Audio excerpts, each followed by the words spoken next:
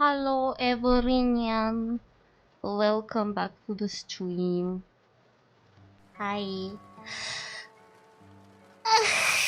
Sorry, I think I'm still waking up. Hi Fio, hi Zamar, hi Kion. Whoa, I almost forgot your name, buddy. How are you guys doing on this fine Friday night? I hope you guys are having a good, great old time. I am doing good too. Oh my god, sorry. I gotta wake up. I had a fantastic nap. And now I think I must suffer from it. I'm gonna move my model a bit down like this because I feel like it's going to get out. Oh, sorry, I didn't start my script. Give me a second. I might have forgotten to start my script. Ito. Asha. There you go. Script started. So okay. I decided to save myself some... Thank you. I decided to save myself some time between going to my fridge and come back just to grab drinks. So I filled up a cooler bag. I have a cooler bag. I keep forgetting about it because it's usually just an accessory at this point in my room. So I filled up my cooler bag with ice packs and I put some drinks in it. I put alcohol in it and I put my usual sodas in it. Sorry, I'm gonna adjust my mic. So now I have that too in the pack, ready to go. But that will fix my pissing issue, so we're still going to have piss breaks for obvious reasons. I am not a weirdo that pisses in jars and then puts them to questionable places.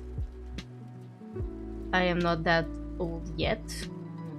Old people do that too, right? I want to make sure that I'm not old shaming, age shaming.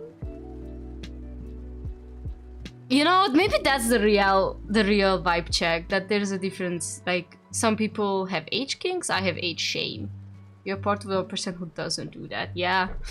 Thank you. I mean, I know, chat, it is real. All VTubers stream naked. All VTubers stream naked. But let's not piss in jars. Let's not go down a rabbit hole where we cannot come back from. So yeah. By the way, I am kind of unsure what to do. If somebody wants to help me.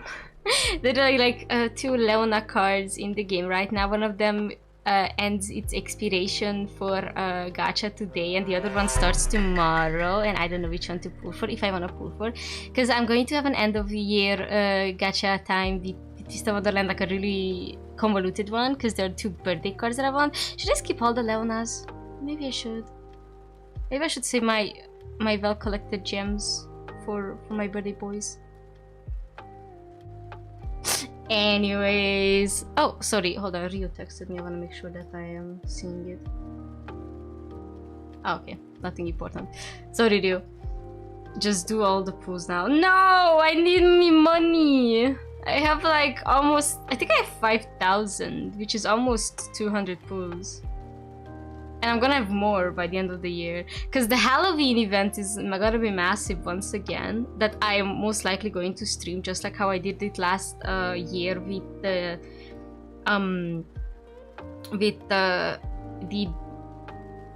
Masquerade event. It's going to be called Playful Land this year, that I'm going to be playing, and it's going to be more Pinocchio related, but still. No money, just pulls. No, I'm too scared to do that. Maybe I should save my money. Anyhow, so I'm going to be doing that as well this year. I'm going to most likely play only Halloween events. I hope that this year they're going to release another Halloween event. They're also going to rerun Masquerade, and they're going to release a Rolo card, and I'm thinking about getting Rolo just because, well, it's going to be a rare card. And why not have the rare homosexual homophobic guy on my team? I think his only duo is with Grim though, so anyways, it was just a thought. Maybe I should do it. Maybe. I'm gonna think about it. Anyways, So tonight we're going to continue playing Tavern Talk. I hope we can reach some kind of conclusion to Act 3. However, seeing the massiveness of Act 2, I honestly doubt it. However, I think Act 2 had 1, 2, 3, 4, 5 missions. Act 3 also has 5 missions. So it's it's likely that it's going to be just as big. Or not, or it picks up really fast because it's like the as we called it with Ryu, the anime syndrome, where everything goes bad and we have to pick it up until like this is we are at the 10th and 11th episode of an anime where everything goes shad. The people stop talking to each other and they start hating each other, and then the 12th episode, which is gonna be Act 4, we have to fix everything and get a conclusion. I still believe that it might take some time, but I do hope and wish that it's not going to take too much, because I'm getting a bit kind of exhausted or something. It's most likely the fact that I have to read a lot and, you know, dyslexia moment. But also because I really want to play Vampire Therapist next, and I just can't wait, because that's going to be really, really fun to also check out. Anyhow, I think we shouldn't waste too much time anymore. I didn't even load the game up, so let me just do that until we're still here. Oh, and I also have the hookah haze that I should check out. It's basically just like kind of these, but instead of making drinks and such, or being a therapist, you have a hookah shop and you like hookahs. I kind of want PT to see that game too, but PT is working a lot apparently these days, so get that boy some money, chat. Alright, let me opa, wrong one.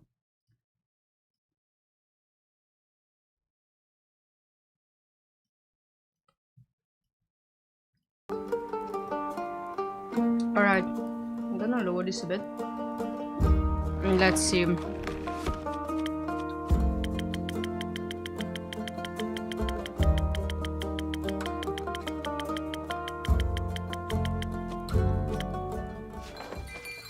Alright, in pursuit of entropy.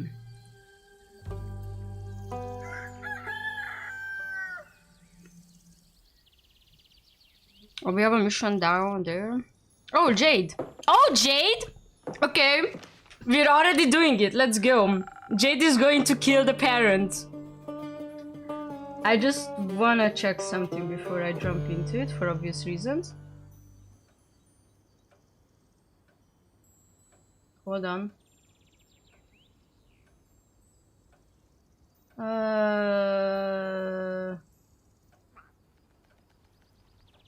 Hold on.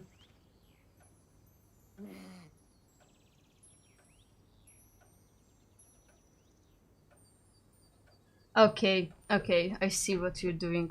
I see what you're doing. Alright. It's time to go, chat. It's time to go. You know, your quests are getting weirder by the day. I mean, no one's forcing you to take that one. Unless you have 1 basilisk swarms waiting in the back, I think I'm good with this one. No basilisks, I'm afraid. Eager to kill some parental figures? You know it. Speaking of family, you haven't brought your sister by in a while. How is she? I don't know. We no longer speak. Oh, I didn't know that. You two were unbeatable when it came to bar fights. Yeah, I love her, but she's become a little too much like our parents, so I need to love her from afar. Or I wouldn't be loving myself very much. You better off for it. I'm sorry to hear that. I'm sorry to hear that. Hadigorok must have been hurt a lot. Must still hurt a lot. I've come to terms with it, come out stronger in the end. That's all I could do. Maybe, but the wounds stay, don't they? People wound you. That's what they do. They can also heal you. Ha! That's a false sense of security. Eventually it all falls away. Not everyone is doomed to become your enemy, including yourself. And I think you're doomed to say the weirdest things possible whenever you get the chance. It's a blessing, not a curse. If you want to see it that way. This rogue guy's got any siblings? None that we know of. Their parents kind of faked their deaths, abandoned him when he was very young. They haven't exactly been writing postcards. I guess no one would have handled that very well. Yeah, Jade! I don't think so! What do you think about the whole killing them measure? Adds up to me. It does? Yeah, not like they ever faced any real consequences for being shitty. Always falls on the kids, doesn't it? And you think being murdered is an appropriate consequence? It's not about what I think. I'm just taking the job. No, Jade, no. We want good outcomes, okay? We want good outcomes. I fucked up once, I will never let that happen again. Right, but I was thinking. Think less, or rather, think about what you're gonna mix for me instead. So you're not even hesitating? I'm a bounty hunter innkeeper. Of monsters, I assumed. Not all monsters look unlike us. I thought you don't do charity. I don't. I expect a hefty payment by the end of this. That thief must have some jewels stored away somewhere, right? Does that just joke that Redrick did was for now? Which one? I see. So, drinks. Drinks, of course. Murder, how would you like to approach it? With a lot of force. Don't know how strong they are, but I need to be stronger. Maybe some defense in the mix would be good too, if their attack patterns turn out to be more complex than you thought. It seems like you do listen to me sometimes. Your stories of fighting mirages and three-headed antelopes are far too compelling to forget. Oh my god, I can't read. I'd hope so. You still got any of those frozen pinecones lying around? The ones you gave me for the mountain mimic? If those deadbeats picked up some primordial magic, I could use some elemental protection. Clever as always, Jade. Obviously. Oh, she's so pretty, dog. Plus, that frost armor is pretty cool. Lucky for you and your coolness factor. No. You and your health, I got a big shipment of them in last month. Cool, I'll take some of those then. They're not contending with another. They're not contending with another approach. No, unless. I guess there is another way. Is there? Listen, some things are unfixable. I'd saw both of my legs up before I even talked to my folks again. But this wound is fresh.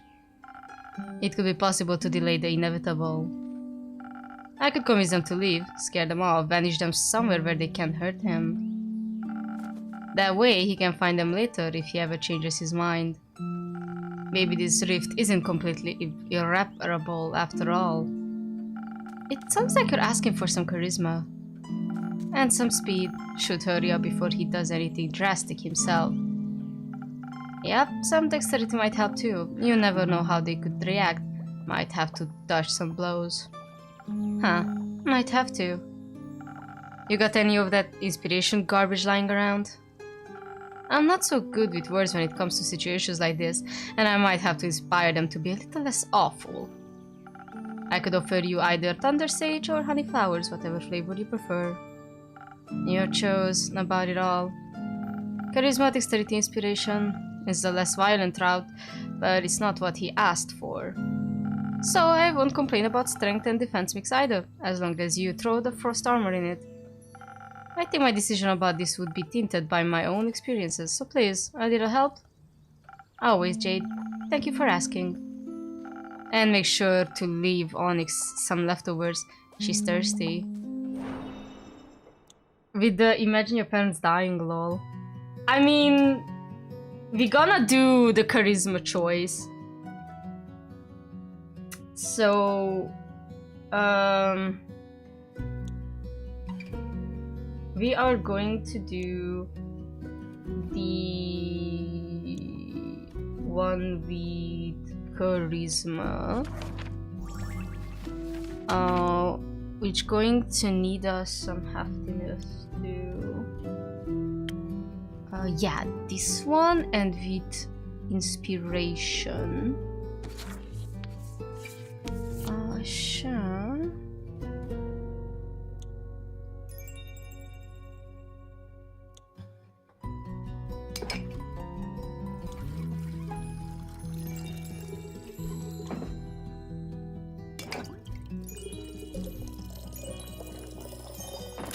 All right, I do want to save. I do want to save here. This will take so much time. Oh yeah, and I'm also running out of save data. Let me not forget. Okay. Let me just check again.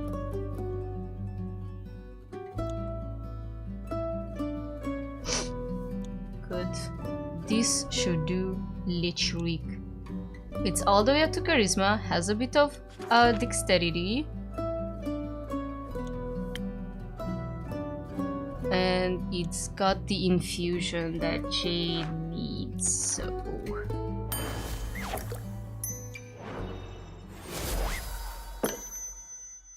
Maybe this cause isn't as lost as we think it is.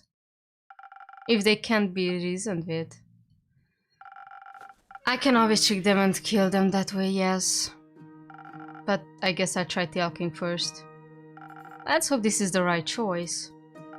Don't you trust me? You wish. Don't forget to fill me on your success. If I have any charisma left in me, you'll be sure to hear all about it. Until then, don't tell him what I'm doing. I shall keep this secret between us. You do love those. Typical Fae, I guess. Wait, does that mean we're not human? Finally, we got a drop on what we are a Fae? Screenshot that. We are Fae? Don't take too many names while I'm gone.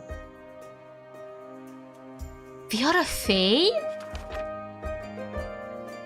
That adds up. We must be fucking like not undead, but like immortal. I wouldn't dream of it. So we are a Fae. Oh, hi boys and people. Nah, man, you gotta be careful with that real bamboo. I mean, it's super cool and all, but if you cut it in the wrong way, it's gonna charge up and whoosh, gone you are, sucked into a terror wave. Oh, well, it would explain some stuff. Yes. You know, like those fishies that'll kill you if you cook them the wrong way. Fish? Yes! They look like balls with spikes. Don't know about the name though. Do you mean pufferfish? Okay, sea urchin or pufferfish? Pufferfish blow up, but sea urchin is also very spiky. I know both of those. Which one do you guys prefer, pufferfish or sea urchin? Puffer. Let me just... It says that if you cook them the wrong way. I still don't think you're normal, Faye. Obviously we're not normal. That. Whoa, wait. You're also here, lol. Thank you. Thank you, Iniko. Sure am. You're looking fired. Nice drip. Thank you, Iniko. Oh my god, somebody taught Iniko Gen Z language. Nico, can we stay on the topic, please? He calls them Nico. Yada yada. Topic. Right. So, I heard any type of vibration can trigger a small rift. It's like disturbing a sleeping dragon. Wrong move and the words faltering and whatnot. So, you're saying if I use my bow the wrong way, I could open a rift and be lost in the ethereal way? That would suck big time, but alas. I love when this guy talks, this person. Though, can't be entirely true. I mean, what's the fun in knowing everything for sure? Don't be basic, embrace the chaos. This is literally Redrick. I'm gonna send this to Redrick right now. I have to find my screenshots. Oh, I love this music so much.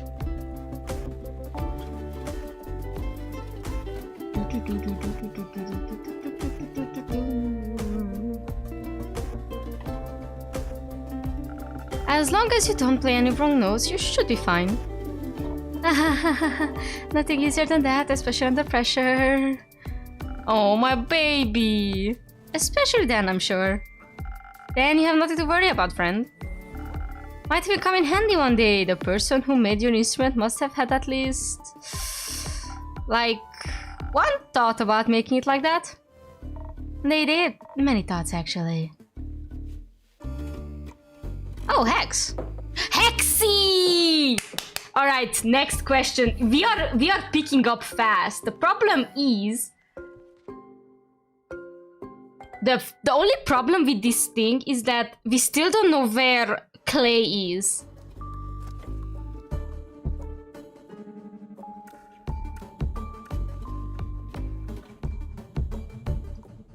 Okay. Good. Let me get back to my OBS. Good mythical morning, Innkeeper. Shadow, Oh, that thing is glowing. Hi, Reddy. The thing is glowing under him. I know, Tell, practically it's early afternoon, but hey, who cares? Good Tell practical morning, Hacks. Almost there. You forgot the mythical. Good mythical Tell practical morning. Better. Okay, listen up. I found this little leaflet on your notice board.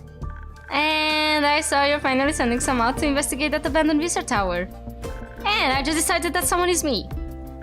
I've been wanting to see what's up there for a while now. Talk about good timing. Did you say wizard tower? What's the tea? What's the tea, hunty? Clap that tea! I don't know. I love the references. Good mythical morning. I used to watch it a lot.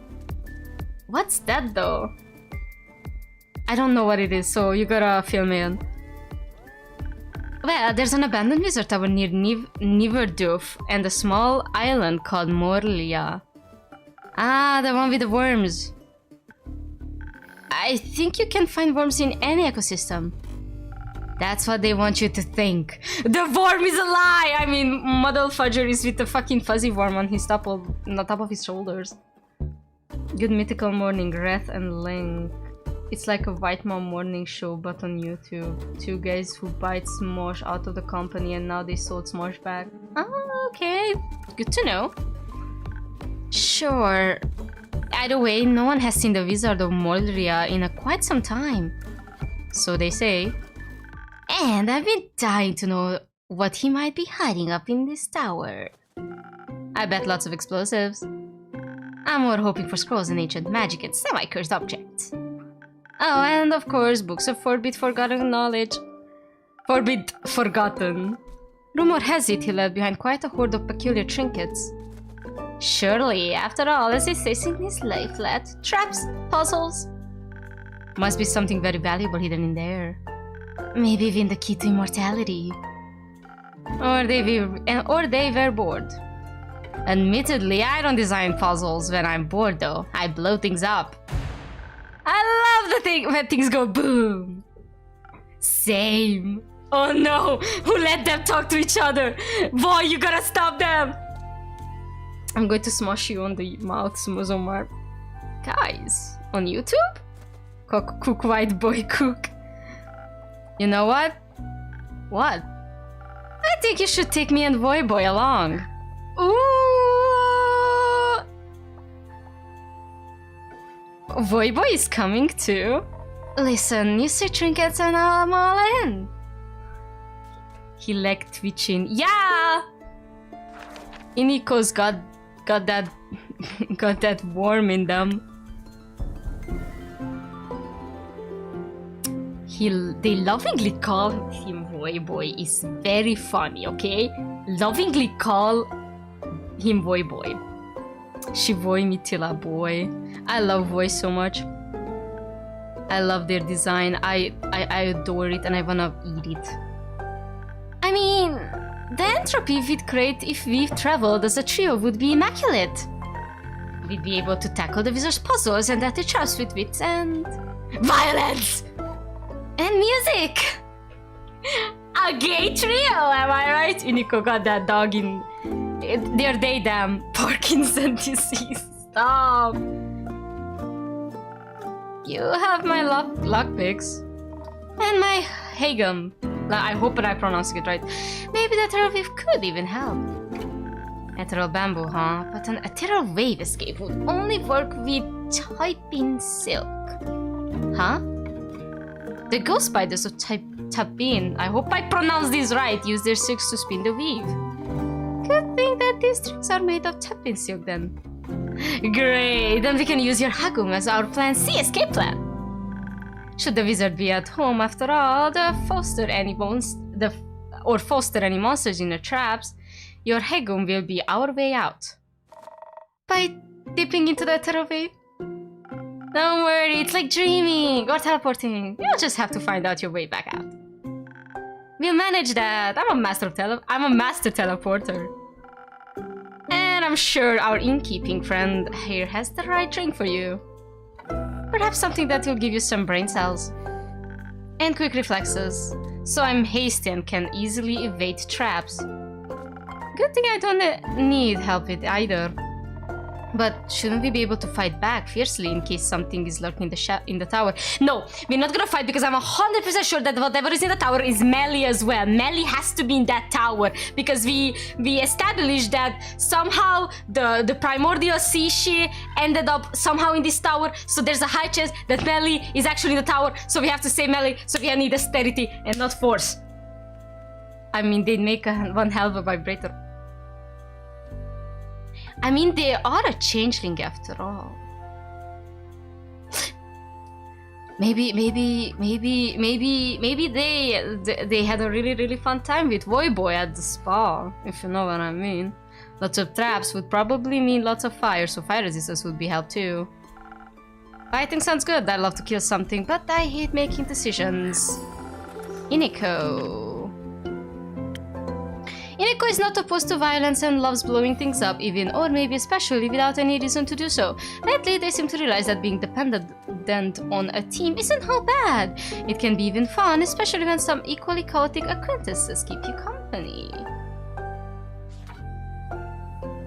Chaotic? Oh, they are chaotic! Chaotic neutral, chaotic good. They're all chaotic. The perfect threesome exists, chat. This is the perfect threesome. A vibrator, and two dudes. I was more referring to the Parkinson. I know. I think the innkeeper should decide what to make. Okay, so something strong to be burge in a fight or way through, paired with fire resistance to survive lethal traps. Or something for our brains, give us focus infused with haste. Yes, we're going to do that. I see what I can do, but don't hold me responsible for whatever ends up happening. Wish we would never, ever. Yeah, no, they definitely will. So I'm not gonna do that. I'm not gonna fail. I'm not failing. Failing is not an option. We are going to take the brains. We're gonna do peak sunrise for that one.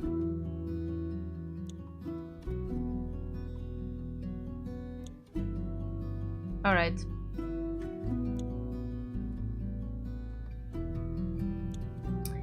Cool, let's see.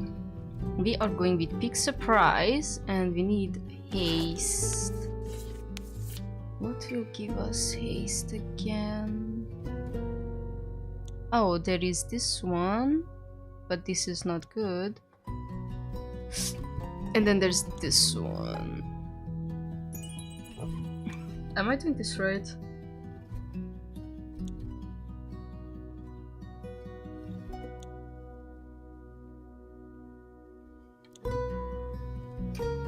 Alright. Give the vibrator haste, Bnui. I will give the vibrator haste. Alright. I'm gonna need one of this. No!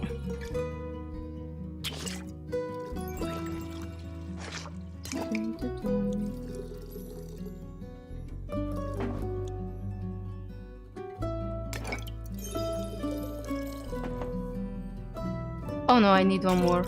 I'm stupid. Big sunrise with Wait, I'm stupid! That's not for haste! Okay, hold on. I'm gonna have to restart. Oh my god, I fucked up. I should save, but I shouldn't. Let me like we need haste. Okay, this is the only thing that gives us haste, right? Infusions. Where are my infusions? There. Blast, haste, blast, inspiration, haste. Oh no, no, golden feather and saber fang. But it's gonna be this one. We're gonna put golden feather in it. Golden feather, alright. I'm stupid. I started it out wrong, but now I'm back to track.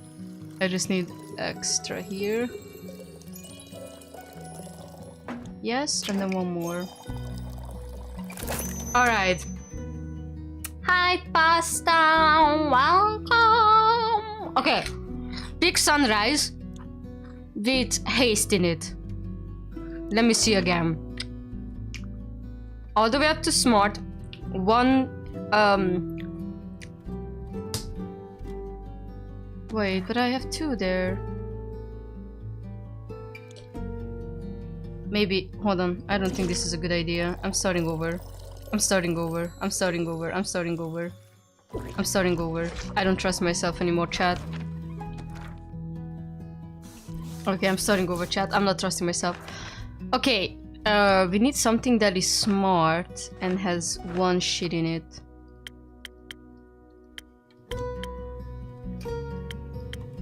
But this only peaks some. Or I can go silent owl, actually.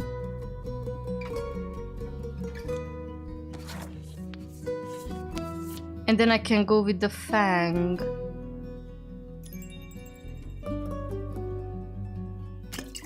Oh, no, not this one. I'm stupid.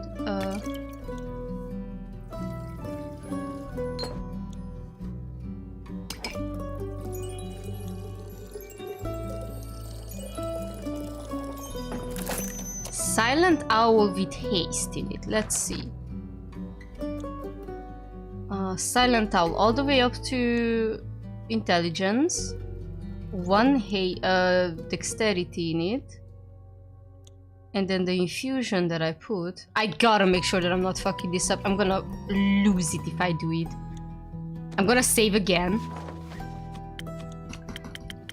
Is Navi basically a Mr. White Lamau? I am. Apparently we might be a fae. There was a little race drop by Jade that we are apparently a fae. Says that she said something like we behave like a fae, or like typical to a fae or something like that. But like it didn't sound like she mocked us. It's like you are a fae, you know? And then she said don't take too many names while I'm gone. I'm like, you know? Alright, this should be good. I saved in case. I'm gonna have to check it twice. I'm pissed. I'm literally losing it.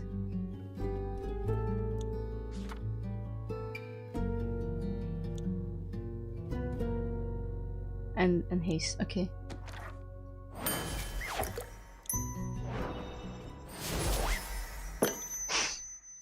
Here you go. Brains and quick reflexes. Thanks. I'm sure this will be used for solving puzzles and evading traps. I'll be sad if not one single thing explodes. And then he's playing the world's smallest violin. Explosions could damage all the loot. But maybe afterwards you could light a little fire. You know what we should do? What? We should take Jade along. She's definitely interested in the treasures too. An additional blade couldn't hurt. Any idea where we can find her and keep? I'm afraid she's already on a quest, so probably nowhere nearby. That's fine. We'll poach her. Good luck. Thank you. We shall return with a story worth telling. I can't wait. Bye, loser. Alright. Alright. We already have 3 missions in. We don't know where Clay is. Clay and Tia are.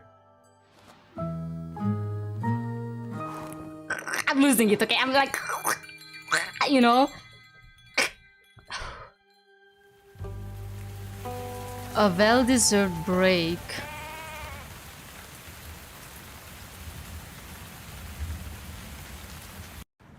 Oh, Una. Oh, an Archie. Hello, Inkip. Look what I found. Looks like a rare specimen of Archie to me. I'm one of a kind. Oh, you two know each other already? Of course you do. You know pretty much everyone in this city, huh? Of course I know him. He's quite a celebrity in town. Oh, I suppose I am. He's Zenith's most famous author. He even survived an assault by hordes of vicious undead. Author? I guess I really am an author, yes. Bummer, and here I thought I could surprise you. How did you two meet? I think he spotted me on the street. Must have thought I had a lot of stories to tell, so he asked me if I could write my biography. What a unique way to call someone old. But she does have a lot of stories to tell. Archie, how many manuscripts topics do you want to collect before you actually finish something? Oh no, we are called out! We are called out! That's me when I start writing a fanfiction, and then I start writing another fanfiction, and then I start writing another one, and then I'm like, how do I want to finish these? Well, you see, it's always important to collect ideas. Life itself is the best source of inspiration for any artist. Look at him, he's so eager to write I just couldn't refuse to look in his big sparkly eyes. Writing down ideas is so much fun. Not only for detectives' magical story, not only for the detective's magical story, but also holding on to Tio's memories through writing is really helping me with his death. I can make sure the world doesn't forget about him. I'm glad you're doing a bit better now. Una, how come you want your biography to be written now? I don't really have a reason. I'm old. I have seen a lot of stuff. Would be sad if all the knowledge went to waste, right? It's not like you'll disappear any second now, is it? Of course not. I do not like that. I get it. A lot of terrible things have been happening lately. Don't be silly, we'll be fine. It's always nice to see most of your friends return during times like these. Most of them? Uh-oh. Uh-oh. Uh-oh. Stuff like this happens every few decades. It's completely normal. If you say so. Are you going to pay your check accordingly, though? That's what I'm here for. I'm paying him in drinks. And I also could use a little refreshing drink myself. I gotcha. Anything specific you'd like today, Archie? Just the same as always. A drink to stay focused on my writing to defend my brain against all those distracting thoughts. Coming right up. Alright, let's make first snow.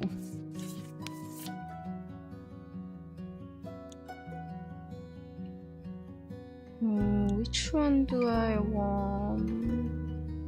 I mean, actually I could go with this. Dun, dun, dun.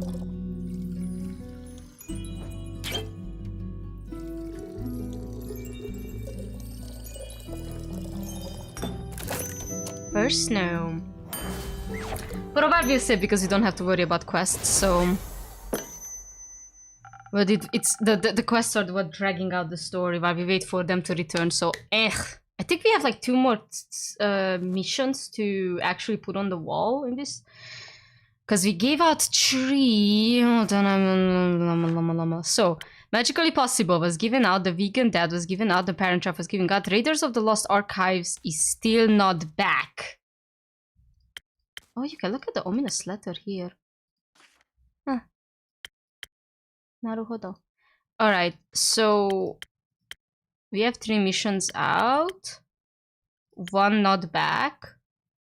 This is from Act 2. And then there's like 2 more to write. Okay.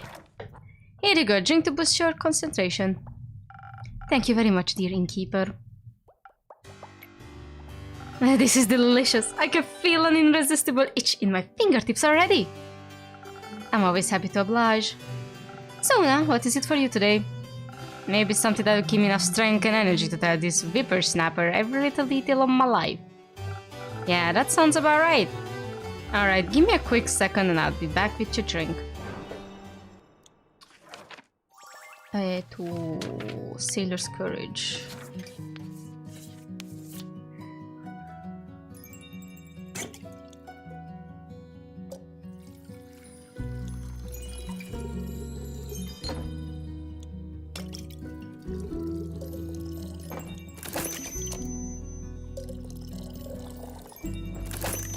Sailor's Courage.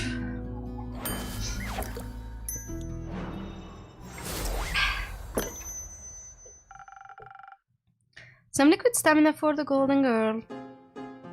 Let's see if your skills are to be trusted in keep. Oh, Archie, I hope you're ready for the last 600 pages. That's a lot. But you already agreed, so you don't have a choice. And now, my dear Archibald, we'll begin with the writing. Thank you for your hospitality, Innkeep. I'll see you later. Goodbye, Innkeeper. I remember to keep a copy of a book for you. Wait, I got an Archie. There's an experience one must undergo in life to determine their future. Archie realized that life of an adventurer was nothing like he imagined it to be, and that's okay. Now he knows his desire for the pen outrides that of the sword. And I'm very excited to get my hands on some signed copies of his work. Swashbuckler. What is with the fancy music? I mean, it's Archie. Sign, please. Of course. Very well. Goodbye, you two. I guess this is just a lazy day. Where the fuck? Oh, well, did we read the manuscript? Did we read the manuscript, chat? We had a week. Finally, my service beast and I have returned. God, she's so beautiful. Oh my god. Welcome back, Minty. Good to see you, Innkeeper. And surprisingly, your tavern's dry interior. So she's the actual writer of the game as well, if I understood it correctly. I thought you might be appreciating the dampness of almost everything nowadays. Maybe while underwater, but the ills and mud do not mix. On land, I appreciate structurally sound and smooth wood flooring much more than its soggy alternatives. That bad? You would know. You would too. Just step a few minutes past your tavern. Then you might get an idea of the things jammed in my spokes and smooshed between Casket and Kane's toes. A past and besides, stories from my patrons are much more enjoyable. Speaking of, how did the pearl hunt go? Honestly, it was all too eventful, but before I go on, I could do with one of your drinks, Innkeeper. Something to keep my mind clear of any irrelevant distraction for the journey back. God, I love her tattoos! She's so slay! Let me see what I can do. She's so slay! She's so slay! She's very much slay. No.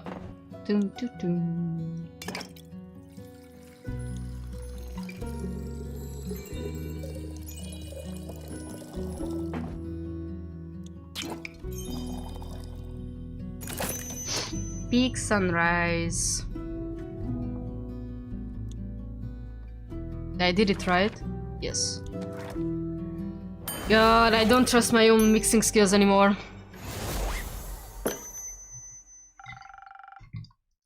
May this inspire boundless creativity. Just what I needed. If only I had a boundless supply of this drink while writing at my desk. Unfortunately, my establishment doesn't do deliveries. What a shame. But before you go on, I actually have something else for you. Ah, and here I thought I'd have to needle you for it again. What a pleasant surprise. Oh, so we did do that. My favorite kind. Here, a completely proofread manuscript, I hope. Hold on, trying to. I'm gonna take a screenshot for this for later. I certainly hope it's completed. Since my retrieval and your proofreading have been such a long time in the making, yes? Right. Long time in the making. You should probably wash the red ink of your hands before it stains your mugs.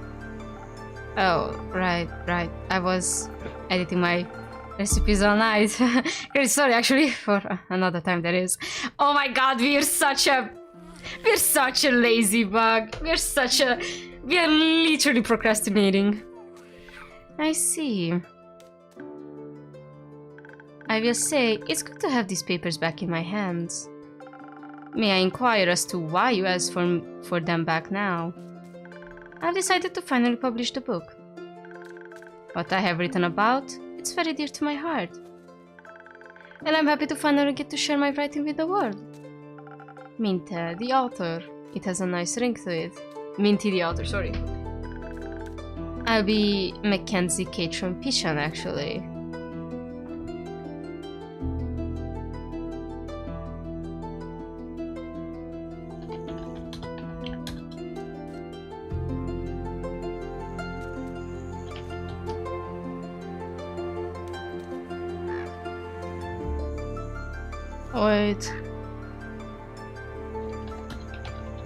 Wait.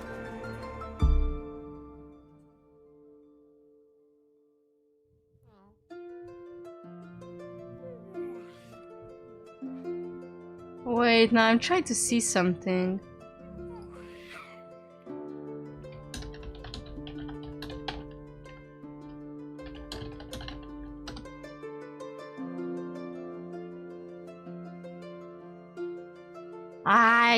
No, I'm trying to find something. Not this.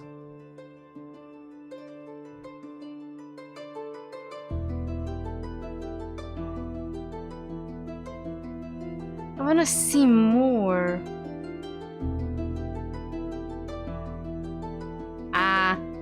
I'm pretty sure she's the writer. Somebody remember the name when we see the yeah, the credits, that's what.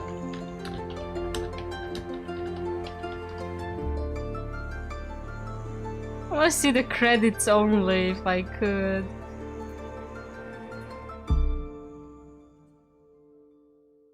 Finally, IMDb.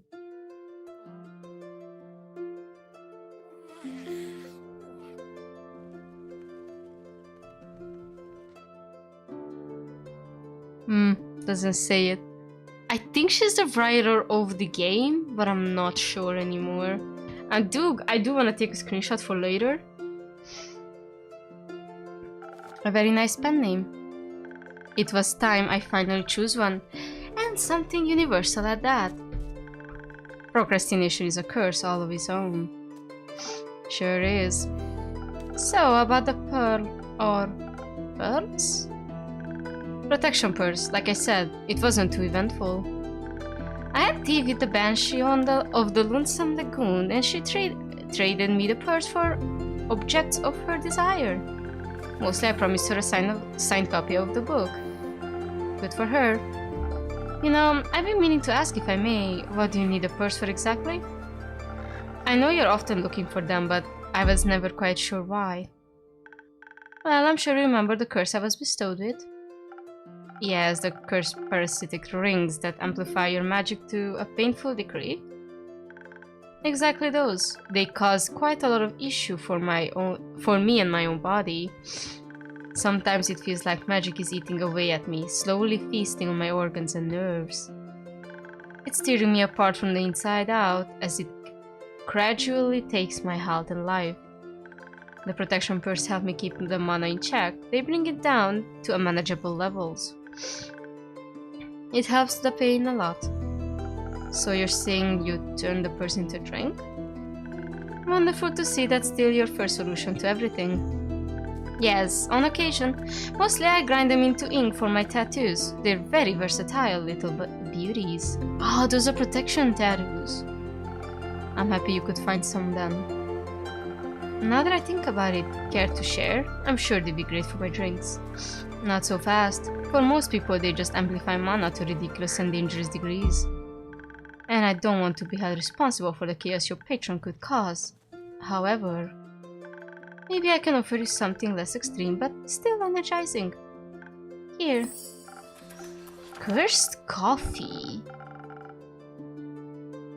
When you peer inside the streaming chalice, looking at your own distorted reflection, you will find the darkest swirling depths. The blankness will be all-consuming. A gloom so bitter you might think you see the souls of the damned sweeping inside, but really you'll be looking at a strong cup of coffee. That's it. Is this your infamous coffee recipe? After all these years, you finally trust me with it? It's time. I think you can finally make it without poisoning someone. I'll do my best. Thank you, Minty. Perhaps it will also help you keep your promises in time. Anyhow, I think we're due to take our leave. Need to make some ink? Something like that. Thus, I promise Casket and Kane will check if any primordial tennis balls got washed up by the flood. Vaya might be able to make you some moss balls. What a perfect excuse to catch up with her. Is she around? More frequently recently. It's nice. A miracle she still comes around after you exorcise her favorite bug body. We were young and inexperienced, it happens. That it does. It was lovely to see you again, Innkeeper. Likewise, best of luck on your journey, and don't forget to send me a copy of that book.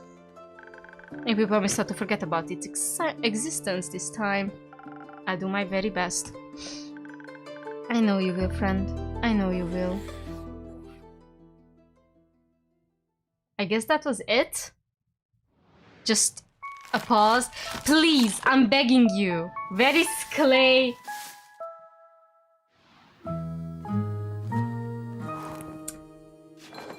Where are they?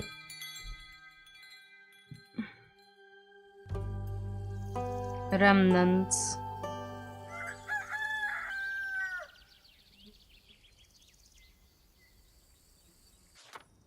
Oh, Zephyr. Oh, that was fast. I'm worried. Jade, welcome back. Was your quest successful? When have I ever failed? Well, you do look surprisingly unbloodied. Also, hello, Kumo. Kumo? Who's Kumo? That guy. New name, I'm guessing? No names here. Never had one. Never had a name. Don't even know what names are. Am I just supposed to go along with that? You're supposed to make me a drink. Then we can talk. Fair enough. What can I get you? I've still got plans after this, but Onyx is pretty tired. So give me something that'll give her to keep up with my speed if I let her have a sip. Anything for Onyx. Wait, what does that mean? What does that mean? Oh, it's still Kumo. I was worried. It's still Kumo, Chad. Don't worry, it's still Kumo. I think that's his longest running name. God, can't we have anything else? Yeah, we still... Swiss Strike is the only drink that is for like... straight up dexterity.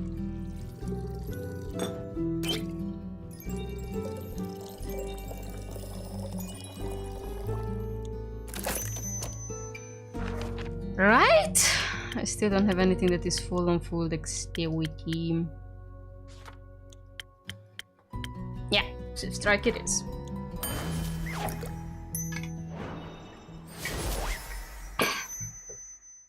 A drink for Onyx and you, but mostly Onyx. Not too bad, concerning to see you know me so well. Being a regular does have its perks.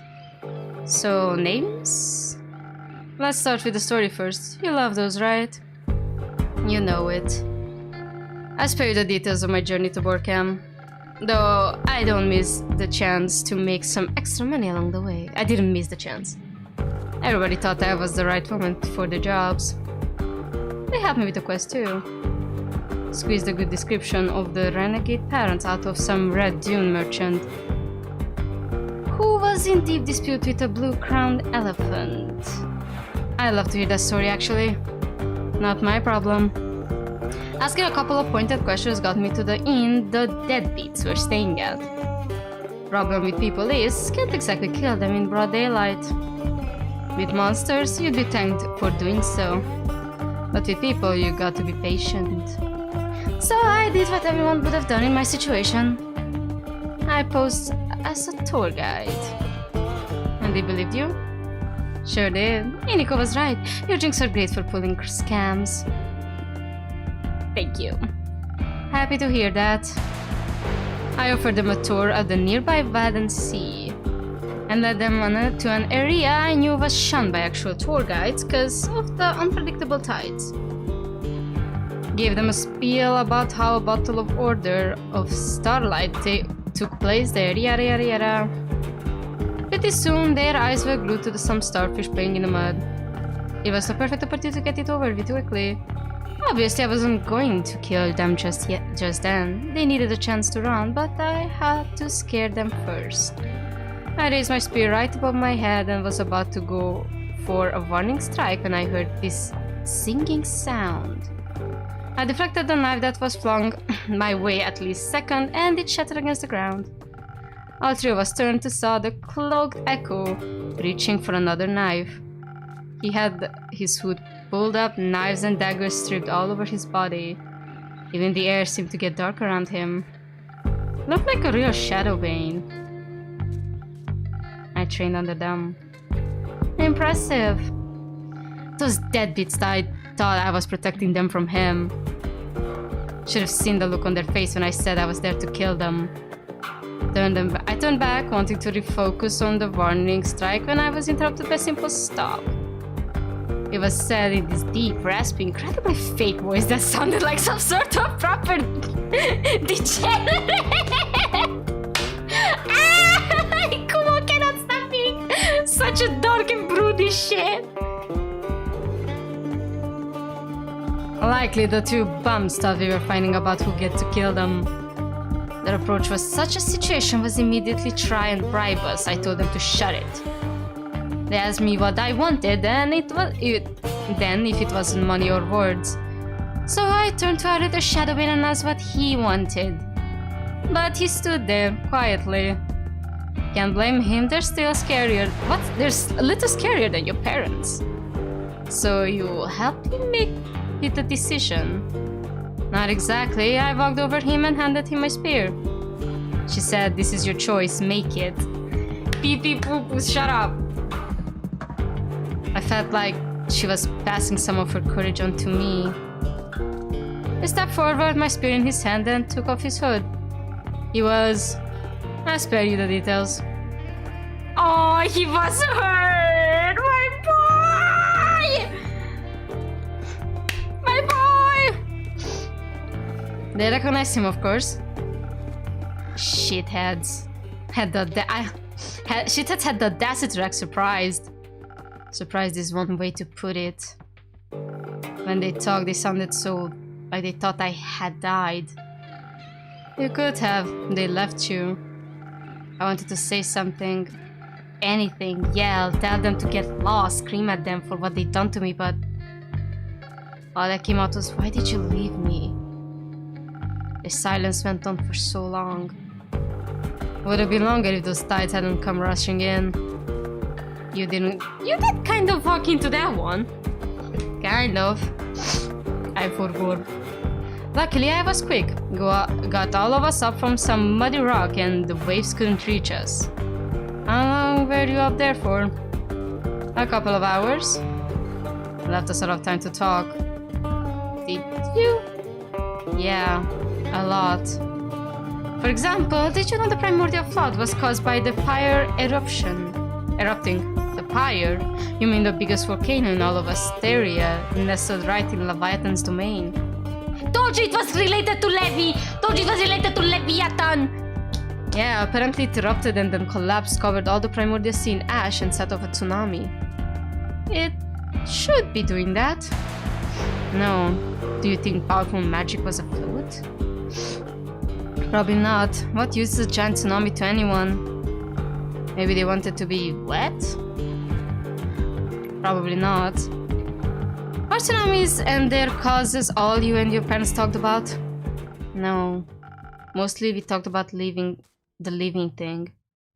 They said not a day went by where they didn't regret what they done. I asked why they didn't come back then. They didn't have any answer for that. Mom said she was proud of my knife throwing skills though.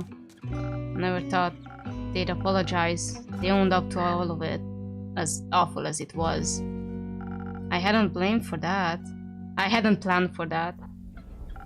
They wanted to make up for everything and be a part of my life. They also said it was up to me and what I wanted. What do you want? A family. Is that stupid? No, it's not. Oh, let's go, my boy! So you forgave them? No, not yet. I have to see if they actually meant what they said first. I can't trust them right now. We don't really know each other anymore. Who knows if you'll get along. But they did say they want to get to know me, and I think I might like that too. They're just so different. It feels like I'm angry at people that don't exist anymore.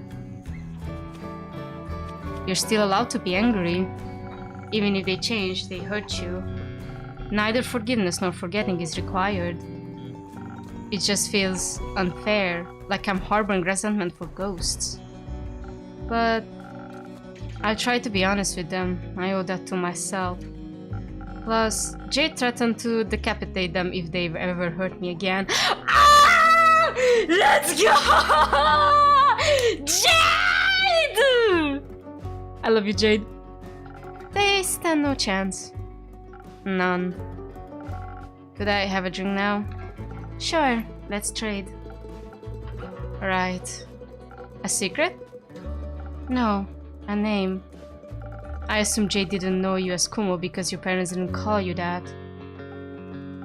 Correct. Okay, we finally know his real name! What did they call you then? I'm not. I'll trade you my name. Just give the guy a drink. Your first name? Those are quite precious to Maeda, right? Very. See, that's a secret to trade for. I'm listening. Ulyssia. So, we're still not gonna know what's his real name. Fuck! A beautiful name. I don't respond to flattery. But thank you. It's definitely better than mine. Yours fits you. It does not. It's if you say so. So not Ulyssia. What would you like in exchange? Maybe something that'll stop me from choking on my words. In case I have to do more of this emotional thing. I've definitely got something for that.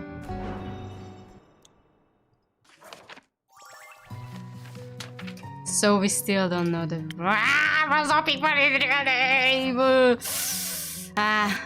another time.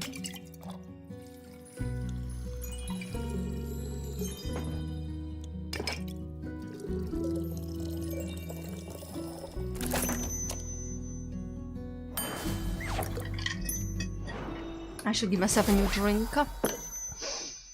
Here you are. Some fluid emotional vulnerability. It tastes a lot better than it sounds. Feels a lot better too. Maybe.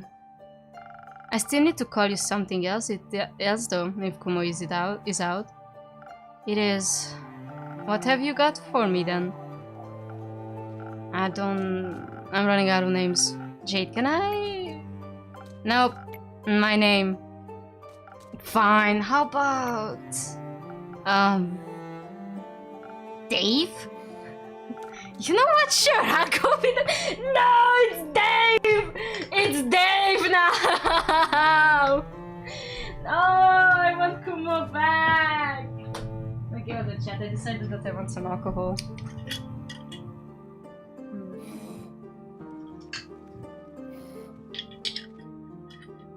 It's Dave!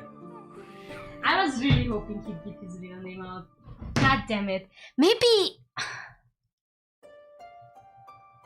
Jade knows we're a fae, and Jade never gave us her real name until now. Like her full name, you know.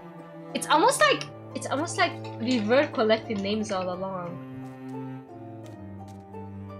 God, we really are a fae, aren't we? We are literally Lilia Van Rouge from the hit game Twisted Wonderland. Hold on, let me pack my eyes back.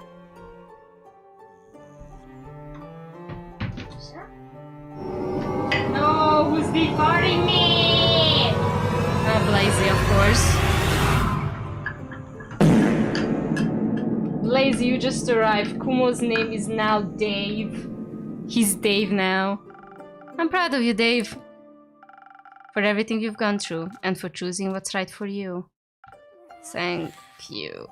It's Dave! Where is it? It's Dave now! Also, Ulysia Jade. We finally know her full name. We still don't know where Melli is, and I don't like that.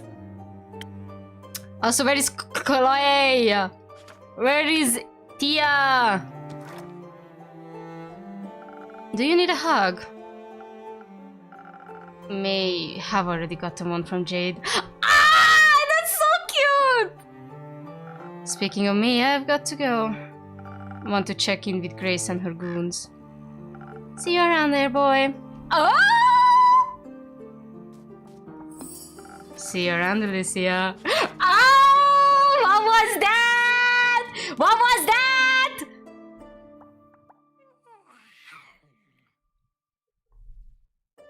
Is this my shipwrecker? Is this my shipwrecker? Turns out she went no contact with her family a while ago, although she's surprisingly good at solving disputes others have with their parents. I also received the honor of learning her first name, and it fits her very well. And the adorable tortoise name is Onyx, Maida naming schemes, you know. Oh, that was Suzy! What about you? Care to linger a little longer? I need time to think. All this over, maybe even feel it too. Legends will tell the elusive rogue who murdered thousands, laid waste of kingdoms, killed gods and their armies. You will fear me, Dave the scarred rogue. Oh my god. Is Fable back yet? I think Cheesecake would make for a great distraction right about now. No, I thought maybe you ran into them on the way back. I didn't.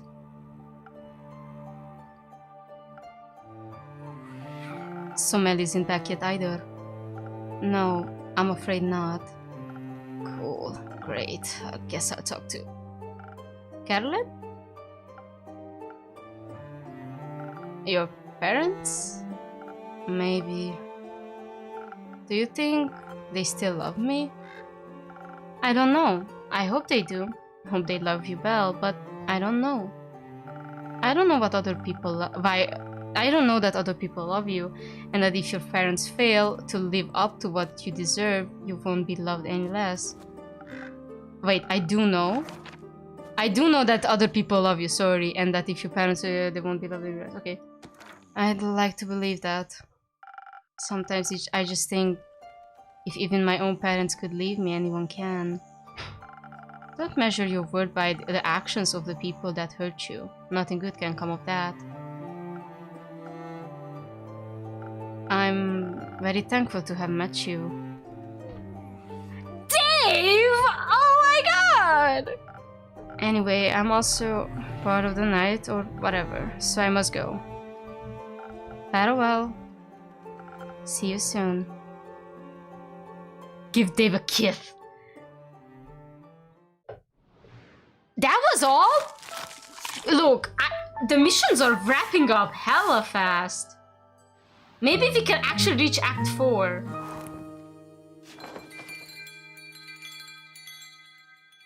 Maybe. Just maybe. Chaos Protocol, 30th of the Astral Moon. There are 4 acts. Melli! Holy shit! Yes! I told you it's gonna be the fucking wizard that one! I knew it! I fucking knew it! Woo!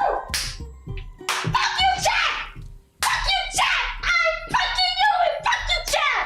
Fuck you, chat! I fucking knew it! Yeah! Yeah! Yeah! Yeah! Hit the Fortnite dance! Hit the grenade! Okay, I'm fine. I actually started dancing. Innkeeper, surprise! Nice to see that you're back. Is Fable with you?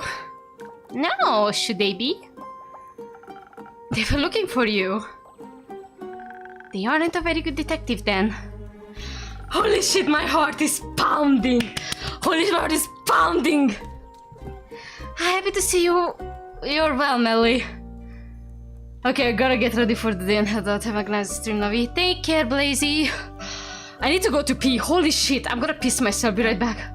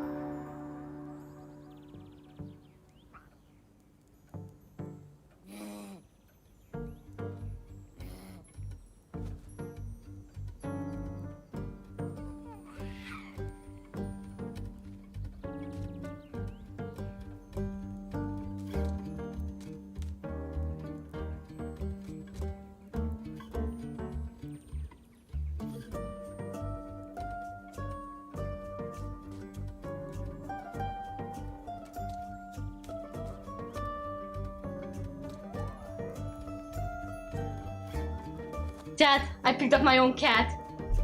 Come on, cat. Say something. Say something. Say something, cat. Yes!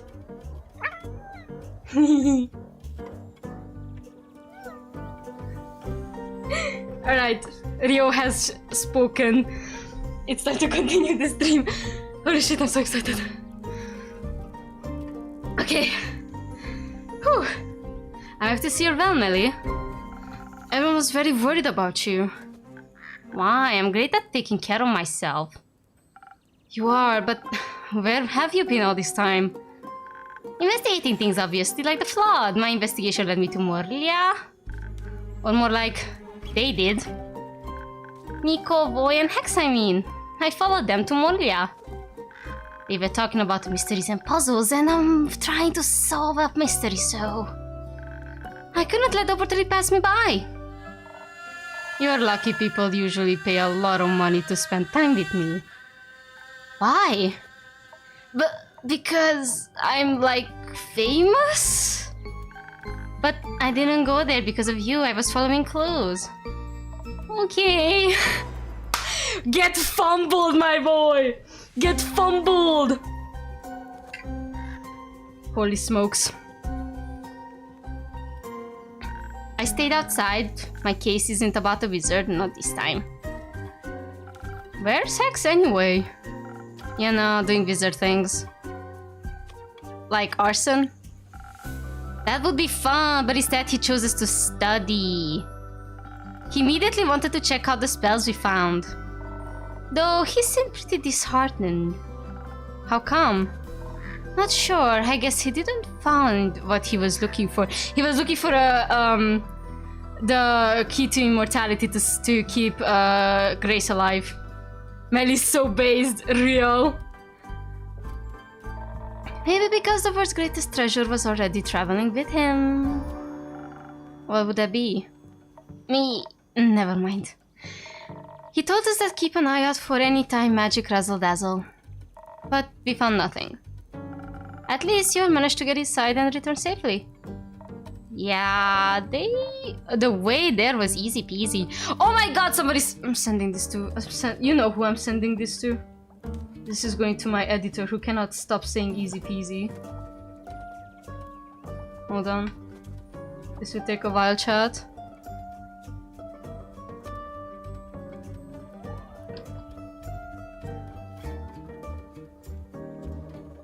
Oh my god, Ryu is sending me... You're really sending me corn. LOL. We got there thanks to Nico pulling off a shape-shifting trick and pretending to be a merchant.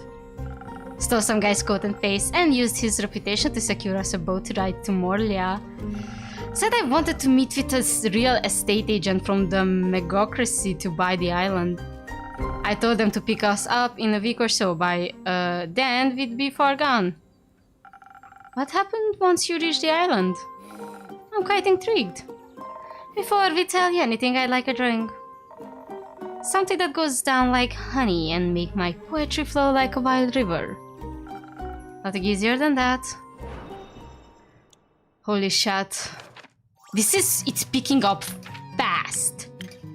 But there's still 2 more missions that we have to go through.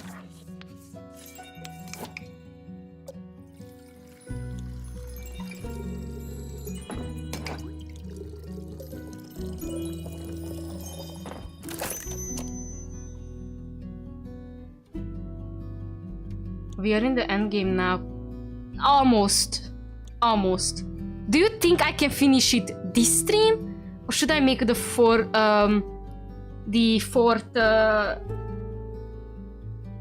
what's it called? The fourth act for next week. Let's see. It's just 8:20. You're right. Maybe I could. Huh, we'll see. I might have the time. I think so too. Some honey for those vocal cords. Enjoy. That's what I'm talking about. Amazing. God, I want this guy's drip. Holy, this guy has so much drip. And I want it. Can we move on to the story now? You got somewhere to be. Oh no, that's me. You got somewhere to be? Nah, but I'm getting bored. We got to Morlia, an island so small it's basically the tower's wide backyard. As I walked between the crystalline roses, I expected to see secret passageways hiding behind every corner. I almost brought you back a rose. Why didn't you? I thought you wouldn't like it. I would have. Oh, okay, that's moving on. The tower itself reached so high I thought it might be reaching out to kiss the moon itself. It was really tilted at about a 5-degree angle. I measured it by my paw. The bricks were still wet. I'm sure the tsunami shook its foundation. You would think the waves would have done us a favor and knocked down the door, but nope. That locked door was the first challenge. Any lockpick broke, seemed like a skill issue. Ah! Skill issue! Skill issue! Skill issue! Holy shit, you know where this is going, chat.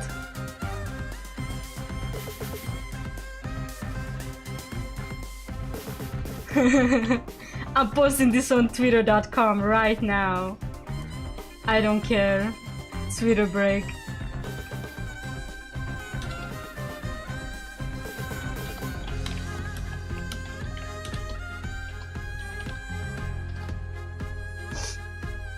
No, I don't want @ I want hashtag.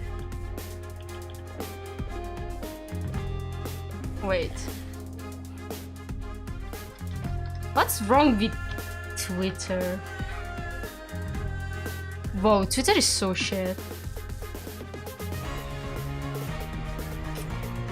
It's skill issue time! Alright, let me go back. Sorry. Broke? Skill issue? Bro, the door ate my lockpicks! Skill issue. Ah, a door mimic. A classic first step to securing your establishment. You talk like you've seen one before. Have you ever tried to open my door even when the inn's closed? No. If you do, don't use any lockpicks and take care of your fingertips. So, how did you get inside? By charming it. Smart! Hex forgot his spellbook and couldn't get the arcane lock unlock spell to work.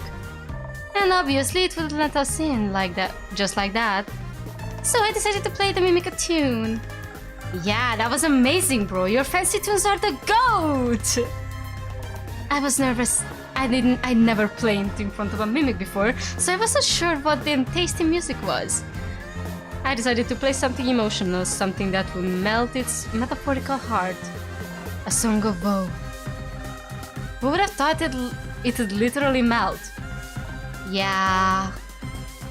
I began playing the first tune and the lock started beeping before I reached the chorus. Tears were streaming down its face.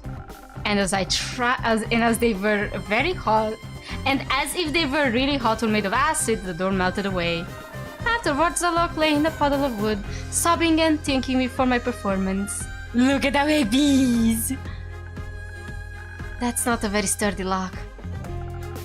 It just sounds very in touch with its emotions. We stepped over to the door's remains and into the tower. It was so much taller and bigger on the inside. Like a pocket dimension, so freaking cool. Except the tower can't really fit in your pocket. Bet he would steal. Inico is true Romanian. He would steal anything that moves. And you know it. Hex walked ahead. Guy was really distracted. He didn't even listen to my poem about the symbiotic relationship between X and the door. Like X and the door. For a long time, we didn't encounter anything, just a long hallway. No doors, only a bunch of strange paintings. Of course, most hallways can go on forever, so eventually we reached the staircase. After what felt like 5.5 minutes. Eternity! Meanwhile, I was outside investigating the flora and the fauna. Everything was very peculiar, like it was all from another world.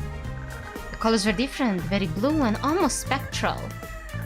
And there were a lot of spider webs, or yarn, not sure which. Suddenly, the ground shook and almost knocked me off my feet. Who could have guessed there was pressure plates on those stairs? I wasn't paying attention and was too careless. One wrong step and pressure plate triggered an explosion and...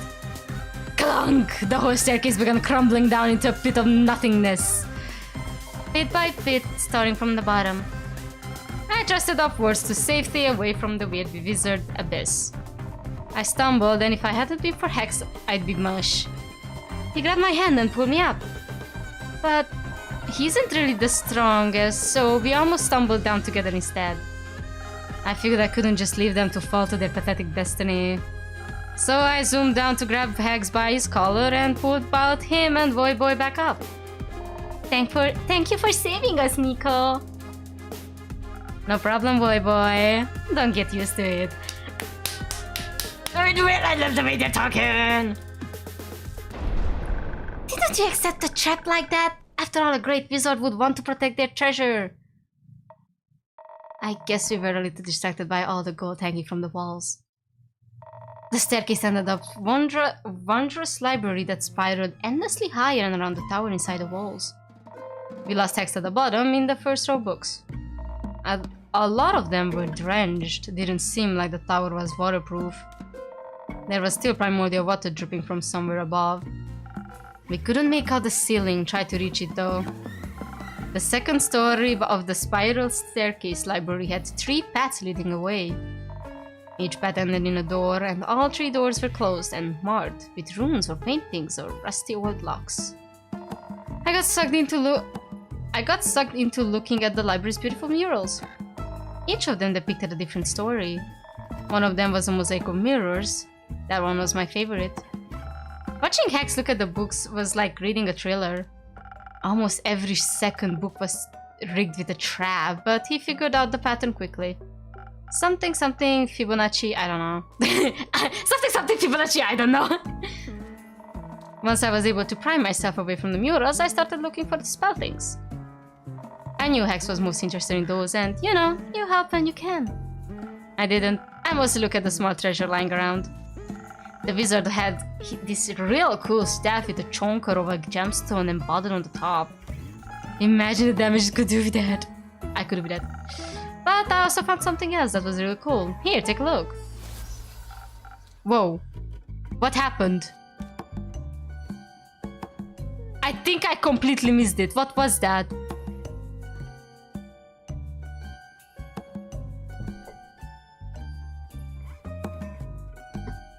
Hold on, I have to rewatch my own stream.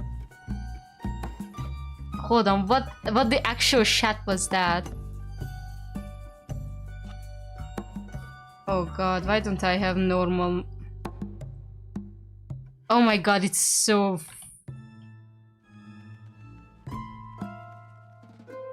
Where is it? I literally can't see the screen change. What did we get? Did anyone actually see it?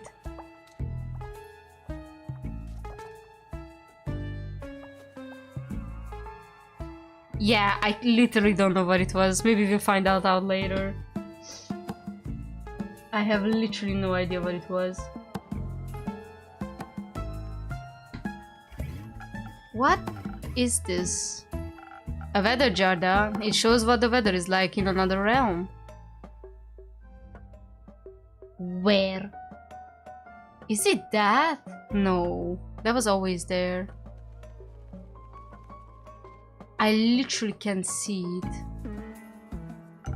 I see, let me guess. Avalon? I knew you'd get it. I found some spell scrolls. One of them had golden runes on it. Hex liked that one, but he didn't love it. You know, he didn't love it, you know. Then, nestled between a few red velvet armchairs, I found a glass case. It had a golden frame and a scroll placed inside. Neatly in the middle, a scroll was floating and all that. I knew Hex was looking for more spells, so I called for him. As soon as I mentioned an oddly floating scroll, he came sprinting upwards, staring at the glass case. He already had another scroll tucked into his coat. Honestly, I was expecting him to be carrying half the library at that point. But I guess that would have been too heavy for him. Of course, the stupid glass case was also a puzzle. Had no lock, no lid, no nothing, just glass in gold frame. The scroll itself was glowing a promising blue. I suggested breaking the glass. Hex gave me his finest death glare. So he investigated the puzzle himself. While they were doing boring side quests, I made sure to stock my pockets. Found a jeweled silver paperweight shaped like a bird that will make you a great blunt weapon. Hex was too scared we'd destroy the scrolls by triggering another cantripation, so... Cantription, I don't know, I could not read that. He suggested we look around in the adjacent rooms. The riddle doors. Hex only had to look at them for a mere second before figuring them out. Apparently all of these murals and rules were referencing a story hidden somewhere in the library. So he made a search for it. It was tricky, we didn't want to trigger the book traps after all. It was like the library knew what would tempt us the most. I kept seeing books about forgotten songs, their instruments, and romantic poetry. And I saw books about burglary and fraud. Even had to tackle you to the ground one time so you wouldn't blow us all up. Who can resist a good scheme? It was kinda exciting seeing Hex hop up and down to the stairs looking for the right books. First password was password, the second password was passwords past the password. And the third one was passwords past the passwords? No way, you wish, but no. It was 1, 2, 3, 4. Easy to crack, good for you. The first room was an alchemy lab full of apertures that I'd never seen before. Most of the liquids had gone dry, but Hex insisted on taking whatever was left along with us anyway. Wouldn't let me taste any though. The nerd was more interested in studying hidden behind the second door. He was really determined to crack all of that old wizard mysteries. We helped where we could, but listen, I only have like 3 brain cells. My boy! My person! The soundscape of the tower was kind of depressing. Silence broken only by the dripping of water and the cracking of old wood. So I sweetened it with a song.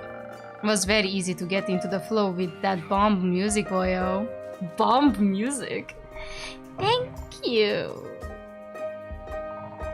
Hex didn't find the key to the glass case, but he at least found a blueprint showing how it was built. Maybe he can find out how to open it using that. And that'd be nice. He was pretty beaten up about everything though. Yeah, I couldn't find what he was looking for.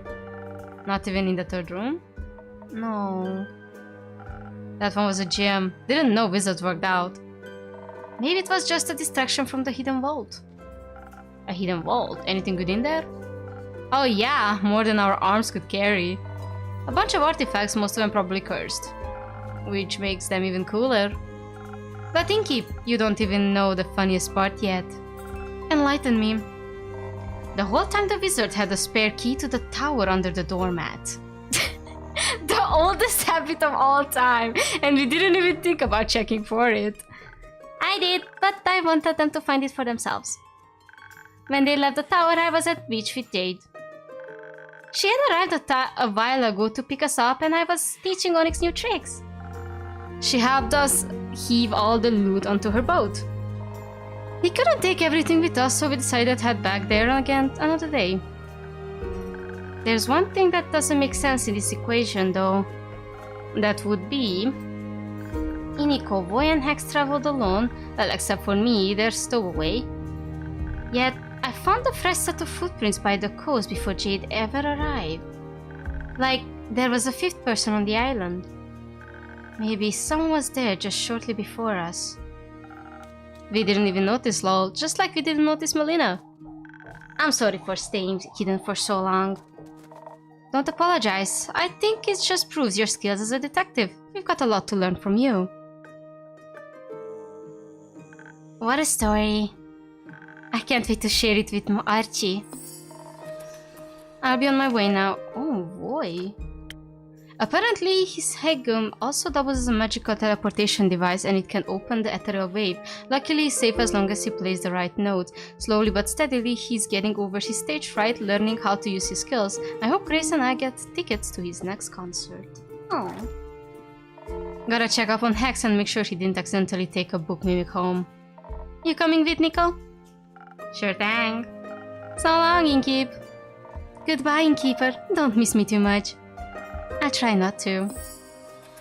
Character info, Hex. He even explored an abandoned wizard tower to look lost or maybe forbidden spells. According to his accomplices, he was rather fixated on inspecting every piece of loot as if he was looking for something peculiar, a spell to protect his sister maybe, most likely. Is that— oh, that's the bottle! It was hidden behind the— it was hidden behind... Boy. Now it's just you and me, Innkeeper. Indeed. I'm glad you're back. You'll make it sound like I was lost or kidnapped. I was just investigating. Without telling anyone? I don't need to tell anyone where I'm going. People care about you, Melli. They got worried if they didn't know where you are. People get worried. Oh. I'm not used to that. But I care about people too, like you. That's good to hear. Please go home. Please go home. Yes! Yes, thank God! Melli! Hi, Aura! Hi, Dave. Oh, that name is so outdated. You're back! I am! Did you miss me? Did I was just very worried. What? You call me Melli. What about it? You've never done that before. I'm sure I have. You always said you never call me. You ever said you'd never call me Melli? Oh my god! I'm just glad you're back.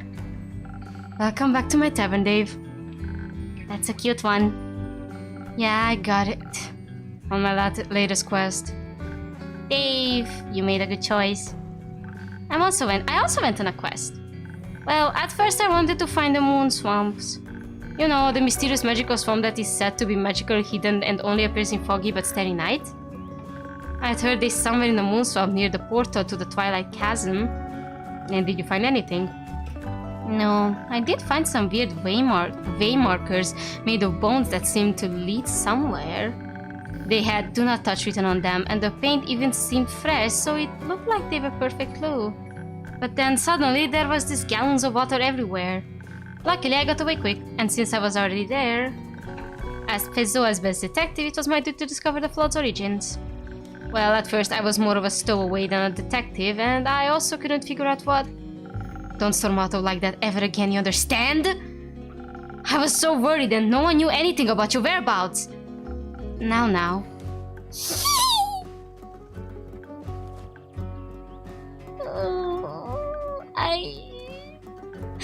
I'm sorry. No, I'm sorry. I shouldn't have yelled at you like that. It's just, I haven't cared about anyone in so long. And with you and Fable both suddenly gone, I didn't know what to do. I thought you didn't care. After you went away, even though I asked you to be more careful. I thought maybe you didn't want to be my trusty assistant after all. So I went to investigate alone. I'm sorry for leaving. It's alright. I'm used to people leaving and not coming back. No! I'm crying again! I do care, Melli. I'm just kind of new to this whole honesty thing. I'm kind of new to this whole empathy thing. Yeah, I figured. If you'd like, I could fix you a drink to help you find your words again. Don't know if I'm up for trading another secret in exchange. It's on me today. You've got enough to worry about. So, let me see what I can do for you. Oh my god! My heart! My heart! Good lord! These two! You know, you realize, guys, that throughout this whole game we were always making charisma drinks for redacted boy here.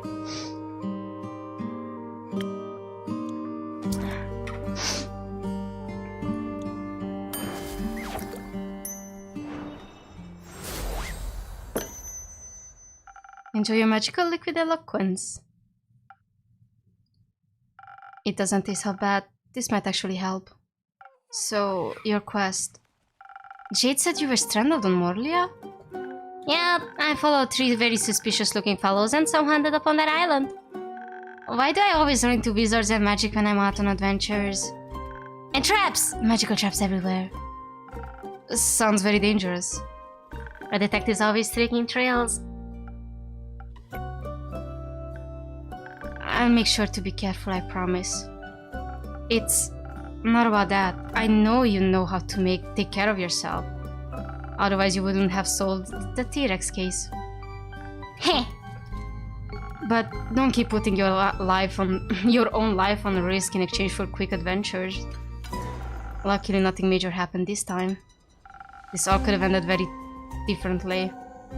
I know. All I'm saying is, don't disappear again. Please. You're not alone anymore. You don't have to do everything all by yourself. Like, you're one to talk. I think you got a point, Melli. To be fair, Dave's got a point. Even though they're guilty themselves. Both of you are. But you two have also made a lot of progress already. And I'm glad both of you made it back safely. Already heard anything from Fable yet? No, not yet. What about Kyrlin? She came back after the flood. Currently, she's investigating some undead sites in the Pale Woods. Do you know when she'll be back? No, but the two of you can wait here for her if you want. Yes, please. I want to stay until Kyrlin gets back. Alright, I'll keep you company. How about I spice up your spice up your wait with another drink? I'll pass. Oh, but I'd like one, please. Of course. Do you want anything specific? The whole adventure was pretty exhausting. Maybe something to combat my mental tiredness. Nothing easier than that. My sweet found family's back together! You want to smart the drink, got it.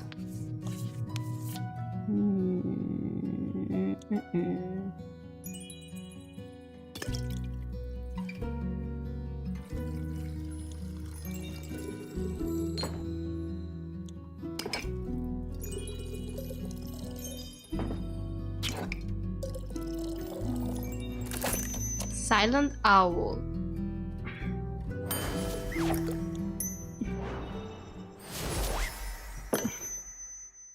Let's see if this will wake you up again. Oh, thank you. This is delicious. I can feel my synapses connecting. You know, now that I've had some time to think about it, I think I figured out why Hex was so bummed about the loot. Care to share your insight with us? But of course. He has a younger sister, right? Which always struck me as odd. She looks so much older than him. So what if she just ages faster than he does? And he expected to find some very special loot in that wizard tower, but he didn't find it. So what if he was looking for something to extend her life? Like a scroll of immortality. She's such a smart little girl! She figured it out all by herself! What a foolish idea. Hey! Not you, Hex. Even if it's tempting, those are powers no one should interfere with. I agree. What if she turns into a zombie? I've had enough of them. Definitely. We should tell him when we see him again. Or maybe we should tell Kyrlin when she returns. She seems to be experienced in dealing with the undead. You think it will be a long time before she gets back? I don't know. Could be very soon, but it could be also take a few more days. You've had a long day. Aren't you tired, Melli? No! I'm not tired. At all. Let's wait for a little bit longer. Maybe she'll show up and fable with her. Sounds good.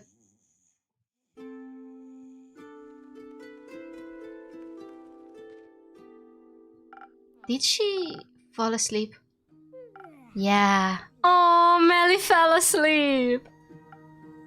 Maybe I should bring her home and wrap this up for tonight. That's a good idea. You should get some rest as well. I'll let you know if I hear anything about Kyrlin or Fable. Alright, there's not much for me to do otherwise. Except care for Melli. She needs you. Yeah, I think you might be right. Good night, Dave. You know... forget about it. See ya. What? Melli's already a source of inspiration for a certain writer. Maybe because she seems so independent through her latest adventure has taught her that she can't do everything alone. It's good to see that she allows herself to be a child again after everything. I couldn't be more proud. Aww. That was weird. What did he want to say though? Alright. Do you guys think that we finally found Clay? Where is Clay and Pia? They haven't returned ever since. And we already fixed... I think there's nothing else left. Unless make a new mission. Disaster tea and revelations. Is it finally Tia time? Tia? Yes! Thank God! I was thinking about where you two have fucking been! Before they talk, though. Yes, only the vegan dead is left. Welcome back. It's good to see you both again. Hold your enthusiasm, Keeper. We bring tales of disaster. I don't mind a little disaster in my tales. After all, you tell them so well. She really does. As do you, Clay. Thank you. I hope my stories are as good as your drinks. I missed you, Clay! They are to me. Speaking of which, can I offer you a drink in exchange for a little insight into your disasters? That'd be great. Something that feels strong and magic-y, right? You remembered! Yes, that one, please. Coming right up. I missed you, Clay! Before I... Oh, I wanna use this one, the coffee. Before I do that, though, I haven't...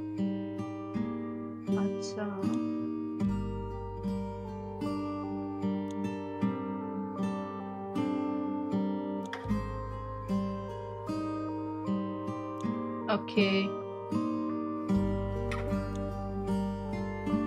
Good. So, I think they also gonna make me a new quest soon. Make me make a new quest. Anyways, we're gonna make cursed coffee now. Okay, we don't need that. We definitely don't need you. Oh, this could be good.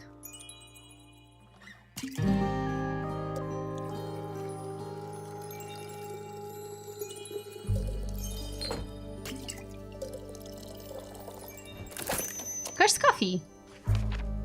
All the way up to strength.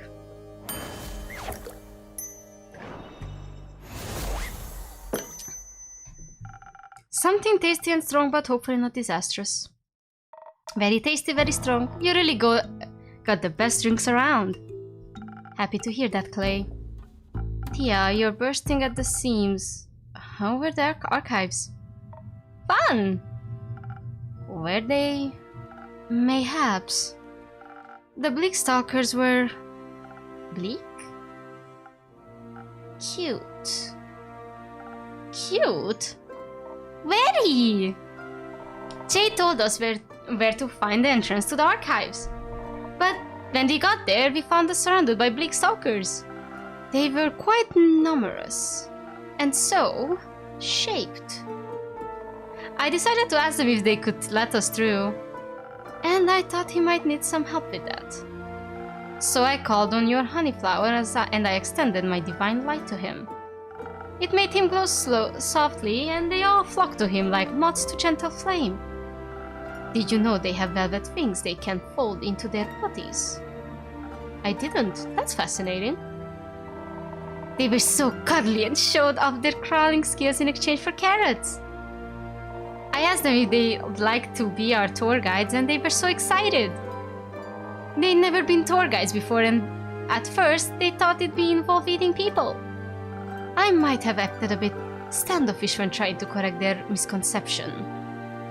Clay was able to convey the message much better. He's very good at explaining things. But not that great at understanding things. I think he really understands people. And that helps him meet them where they are. I try to. Everyone has their own way of understanding things. I think that's beautiful. Oh my god, my boy! My boy! My sweet boy! I envy your empathetic approach to life, Clay. Thank you, but you've got your own strengths. Like how you're a master of strategy, or how you're so good at making people feel safe. I suppose we make a great team. Ah, that's so cute! Ah, that's so sweet! Ah! The best I might say. No, Melli, come on, innkeeper. Get your head in the game. Get your head in the game, bitch. It's Melli and Redacted. They are the best team. They'll come second next, I'm sorry. We made a great team with the Bleak Stalkers too. They led us right inside the archives, which were huge. Large parts of the Everbloom had collapsed, but even the explorable sections were unbelievably spacious. We had no time for a proper tour, unfortunately. We had to make it back in time for barbecue after all. That meant we had to be efficient during our search. Though we did take a break to admire the artist hall that the creatures excitedly led us to. We found abandoned pottery equipped that distracted us a little too much. Using more than was perhaps appropriate, we molded tiny versions of the little critters as a gift to them. They'd love them. Afterwards, we split up to cover more grounds. Each of us was guided by a group of bleak stalkers. A dangerous choice, that's when the monsters get you. That's what Clay said, so I enchanted the friendship bracelets. Oh wait!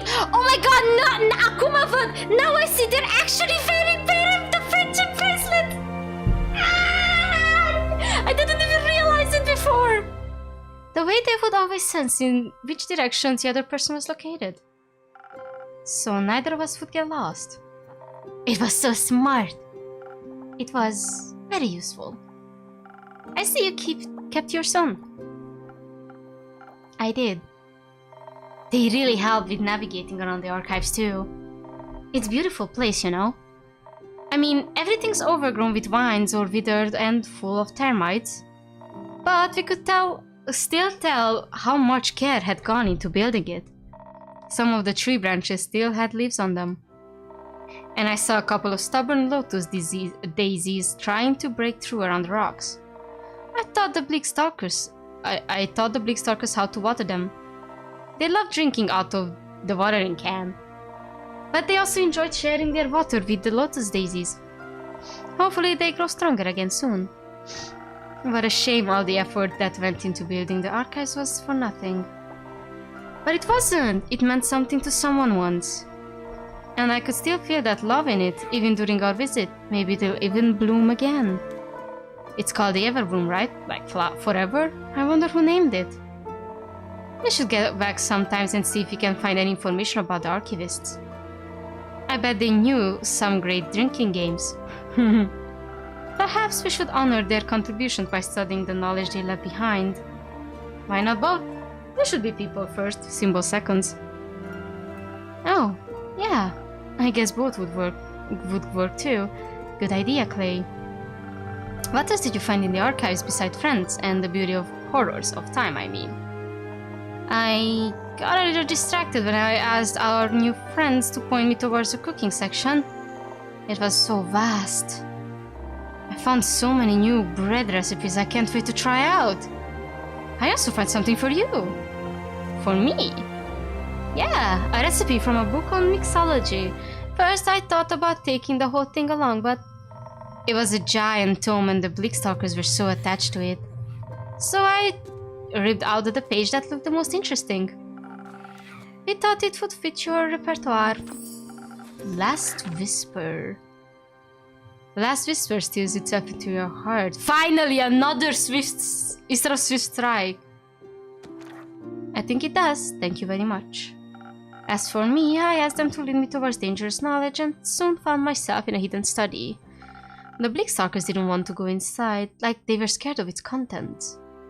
So I rewarded them with the traits and ventured inside alone. It was a complete mess, full of scriptures, scrolls, and written ramblings that would be forbidden these days. A little exciting. And worrying. The papers I was able to translate spoke of the apocalypse, of the end of it all. There was research on the roots of the ether tree and how to unbind them, written with shaking hands in fading ink. Was this more the scholarly or mad scientist type of research? Hard to tell, the lines tend to blur with blasphemy. Did you know a lot about the ether tree? Because Tia gave me a whole presentation about it. I wouldn't mind a refresher. It's a giant tree. A good start. A word tree, that means our words rest on it, in it, around it, somewhere. In it, mostly. Depends on who you ask. The dragons guard the tree because they created it? Maybe, but definitely because they care for us. And since we live in it, it should keep existing as it does now, because no one wants their house to crumble. New impression on Clay, let's go. Even a big guy like him needs a bit of encouragement and positive reinforcement sometimes. I think he and Miss Anwar are definitely a good team. They even have matching friendship bracelets. Now they just have to wear them. Clay also loves good food and would never want to miss a delicious barbecue. A lot of people would get hurt if something happened to everyone's home. That's true, but luckily for us, damaging the ether tree isn't possible. It's larger than we could ever imagine. To us, it's really more of a concept than a tree. And the dragons defend it. Despite their oath of neutrality, they're no easy foes. There is one way. The sigils of Alcahest. The what now? The sigils of Alcahest. They're the key to destroying the ether tree, according to the scrolls I studied under the archive's candlelight. Are they some sort of spell? More of a manual to self-fulfilling prophecy, a way of breaking the cosmos in accordance with its own rules. For the tree to crumble, its foundation must be fractured. The 5 sigils of Alcahest represent the 5 dragons, each of which must be damaged to topple our world's balance. Only then can our cosmos reshape itself. The scroll spoke of experiments for creating a sigil, unsuccessful experiments. That's reassuring. Not quite, they were only unsuccessful back then. Next to the notes of old, I found others, written on cleaner, newer parchment with unfaded ink. Much of it was incomprehensible, written in languages I'd never seen before. But various scratches of whales caught my eye, as did altered frostbite scrolls. That sounds unsettlingly familiar. I fear that the star's fall broke a sigil. By ripping holes into Cassiopeia's wings, it destabilized her flight. If she's damaged any further, time could be sent into disarray.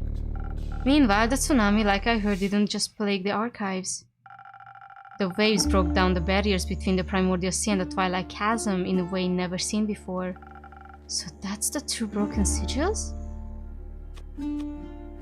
That's not good. What an incredible understatement. To witness one such sigil fracture would be anxiety-inducing enough. Knowing it has happened to 2 will keep me up for many nights. It's not 2, it's 3.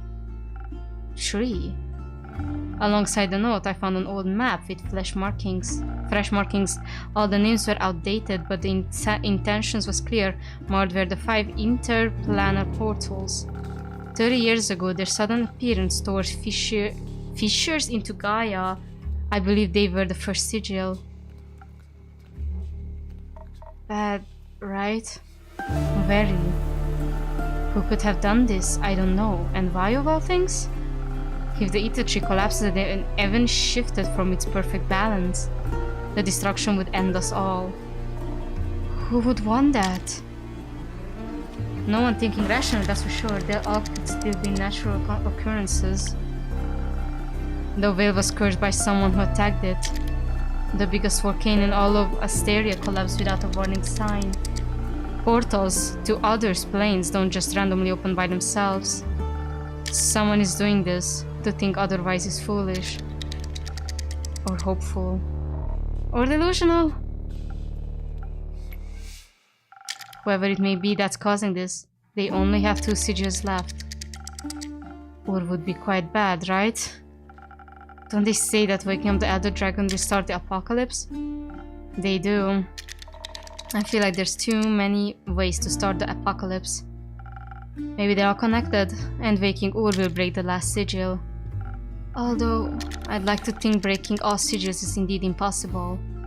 Because it's impossible to reach Tuat in the spirit realm, correct? Wait! Remember when Melli was talking about the tower, she said that the flora and the fauna were really spiritual?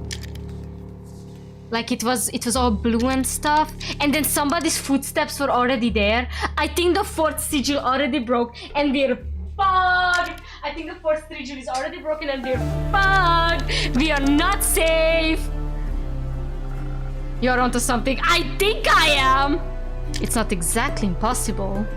One can make it to the spirit dragon via the Astra Sea at the dawn of dying moon. That's in 5 days, right? Yes, but worry not. To reach such a specific location with the astral realm, very specific rituals are necessary, and Gaia's portal to Cassiopeia is indispensable. Said portal is located in and safely protected by the Aperture, the stronghold of the Order of the Starlight.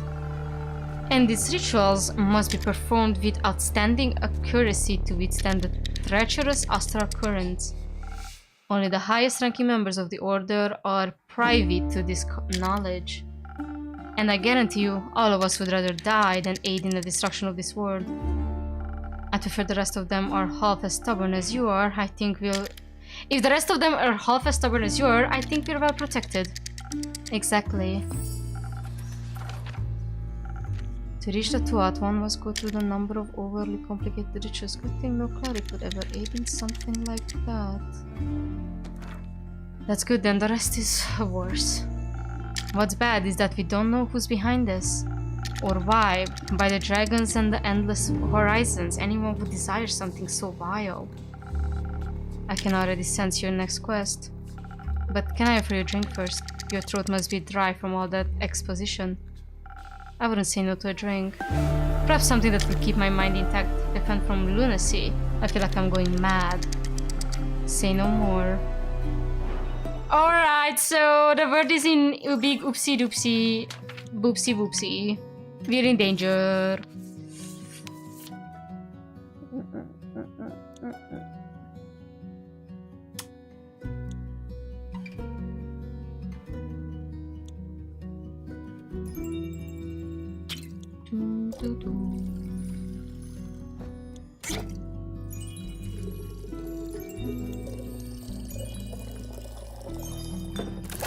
First now.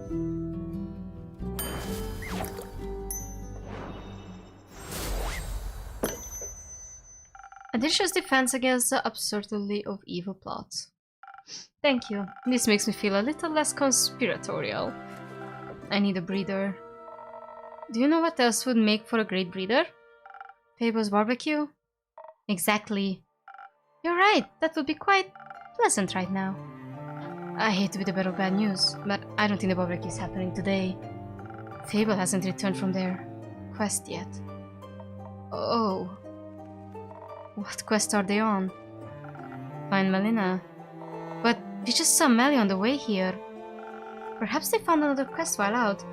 Heroism can be infectious like that. Innkeeper, what kind of drink did you mix them? None. Oh no! Oh no! Maybe we should go look for them. Maybe so. Please do. No one has seen them in days. And the last thing I said to them, I hate for those words to say the last. Please help me find them. Of course, I'm sure they could slay any monster without us, but some extra hands couldn't hurt. But you have to deliver your apologies yourself. You're right, Clay. You're so true, Clay. I slay that beast when it comes to it. I slay that beast when it comes to it. Very well. But first, we must solve our urgent sigil problem. I feel like we're missing on one piece. Oh! Kyle! A piece of what? Cake? I like the order, my usual cake innkeeper. I don't serve cake. Never have. Oh, maybe you should. Another delicious delicacy would be. Also still no blood. Aww. The sorrow I'm feeling almost equals to the grief I felt after a vampire glitter competition of 1389. This feels like a Bite of 87 moment. You know what that means? Hold on. Copy to clipboard. What is it called? Vampire glitter competition of 89. 89 goes hard.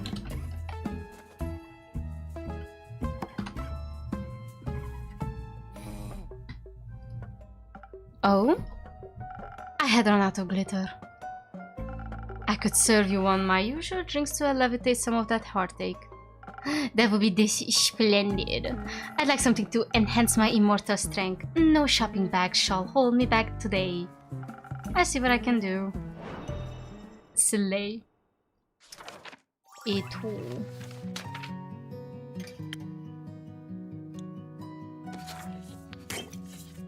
What did I mix it with?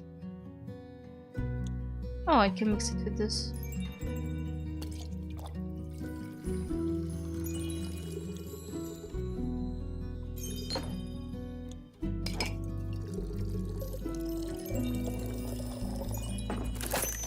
Cursed coffee. Let me just save in case.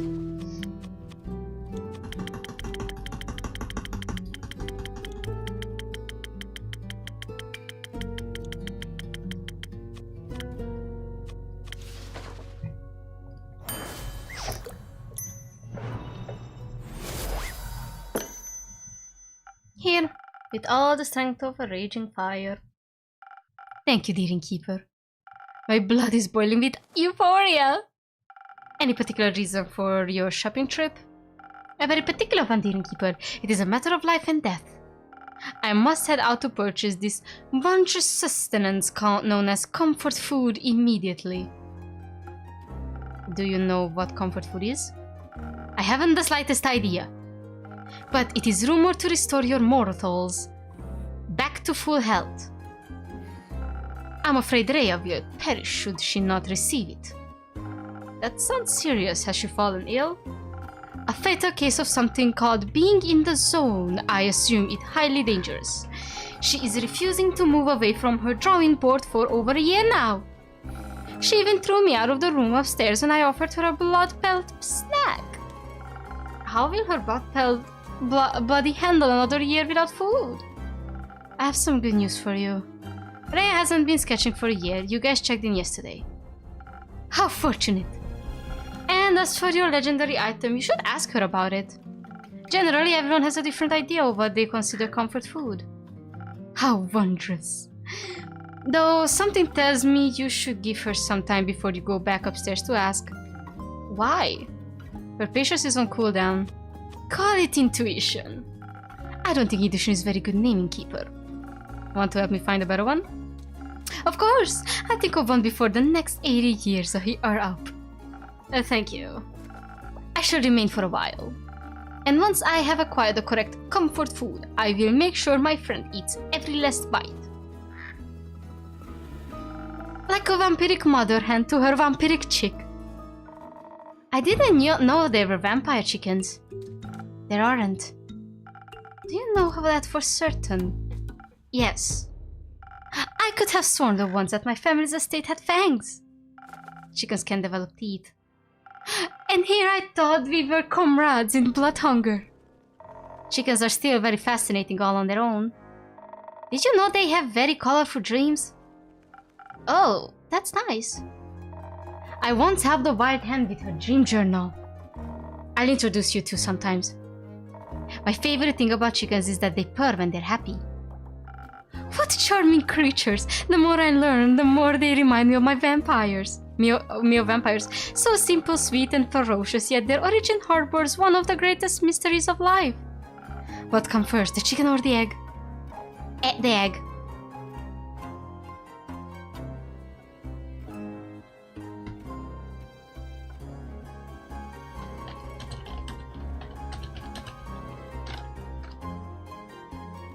Yeah, it's the egg.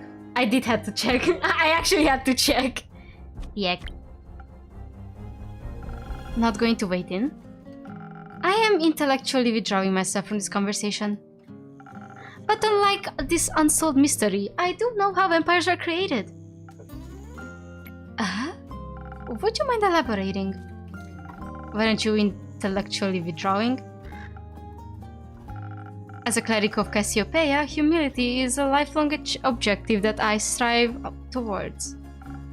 As such, I must admit when I need to concede words spoken in haste.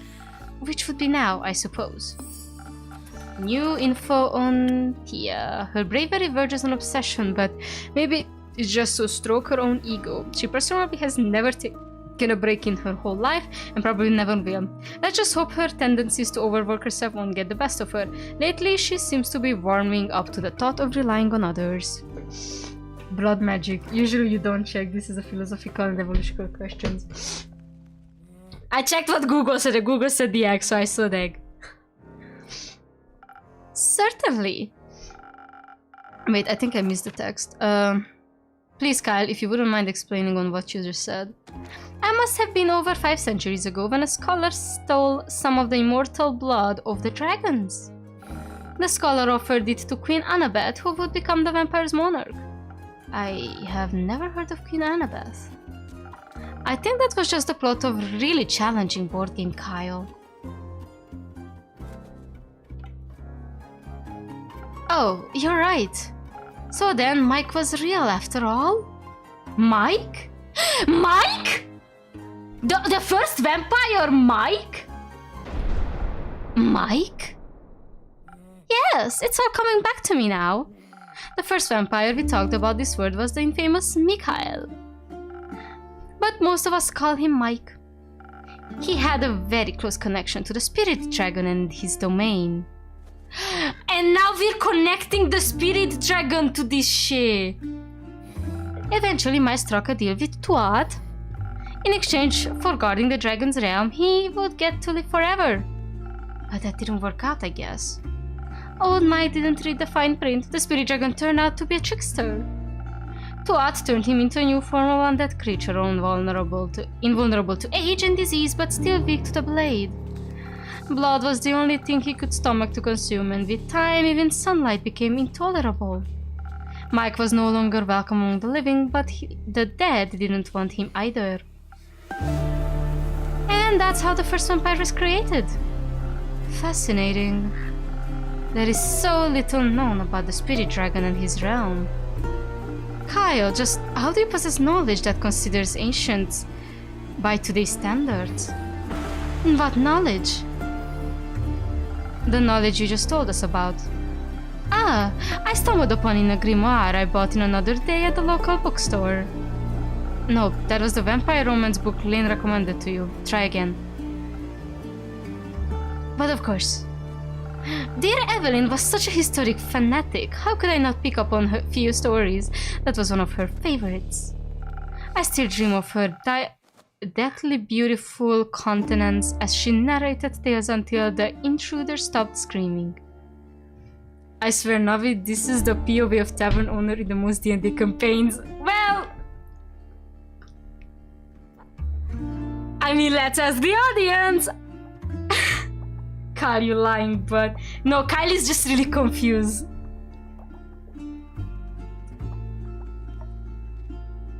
She would always told the story of our progenitor, Mike, so softly. She would cradle a vial of his blood and her tone would turn so reverent. A secret to share just with me, she would say. Uh-oh. I didn't mean to break that last oath between us as well. I'm sure we can't help you keep this a secret. I'm sure we can help you keep this a secret, right? A secret between you friends. A secrecy. If secrecy is how we can repay you for sharing this with us, then so be it. Since you seem to have been very close to her, I wanted to let you know. We traveled past Marrow Castle on our way back. It looked awfully damaged. The destruction looked so fresh, if only we had passed by earlier. Tavern spotted a heavily armored silhouette, a short distance away from what reminded of the castle walls. We turned over as quickly as possible, but the shadow was gone by the time we got there. Is that— No! That was the fourth sigil! That was the fourth sigil! That was the fourth sigil! That was the fourth sigil! Mike's blood is taken, what was her name again? God, I forgot her name.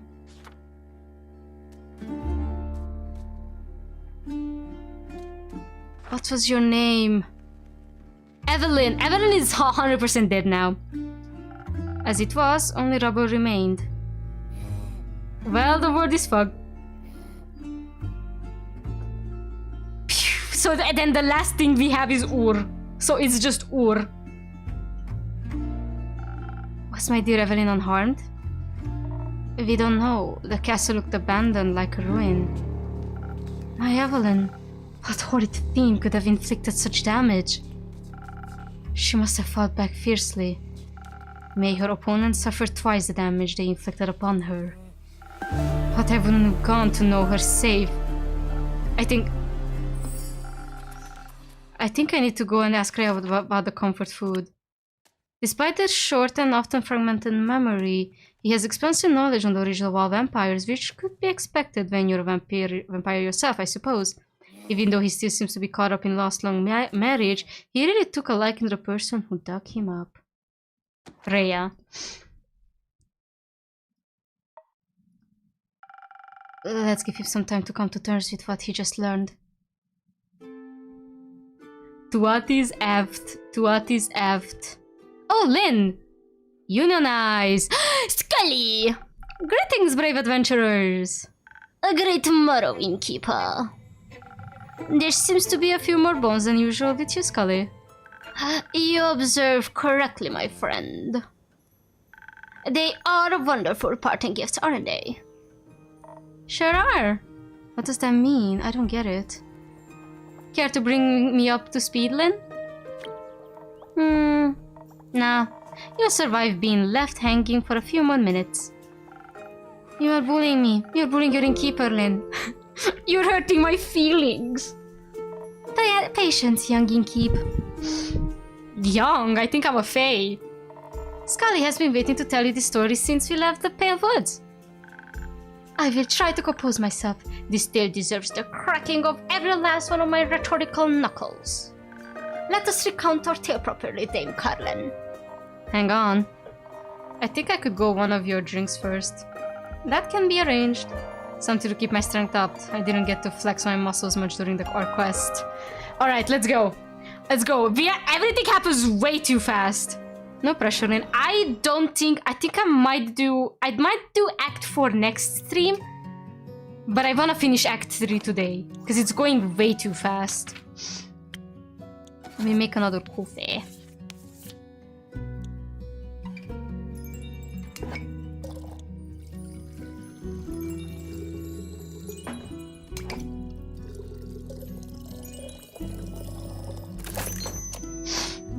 You want strength, right? I'm not stupid, right? Yeah.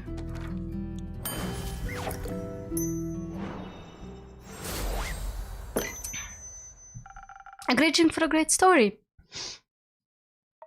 Aren't you lucky? I'd like to think luck has nothing to do with it.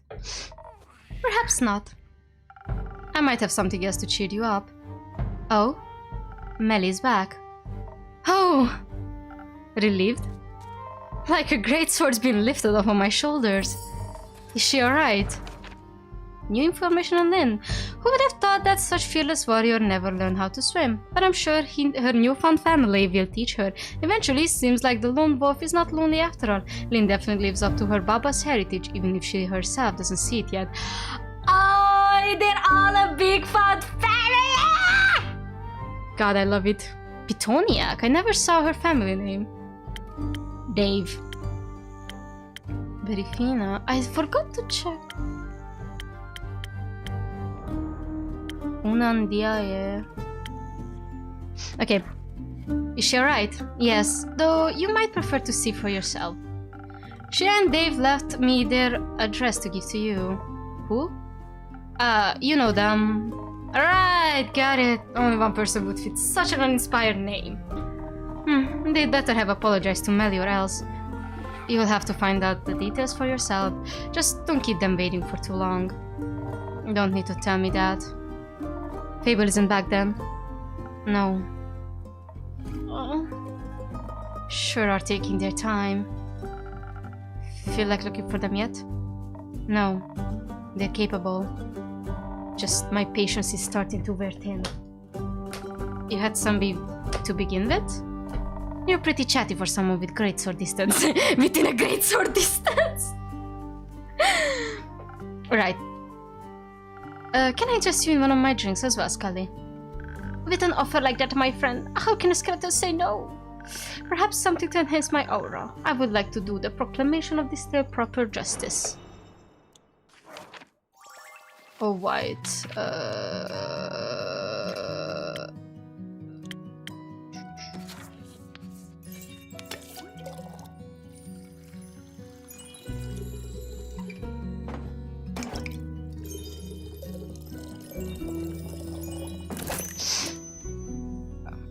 I'm doing it right? I have to check twice. I'm not trusting myself anymore.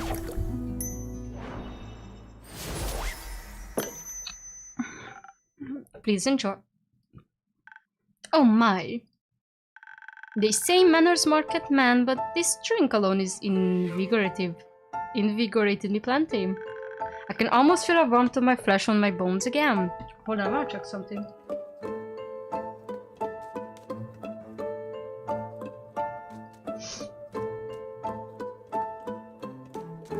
Okay. I texted Redrick the vampire glitter competition of 89, and Redrick texted me back, I will peg this man. Okay, I'm gonna quickly pee because I think I gotta. I'll be back.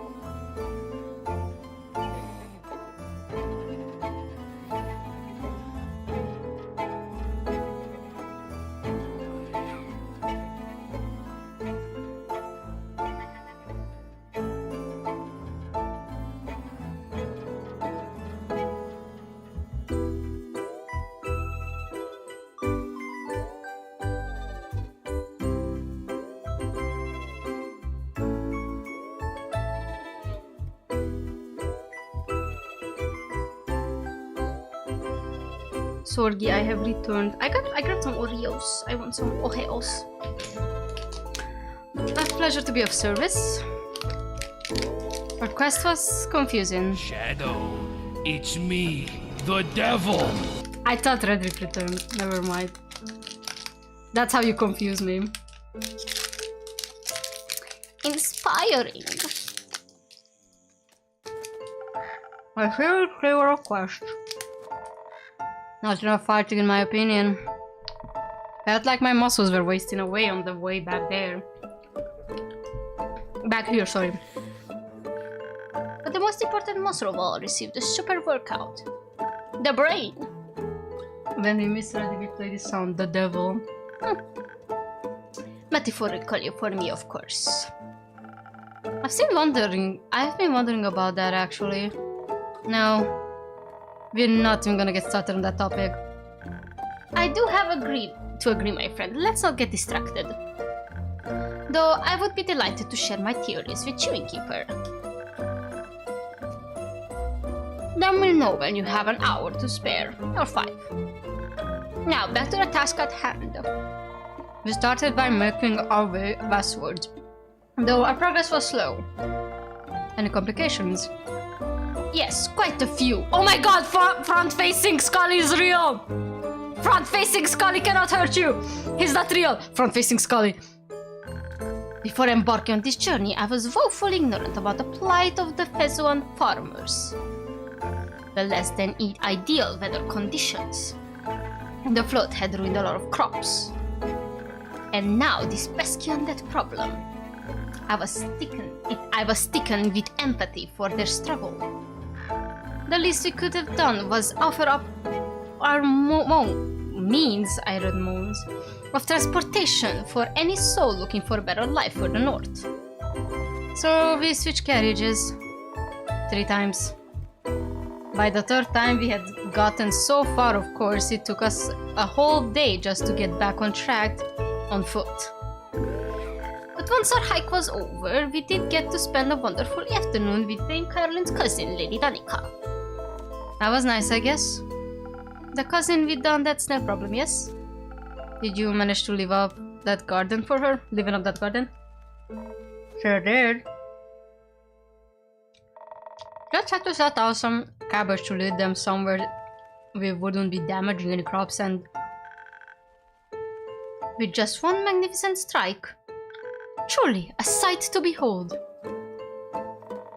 It was just some undead snails, no need to have gotten so excited. Too much excitement, Lady Danica served us some positively delightful cups of tea. Better than any accompanying finger sandwiches. Were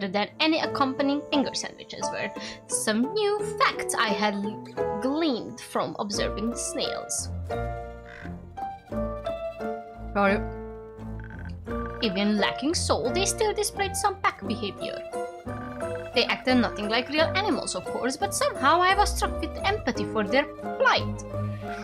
To unconsciously seek out manners of instinctual action, despite the lack of anything to grant them a conscious objective. Is there a more transparent yearning for purpose than that? My apologies. It appears what they say about old age is true. You can't help but philosophize. And you couldn't help but relate? In a way. One can't help but wonder whether any choice I make is truly my own or just post-mortem reflexes of these old bones. Perhaps even my thirst for knowledge. And yet your enjoyment of it seems genuine. Oh. Truly, Innkeeper, you have a way with words. Just lots of experience. Though that may be, my worries seem rather foolish now. I count myself as quite fortuitous that despite all that my memory lacks, I can delight in learning it all again. Does it really matter then where such an urge comes from? Anyhow, my apologies, Dame Karen. I completely derailed our epic tale. Allow me to make up for it by continuing post-haste. We departed after that lovely cup of tea and finally headed for the Pale Woods. Lady Danica provided us with a cart and trusty steed, a cow with the most lovely temperament. Her name's Lizzlet. Lizzlet. I made sure to forget to greet the gentleman that passed us soon on our way to the woods. What magnificent shadow armor he was wearing. Something about it felt oddly familiar. Is this about the spooky armor guy? This has to be about the spooky armor guy. Perhaps it was only my hope that we would look just as gallant after our quest. Lizzlet violently took us to the edge of the forest. Maliciousness permeated the very air vibrated. But he means it stung real bad. Oh, then I want to bite.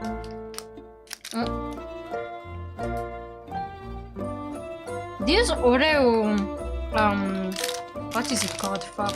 Oreo fresh milk snacks are amazing. God, I love these. They taste so creamy. We left Lizette there, sparing her the stench seemed like the right thing to do. And forth we ventured. Didn't take a long time to find what we were looking for. The place was crawling with them, which was explained all the shit smell. It sounds so good. It's like those Kinder like bites that are like, you know, you have to put in fridge and they're covered in like chocolate, but there's like a cream between them. So like the cream is like the Oreo cream and the crust is like the chocolate. It's really good. Yum. For some reason, the miasma didn't seem to bother me much. Most respectfully, you don't have a nose. Oh, of course. Anyways, there was a veritable horde before us, an army of undead creatures stumbling their way through the forest. One gnawed tree at a time. They were awfully interested in those trees, it's true. I was itching to tear into them. Wait, is the shadow armor guy training the undead to eat trees? To eat the word tree?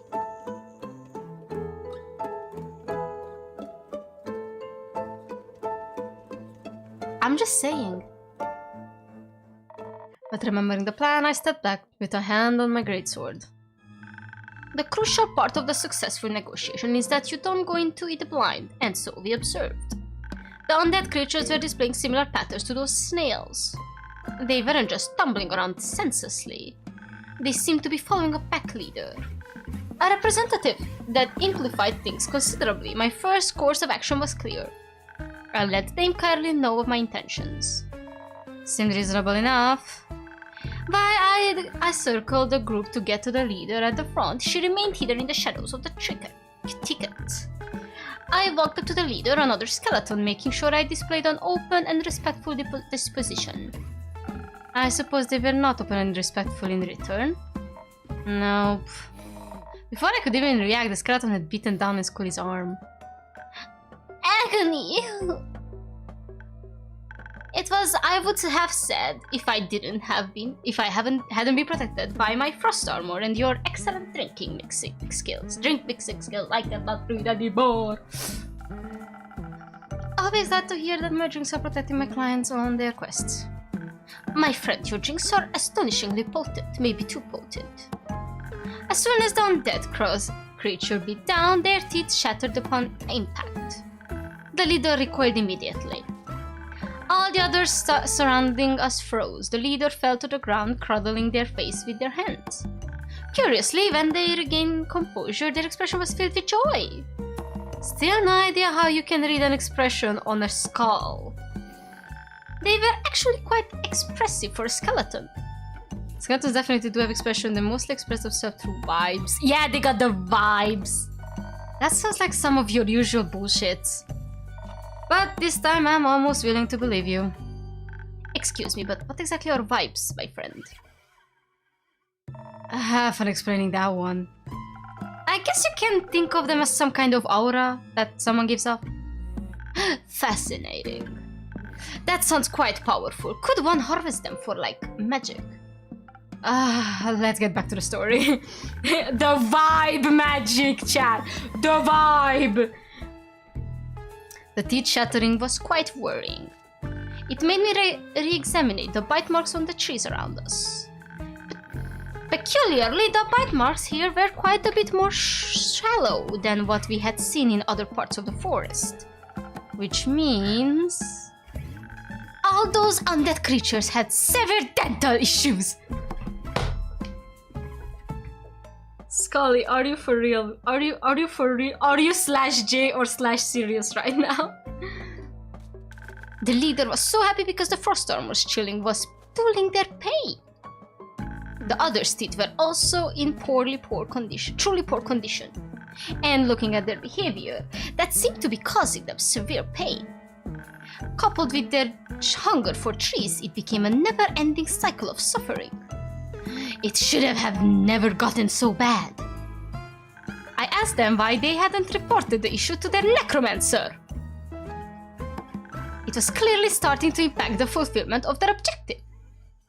That got him really hated. They tried to rip Scully apart again. But Dame Caroline skillfully resolved the situation with a bit of intimidation. It turns out, they didn't even have dental! That's... I did not expect that. Is this achievement called unionize because they're going to unionize for like work rights? Is this that? Is this communism? Caroline? I'm with Scully on this one. They had no benefits, nothing. They were just expected to be quiet and follow orders. That doesn't sound right to me. It's a scam. That was what it is. That's what it is. No sick leave, no compensation, no PTO. Is this just to stand up for your work rights? Is this a message, chat? Even undead deserve paid vacation days. They didn't want to hear it. We're doing it what we love. We don't need any fancy benefits. But you should have seen the state they were in. They couldn't even take proper chop out of that tree after bark anymore. What would have happened when their teeth deteriorated even further? Their necromancer could replace them with another undead creature in a heartbeat. That was when Scully really got him, I think. The words were just pouring out of my mouth and I was elated. They were the right ones. The light reflecting on the frost armor really dazzled them too. Any skeleton worth their calcium should be able to acquire such armor. They needed to be bound by such a neglectful necromancer. Needn't to be bound. My apologies. It appears I somewhat lost my composure just now. You might soon be contacted to host the first UFO gathering, Innkeeper. Union for the Undead. UFO 1755. Never forget your roots. They made up.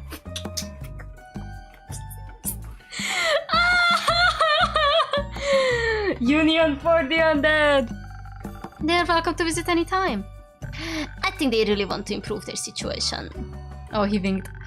Most respectably, they promised to leave the Pale Woods alone as well. One of the UFO goals is to find more sustainable way to deal with their obsession eventually. They are heading for their necromancer now. There are a bunch of demands to settle. Oh no, the necromancer is dead! They graced us with a great deal of parting gifts before we left. We got the hammocks that broke off one of them when they attacked Dame Caroline. Their leader gave me the teeth we couldn't put back into their skull. Oh, and this eyeball. I'm overjoyed we managed to resolve our quest in a peaceful manner. Can't deny your resolution was pretty effective. Good to know you're both happy with how it ended. Those are the outcomes I most enjoy hearing about from my patrons. Oh! But we did get you something else as well, Innkeeper. Right. Here. The cheese looked really chewed on and dead. But the berries seemed like they were thriving. They're the ones Elfie was going on about. Not like they're here to appreciate them now, so I guess you can have them. Just set them aside to make Fable a drink when they're back. Sounds fair. Ghost berries. Oh, they look so cute! They give invisibility. Also, while I was plucking the berries, the spirits of the trees gave us a little keepsake. Because they were so glad we stopped all the gnawing. Sadly, I don't have any more storage space left in my hat. So we wanted you to have it as well. Now we can always indulge in sweet memories whenever we visit. And I can't see it again because it's behind one of them. I think I know just a place for it, thank you very much. Scully, you ever thought about becoming an advocate for this kind of stuff? Not that I can actually stand Not that I can actually stand them, but you seem to really care about all this. Oh no, I'm but a mere heap of bones here to learn all I can. But it is a gentleman's way to speak out when evil is committed in front of you. So I don't suppose I will stop doing this just anytime soon. Sounds good to me. I still wonder what all those undead creatures were doing there. No idea, we didn't ask. Hunger? Seemed to be heading north before we talked to them. Maybe they were searching for more trees? The Pale Woods is one of the longest forests in Pessoa. I don't see a reason for them to leave the area before it was barren. Unless they were ordered to. Don't they typically come with a necromancer attached? You don't suppose the gentleman we encountered outside the woods could have been that very necromancer? It's him! I don't think farmers wear armor like what you described. Oh, if I had known what a darted necromancer they were, I would never have offered them a greeting. Shit! Just realized they could have been heading where they could have been heading. It's true, there aren't many woods around here that compare to the Pale Woods. But a giant root in the capital must look pretty good to some tree-obsessed undeads. There might be tons more headed there even now. Shit, indeed! Alright, new rumor. Just to clarify, you believe hordes of undead creatures are marching towards the capital? Well, towards the roots would be my suggestion. My guess, sorry. I'm trying to see where the item is, but I can't because they're blocking my way. I think it's somewhere there. I see. They're heading towards Themis to gnaw at the divine roots as if to... Fell the ether tree? Precisely. Not that such an action alone could destroy the whole thing, but it would certainly do some damage. What in the fuck are you talking about? As you just started, someone is trying to destroy the ether tree. As I just stated, someone is trying to destroy the ether tree. The starfall, the primordial flood, even the interplanar portals, it's all part of a big plot. Was that not clear? No. Oh my, that's awful! And insane if true, is it working? Unfortunately so. Or do you see stars in the night sky? I mean, there's one. There used to be more. And we don't know who's behind it yet either. Well... Kylin, Mr. Scully, the gentle person you greeted outside the woods, you thought he might be a necromancer? He certainly bore the armor of one. Didn't he seem like he wanted to kill anyone?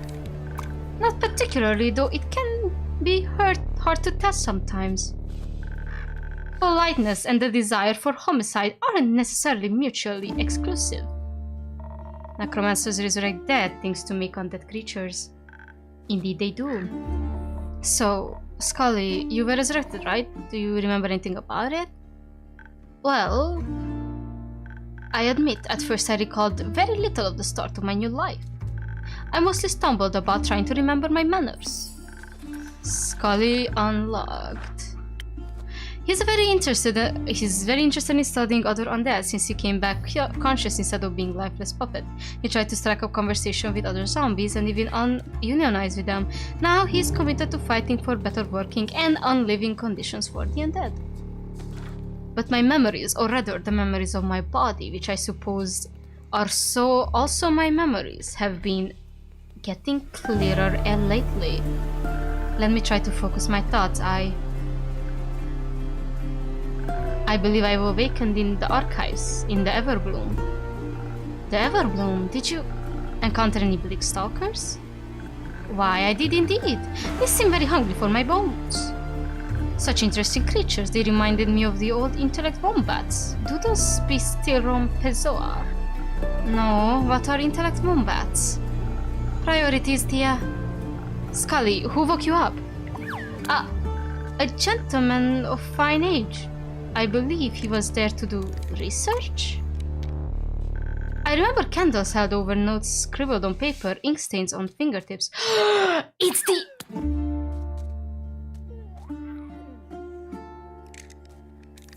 It's the necromancer? You must have found me near my friend's study. I remember I was looking for her when... After I woke, I simply left. How rude and uninquisitive of me. I should have asked what he was researching. I could have helped. Be glad you didn't aid him. We found his notes. They spoke of the destruction of the universe. Did the guy from the woods remind you of the one in the archives? Now that you mention it. I wasn't conscious enough to recognize faces when I rose, but I know the armor looked familiar. I think I saw it when I first reopened my eyes. Metaphorically, of course, I no longer have eyelids. A necromancer is behind all this? Is he trying to break the sigils just to get to Tuat, the spirit dragon in the realm of death? Sigils? Are you perchance speaking of the sigils of Alcahest? My friend was researching them once. I always thought them a wild figment of her imagination. Seems like you're not, unfortunately. Do necromancers usually want to destroy Tuat? No, but they do defy his laws of life and death. Perhaps he craves access to all the souls in the spirit dragon's guards. Or he plans to destroy death once and for all with his provisions. But, my dears, to destroy Tuat, one must find him first. That in itself would be quite an impossible task, though. Not exactly. The spirit realm is well protected, but there are ways to get to him. Can you kill death? I don't know, but merely attempting it sounds disastrous. Miss Anwar, Mr. Moore, Tuat is the god of death. No matter how insane the necromancer, no one could possess a weapon powerful enough to fight a god. Only weapons made of dragons can harm them. We all know this. And whose weapon is made of dragons? Kairlin's. Kairlin's greatsword is made out of a dragon. You mean like Ur's great axe? Or Ur's great axe! A weapon forged for the dragons by the dragons, meant only for their claws. The axe. It could certainly cut through the barriers between the Astral Sea and the upper world, if not through Tuat himself. Would stealing an axe from a dragon count as a sigil? Alright, you lost me again. I thought about this already. Keep up. Hold on, sorry, my phone. My phone linging. Yo, chat, we're in deep. We're in deep. Deep, I'm telling you, deep. I'll explain later. It might count as a sigil if it awakens Ur and damages their plane. He should not be awakened Ur should not be awakened under any circumstances. Nor should their legendary weapon fall into the hands of a mere mortal. My, this is quite concerning. I'm right there with you. This seems like too insane of a plot. Even for some big bad evil guy. BBEG! They always seem to be reaching for new heights in their dastardly schemes. If you're correct, this one plans to steal Ur's weapon, break their sieges, and then destroy Tuat. Dragons be with us. What about the undead creatures marching towards the capital? They must be distraction, a way to keep everyone who would interfere off his back. Quite a dangerous distraction if you ask me. Those poor husks shouldn't be snacking away those roots either way, should they? No. Alright, I think we have enough to do 2 missions. Should be. And those sigils of alcohol, zest you keep talking about could do what? Destroy the tree? The spirit realm rests above all others in the canopy of our world. If what we believe to be this monster's plan succeeds, it will collapse down onto the rest of the ether tree. Not only would that free all dead souls, it would destroy the tree, our home, and our cosmos, and everything below it. It would destroy our world as we know it. Big bad guy's evil plan! Alright, cool. Not to mention, Tuat might die. I don't think I have to explain to you why death dying would be a bad thing. Once again, can he die?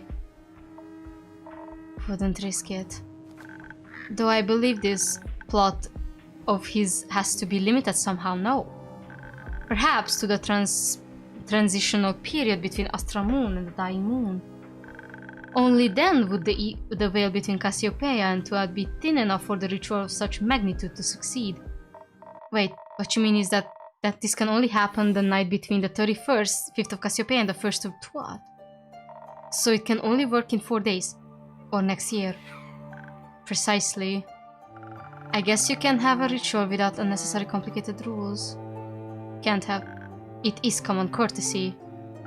Clay, I've been wondering, remember that man we saw on our way back near Morrow Castle? Yeah, do you think he might have been the same guy? I do. Strange almost sounds familiar, as does the convenient proximity to destruction. Not to mention, he most likely took Mike's blood! And more so, the blood of the first vampire guy spoke of! It's all coming together! Holy shit. Part of the rituals to safely traverse the astral sea involves having an associated anchor for your destination. To find Tuat, you need something connected to him. Like the blood of the vampire eternally bound to him. Yes, maybe our villain got his hands on it. Perhaps he knows more of Cassiopeia than I anticipated. This is out of the all this out of context, fuck it! It's giving me a headache! Inkeep, got any other drink to spare to help with all this mess? Something too powerful enough to get me through this? Anything for you, Lynn. We are fucked. Very, very, very, very, very, very, very, very fucked.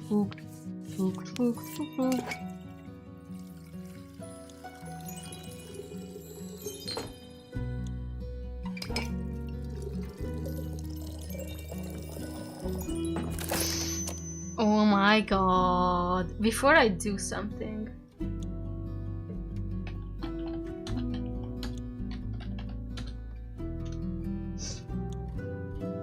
I wanna find the other guy that I was looking for.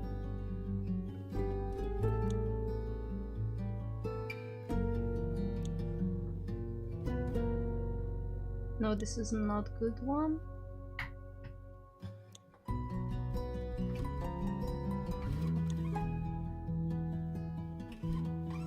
Wait, this is the one that can help me? No. Sorry, I'm just looking for something, chat. Give me a sec.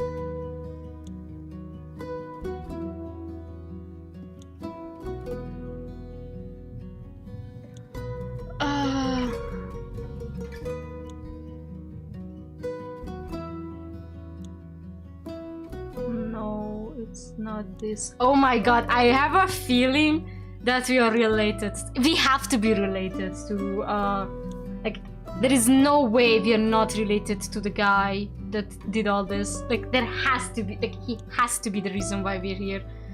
But before I can do that, I have a problem. In my history, open full history view, sorry chat, this might take a while.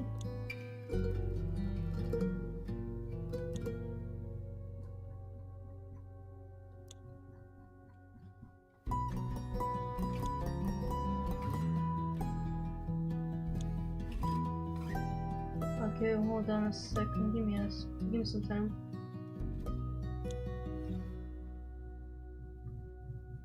Hold on. Give me a second. I'm looking for something very important.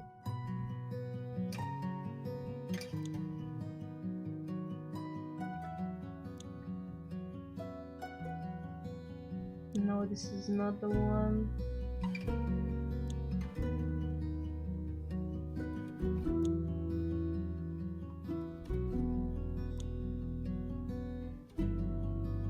Give me a sec, chat.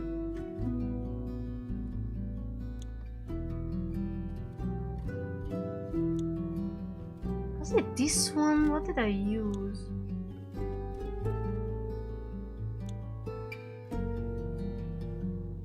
Oh, yeah, I'm gonna see it. Hold on.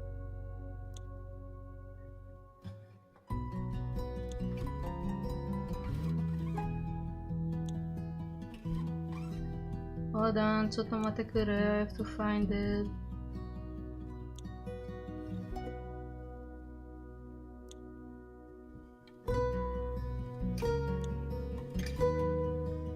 God, it's so convoluted. but I'm trying my best here.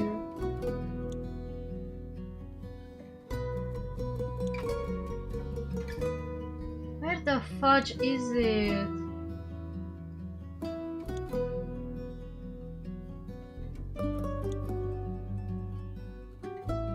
No. This one. Okay, I found it. Sorry. I was looking for something very important. Sorry. Alright. Sorry, Lynn. Here's your drink. Imagine the big bad evil guy is just our lover or some shit.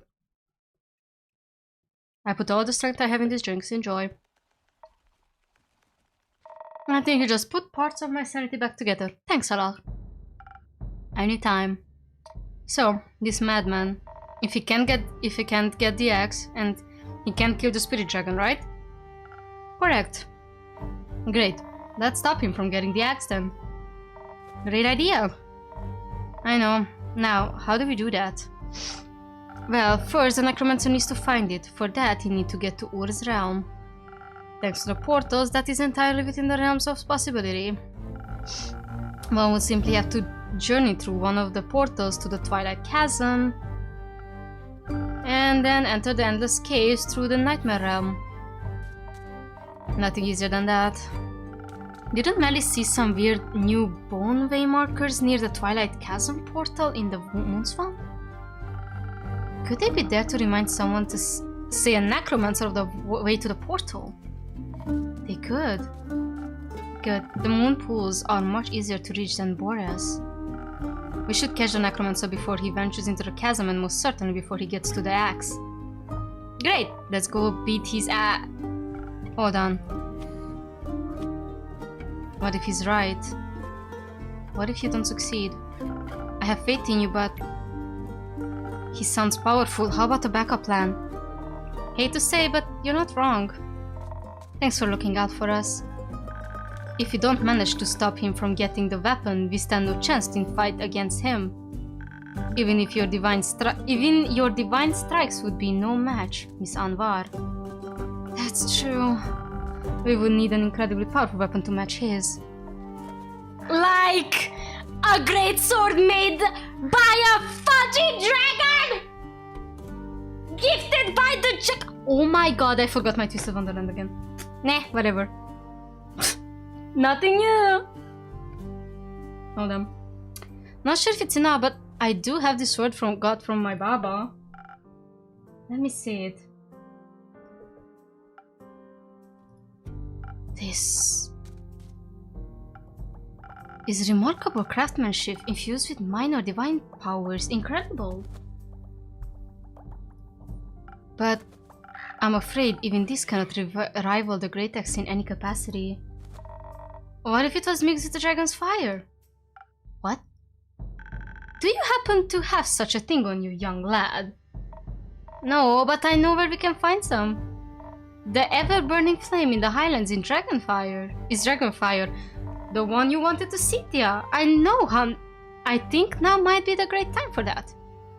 You're right. Dragonfire merged with Kylin's blessed sword. It would be as powerful as the axe, but it wouldn't be as powerful as the axe. Oh my god, I cannot talk. But it might give us a fighting chance. Fiery backup plan. Cool. If you had a master craftsman to forge it, that is. Rhea. She's a blacksmith. Would it be great for a competition for sure? You're right, there's no one better for the job. Would be great for a competition for sure. Yeah, my sword would get her first place, no question. I'll make sure to bring that up while trying to convince her. Thanks for the idea. Very well. I'm sure Master Smith Frostgrip will be delighted with this opportunity. Alright! The team is getting together. Having her on our side makes me even more confident that we can stop this necromancer's plan. I have the utmost faith in us. And I know the aperture and its astral portals are well protected even if we should fail. Though I don't believe we will. Because I know I'm strong enough to best this battle, and that Clay is as well. And the others too! Yes, the others too. I'll be honest, I'm not sure if the 4 of you will be enough. Don't worry, there's a lot of people we can ask for help. Like you. Like me. Ask away. We are here to help, chat. I knew we could count on you. You collect everything we talk about, right? I try my best. Could you write us the 2 quests for all this?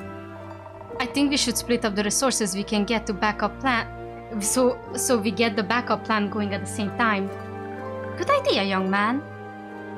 Plus, that'll give us an excuse to have your drinks filled to help us. Not that you need an excuse, but I appreciate you following my rituals. Oh my god, this is getting epic! I see what I can do. I should have something written up first thing in the morning. I trust you as you trust in us. Deeply? Cautiously? Exactly. Cautiously, but with hope. With hope. Yes. We'll see you in the morning then. Kylin, come with us. We owe you a few explanations before we make you do any persuasion work for us. You got that right. Let's go. I cannot miss out on more possible details. I shall see you in the morning in Keep. Thank you for all your help. Let's save the world, alright? Let's, Clay. Good luck. Okay. Where is the gift? Ah! Me, I didn't get a chance. I think I can make 3 quests. Holy shit, very real. So, we have the first. We have the Legends or Clerics say this is for the fire. A weapon for...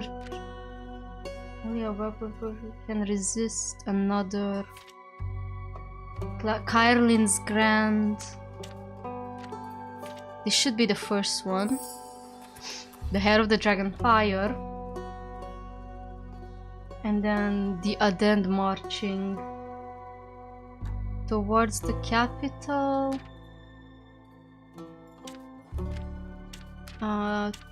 No. Strange has counted. Legend has it. No. The capital is no. Under marching. The undead marching towards the capital are mere distraction. Any less danger. These undead can't seem to get enough fiber. What could go wrong? And finally, the capital is wrapped.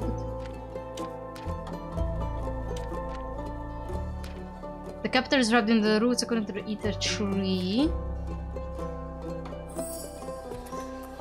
The Death Parade. And we can make another one apparently.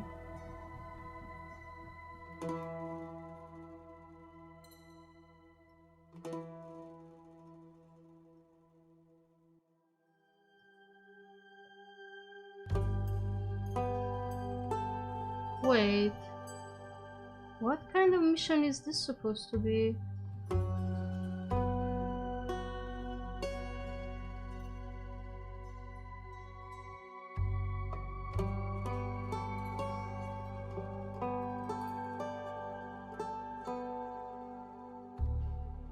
The Death Parade I already sent out. Oh no, the Twilight Chase. I didn't do the Twilight Chase. The Twilight Chase. Where is the Twilight Chase? Oh my god, no. I really hate that they took away my autistic proof papers, but what can I do? Ah, my fucking PC is so shit. Come on! Stop pissing me off, dude.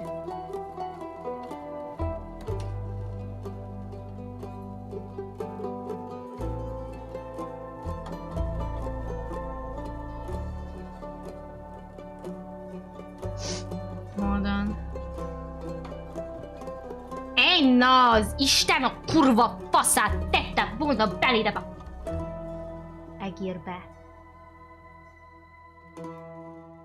Beacon dead. Magically possible. Pattern trap. Yeah.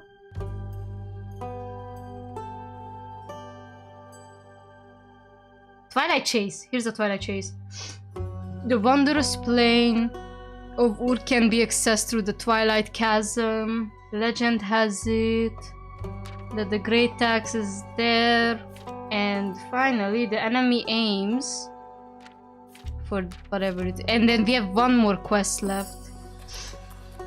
Holy smokes.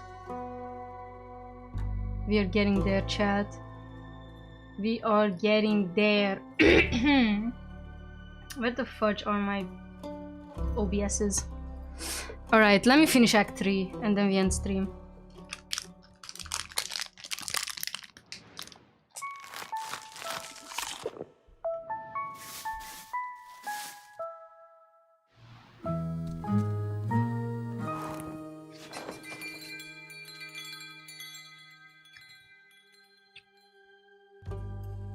Yeah, we're still on Act 3.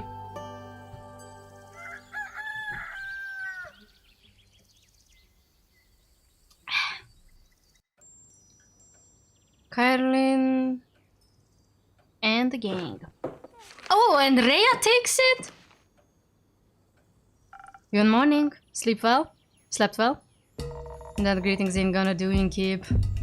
Give me your best lines. I'll hear them all today. Top of the morning to adventurers! Go on.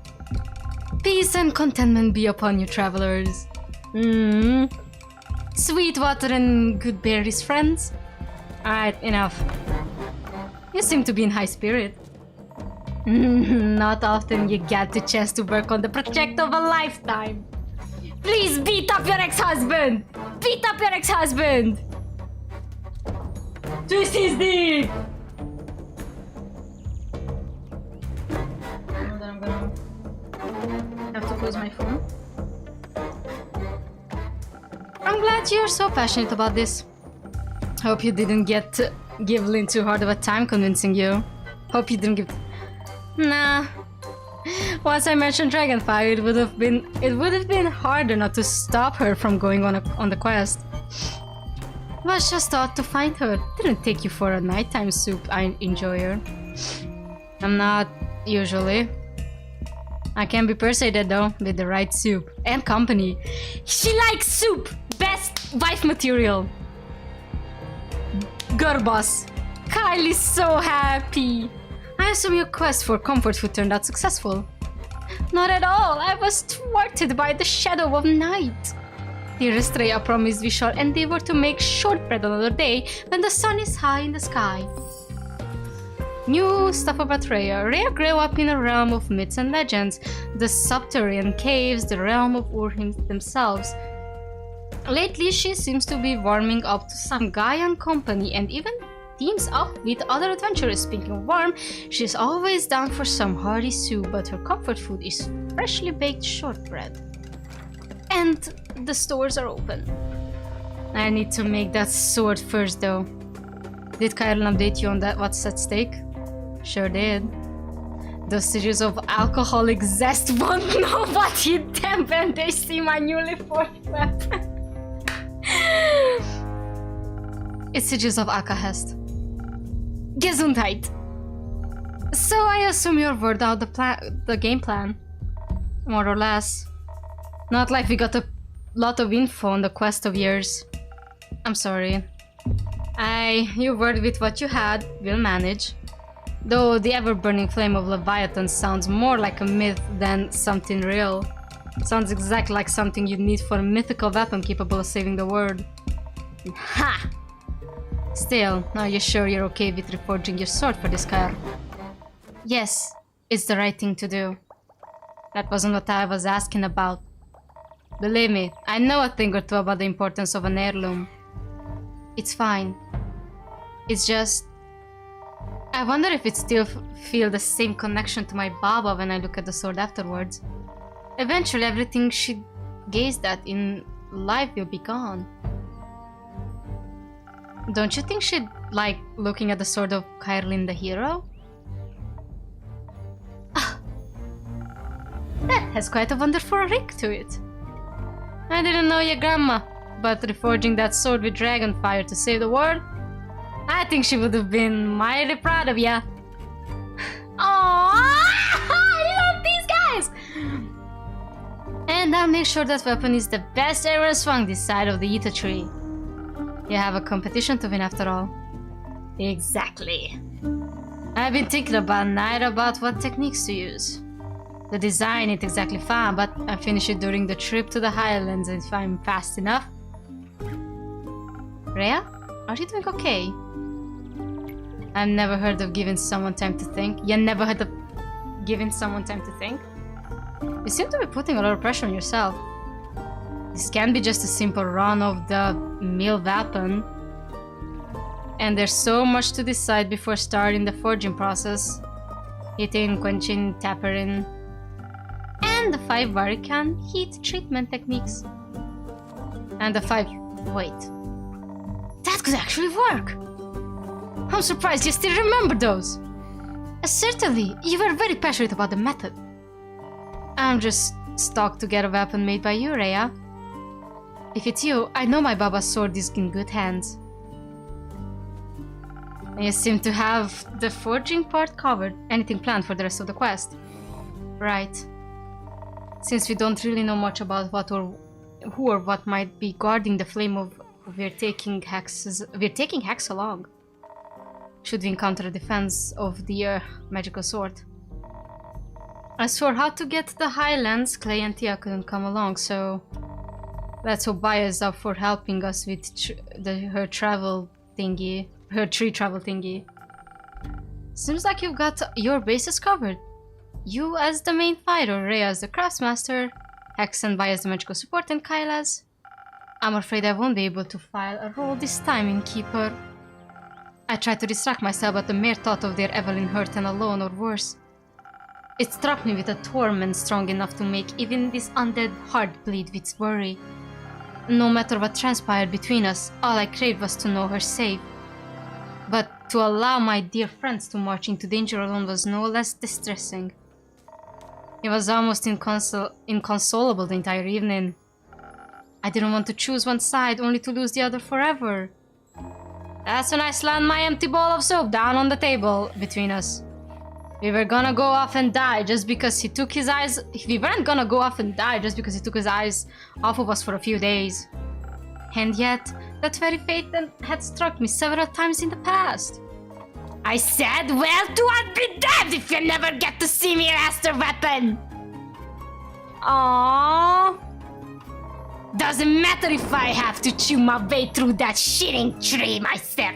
Heard that have a taste for buck anyways! It was as if those words washed away most of the anguish that was ailing my soul. Surely, it was time to believe in the future. And to reconcile with the past I left behind, or for my most cherished people. As long as I didn't forget along the way. But we found a workaround for that. Flashcards!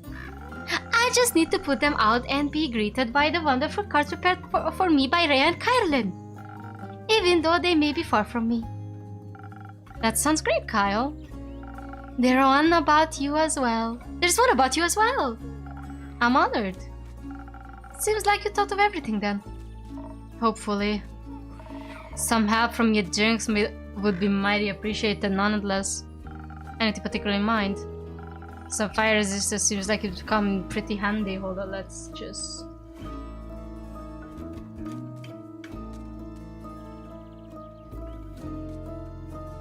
Oh, apparently it's... Okay, I'm sorry, what? I'm sorry, what? Oh no, this was the one that I was looking for, never mind.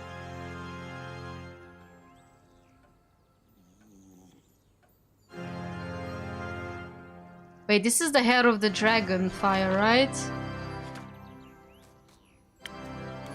Yeah, this is the hair of the dragon fire.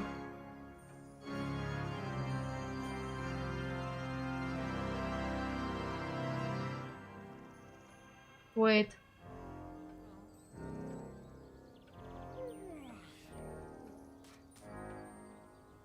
Apparently... Oh, I see. Oh, I see what this is. Uh-huh. Now I understand. Okay. So fire resistance seems like it come in pretty handy. That does sound reasonable. We found focus on agility if we're already going that direction. Don't think we wanna take whatever traps are running into head on. And add some strength as well for anything we can't avoid. That and the fire resistance should definitely help with forging the weapon as well. Though the ghost berry I bought you yesterday wouldn't mind some invisibility either. It might give us some imaginative ways to deal with whatever challenges we end up facing. Concentrating on intelligence to take full advantage of what sounds like a good option too. X would like that. I bet. Knowing him, there's an equal chance on his ideas going right or horribly wrong. If things go south, we'll need a charm to talk our way out of anything. And this way, dear Evelyn will be stunned by my most captivating entrance. Sounds decent. Some intelligence would also help with figuring out these techniques you mentioned. And my design, I guess. Alright, Tinky, you look like you're busting to help us out with this decision. Is it going to be dexterity with some strength as backup and fire resistance, or should we approach the intelligence charisma? We are going to go in with intelligence and some handy visibility. If you're asking me, we are going with the rizz and smart, because apparently that would be better.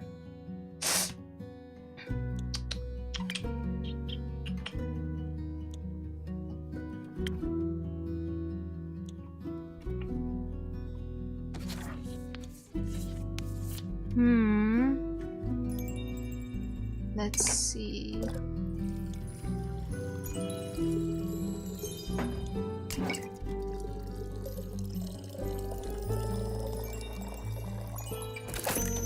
Peak sunrise with, let's see again, the edge.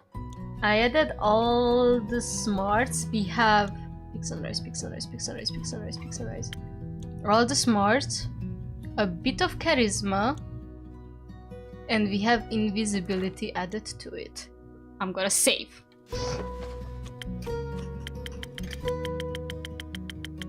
Please let us finish Act 3.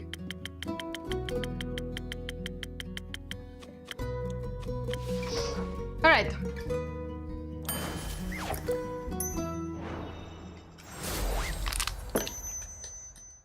If you want to forge a weapon properly, it might be best to reserve your strength. Also, anyone guarding the flame should be pretty invested in the dragon's well-being. So here, to solving the challenges ahead of you cleverly.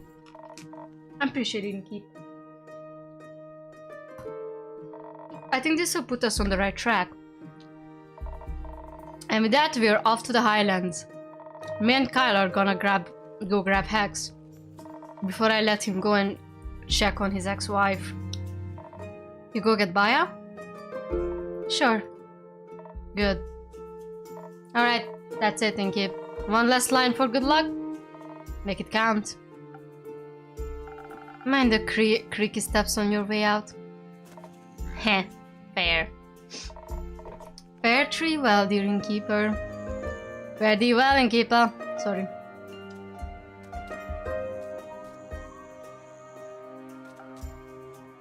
Kinda weird, isn't it? What is? There's going to be a battle for the fate of the world. But Elf ain't even here to worry themselves stupid about it. They'd have loved this, I think. Not the impending doom, but all these getting together to defeat evil stuff. Make sure to tell those guys heading to the Twilight Portal to keep an eye out for them. I will. Good. Suppose it's time for me to head out as well. Stay safe, Lynn. Always, innkeeper.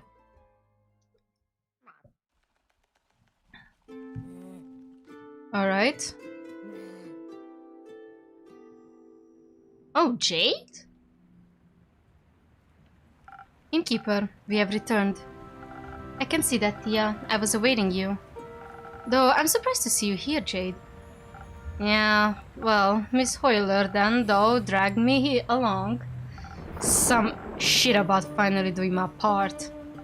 I distinctly remember you were expressing open interest in our polite when we were talking to Iniko.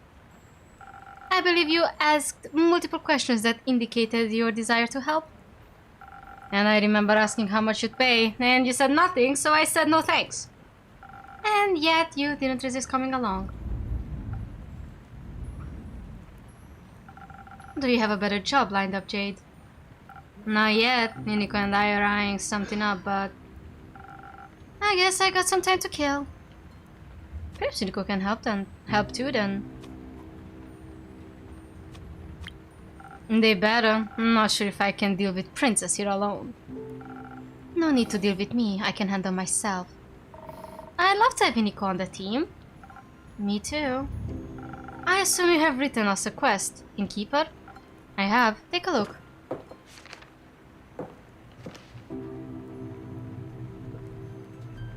Excellent work. I knew we could count on you. Let me have a look at that. We just have to catch the guy at the portal. Seems simple enough. Catch the guy at the portal?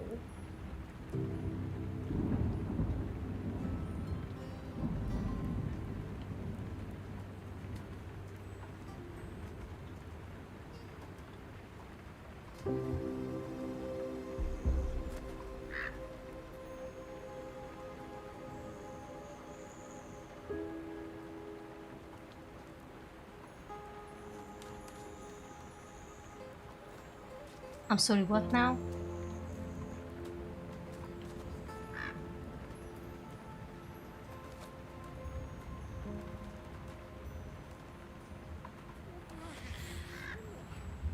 Huh. Apparently, this is on us. That's good. We just have to catch the guy at the portal. Seems simple enough. What? Nothing. Everything's fine. We could even set up an ambush. Or be sneaky if he's already there. You can sneak, big guy. I can do a lot of things. A few years back, I spent time with some lithic panthers who showed me how to sneak up on anybody. I just don't like doing it. It seems a bit rude, you know? No, I don't. But I think the situation calls for a little rudeness. Agreed, it does. And for a little more manpower. You're right, Innkeeper. We should ask Iniko for help. Also, Hex suggested taking Boy along.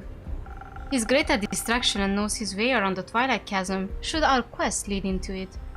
Apparently he has a family there, though I hope we don't need to disturb them. Anyone else? We considered a whole lot more, but Scully and Grace made a good point. They said not everyone is battle-tested and that it'd be reckless to take inexperienced adventurers all along. They also said we should look into more backup plans for the backup plan. I think they just wanted an excuse to do some research and to stay away from the bloodshed. Can't blame them. Melli really wanted to come too, but Dave said no. Is he coming himself? Of course. Made this to ask him before we got here. We need good fighters and kids got some talent. Oh wow, Jade likes? Jade said, Fable, if you don't come back, I'm gonna take your man.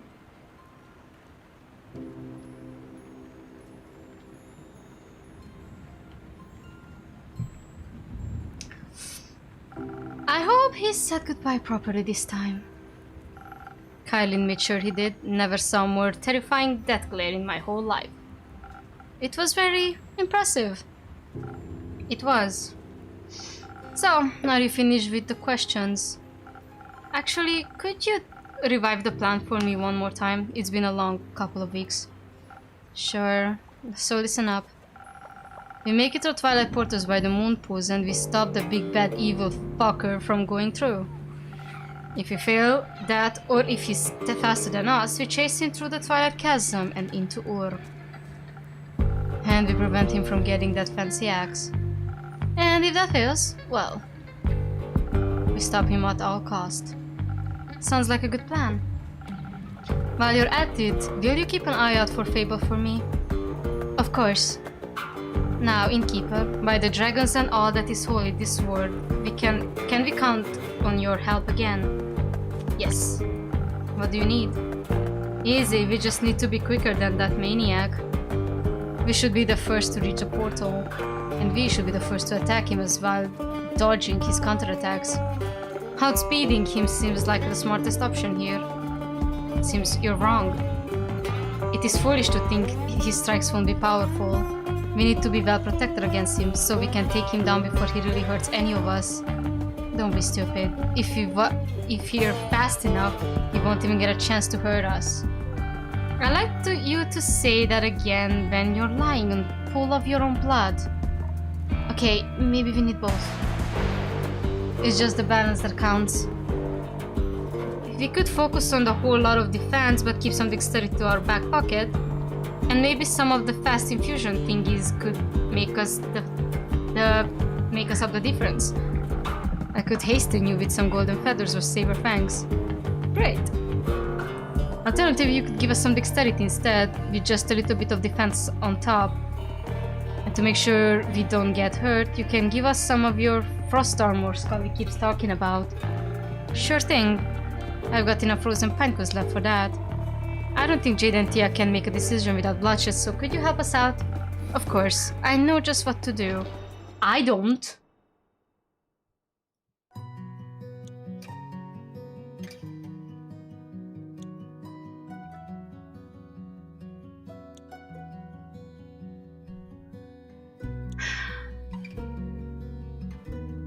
I think I'm gonna prioritize defense. I think I'm gonna go for defense.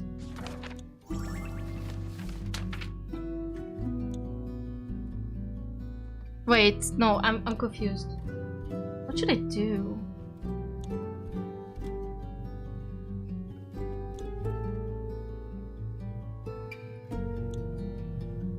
Okay, you know what? I'm gonna do the defense. I'm gonna go for this one. I'm gonna go for defense and haste. So the fang.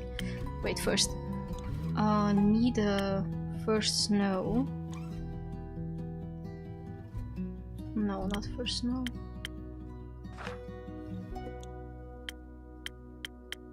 Don't I have any other? Oh, this one. We're gonna go to steel tonic. He said favor.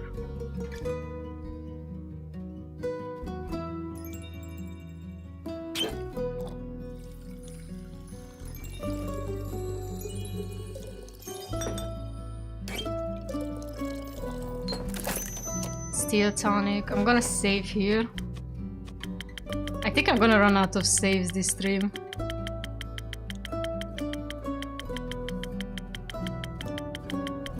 No, I have 2 saves left. After, like, my 30th save should be the last of this stream. Alright, steel tonic. Up the defense with a little bit of dexterity and haste. Up the defense, little bit of dexterity with haste. Okay.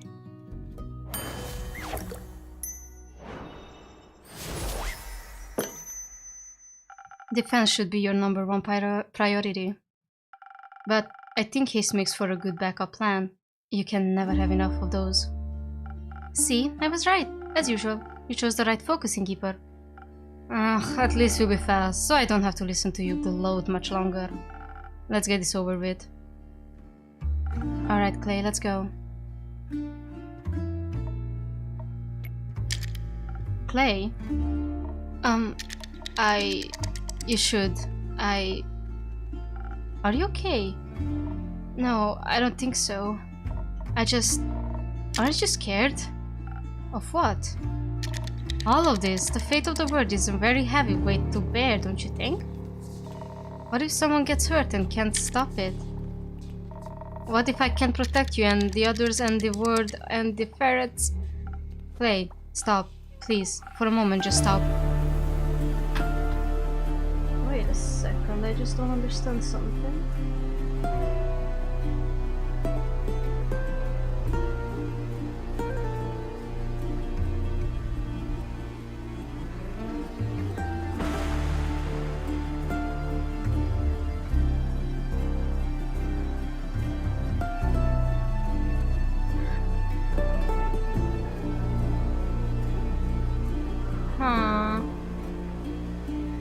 Sorry, I'm just a bit confused. I know this is scary, truth to be told. I'm scared too. My whole life has been building up to this moment. I've always been told I'm meant to save the people, and if I can't, what's the point of me, you know? You are the point. I'm glad you exist, even if you don't save anyone. Why do I feel like one of them will die?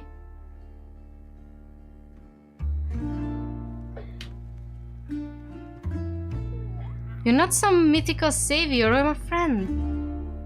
And you are mine. And I'm a little less afraid because I have you with me.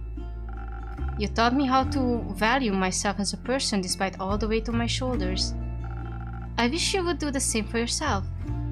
I promise you, together we will get through this. And we will save each other and our friends and the world and all of the ferrets. And then keep her while we're at it. Thank you. I feel like that. Yeah, it feels like that. Yeah, I have a feeling somebody will die. No matter what. Like, this does not sound like something you can come out unscratched. Thank you. I appreciate being included. I have a feeling that this is where it goes downhill. This is the 11th episode. Here is a powerful motivation. Use it. You're enough, Clay. And you don't have to worry about that you're not. And you too, Tia. Don't think I'm excluding you. I wouldn't dream of it. Having you two believe in me is all the strength I need. Can we still hold hands on the way there so it's a little less scary? Of course. Oh, they're holding hands. And remember, you can never lose me. Your bracelet will always tell you this exactly. One of them will die. And it's gonna be her. She's going to die. I am jinxing it now. They are setting it up. She is not surviving. And if you get lost somehow despite your impeccable sense of orientation, mine will help me find you too.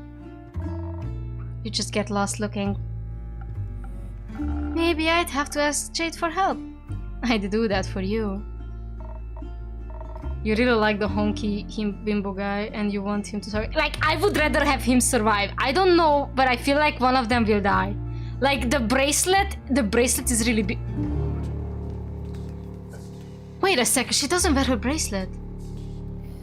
She's not wearing her bracelet.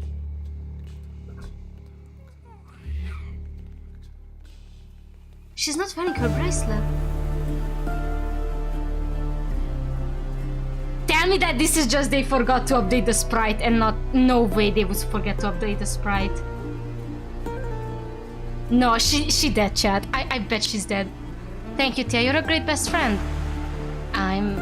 Oh, so are you. Alright then, best bud. Let's do this together. Now we don't jinx too much. I have a feeling that I already did! Best of luck. He cares so much about the people around him as he does about all the animals he meets. He knows his own strength and how helpful his abilities are, but that puts an impressive pressure on him. He wants to protect everyone, but even a half giant can only do so much. Still, it's good to see him believing in himself. No way. One of them will die. One of them will die. One of them will die, and it's most likely going to be... I don't know. What are the bone thingies that I got from... Oh, Grace. You must have made them some really good drinks, Innkeeper. I've never seen Clay that determined. I don't know what's the trinket that I got from the mission with Scully.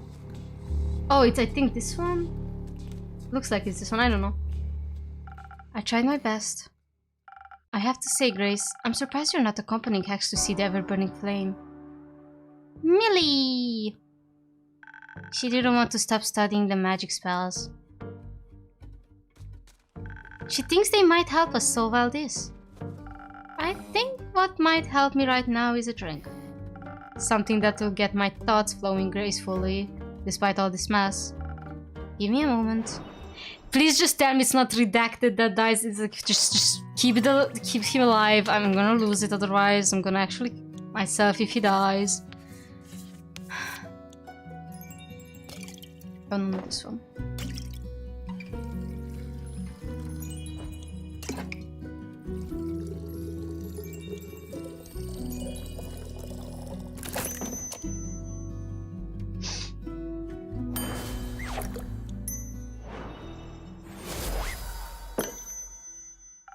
A delicious thought, get that detangled just for you. I don't think I've ever tasted detangled as delicious as this. You've tasted detangler? Melli, would you like a drink as well? No, thank you. I've already had 3 hot chocolates today. I think if any more magic enters my system, I'm going to eat the sun.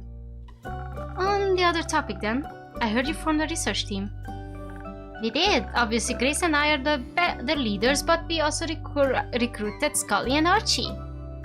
And Una said she wanted to visit us, wanted to sit with us and crochet while we work. Lazy as usual, I see. Well, she is retired. And avoidant. She's crocheting us gloves so we can hold our weapons better. They're really cool. Rufus is helping us too. His wool is so soft it calms everyone down. I wish Dave would join us too. I guess he's busy fighting the mean guy. But he promised he'd be back soon, so... And he better keep that promise. Please, Dave! Dave, you cannot die! If Dave dies, I'm going to literally roll back to this save. The one that I made, the 29th one. And gonna fix my drinks, because I cannot have Dave dead. What are you looking into anyway? Melli mentioned spells. Are those the ones Hex found in the tower? Yes, those ones exactly. He stayed up all night decoding their formulas, but as soon as he figured out what they were about, he lost interest. So I picked them up. Most of them were rudimentary, all things we already have in our spellbooks. But two stuck out to me. Care to educate Dave the diver. No! Dave! Best boy, Dave! Dave the diver. Care to educate me? Which one do you want to hear about first? Teleportation or soul binding? Soul binding. Hex brought some glass case with a glowing floating scroll inside. After we got it out and removed all the protective runes, he was pretty disappointed. A riddle-looked glass case and protective runes seems like something he didn't want it to be used. So, seems like someone didn't want it to be used, sorry. I'm pretty sure I know why. It describes pulling souls right out of people's bodies and binding them to objects. Completely volatile magic and dangerous, I assume. It's been a little hard to steal. Are we a victim to that? Is our soul literally bound to the tavern? Because that's how it sounds like. I'm trying to figure out any side effects it may have, so I can conceive Hex not to use it whenever he's slightly inconvenienced. Sounds difficult, but I'm sure you'll figure it out. What about the other scroll? That's the other scroll. One of the scrolls we found holds a powerful teleportation spell. Now, I fancy myself quite equipped at conjuration magic, but Hex finds it boring. He picked the scroll up because he assumed the golden runes meant it was special. He was right, but I guess it didn't have enough fire for him. More special than a soul-binding scroll. No, but still special enough. I think, if cast correctly, it could get you anywhere in Asteria with incredible accuracy. Even to protect places and other planes, but... Even to protected places and other planes, but... I'm trying to figure out how to use it without destroying myself. It requires more mana than people usually have in their body. So you think it kill its caster? Almost certainly so. It still has a lot of premise, maybe I can modify it. Best of luck. Thank you. New information on Grace. Grace is probably Voyage's biggest fan. From time to time she argues with her brother because to her he seems very controlling, even though she is more than capable of casting protective spells. But now she has her hands on two very powerful yet dangerous spells, and it is determined to figure out how to use them. Hex also brought back a lot of Wizard's personal notes. Diaries and such, retellings of his exploits, of his hopes, dreams, and fears. When I have some more time, I think I'll be able to do a deep dive into who he was. Oh my god, I cannot read anymore. Maybe I can even put a little exhibition together if Voy and Nicole let me borrow some of those magic items. I doubt they dare refuse you. I hope hope not. I want some magic scrolls of my own to decipher. But first we need to finish this research, just cause we need to figure out what to do if... It's just nice to have something to do is all. Plus, I'll take any excuse to hear more of Scully's Everbloom stories. He's trying to figure out where we can reverse the sigils that we need. Whether we can reverse. Maybe you can duct tape them back together? I don't think so. With Archie's help, I also made this whole board where I can collect and connect all our clues. Specifically,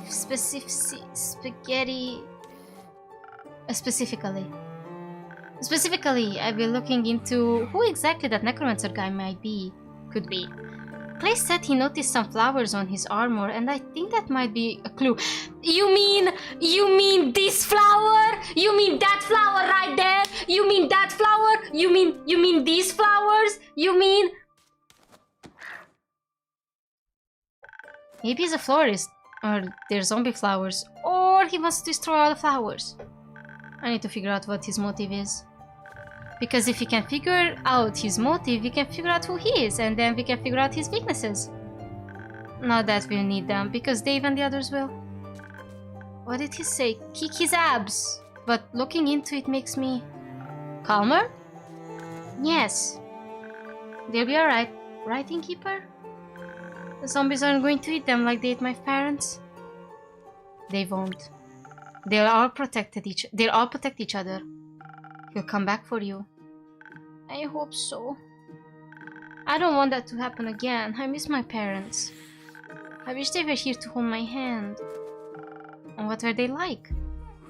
Well, I remember my dad always told me bedtime stories about swashbuckling burglars. And I remember my mom loved making things out of yarn, especially socks.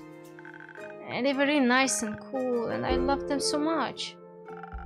I know I can't replace your parents, but is it okay if I hold your hand until Dave, Kyron, and Fable come back? That'd be nice. I feel a lot safer with them around, you know, like I'm home again. You're home. I think so too. But enough dramatic backstory. I'm turning into Dave. Just let's represent gay for Fable! No way she said that! No way Melli said that! No way he called him gay! No way she called him gay! Oh my god, this is the...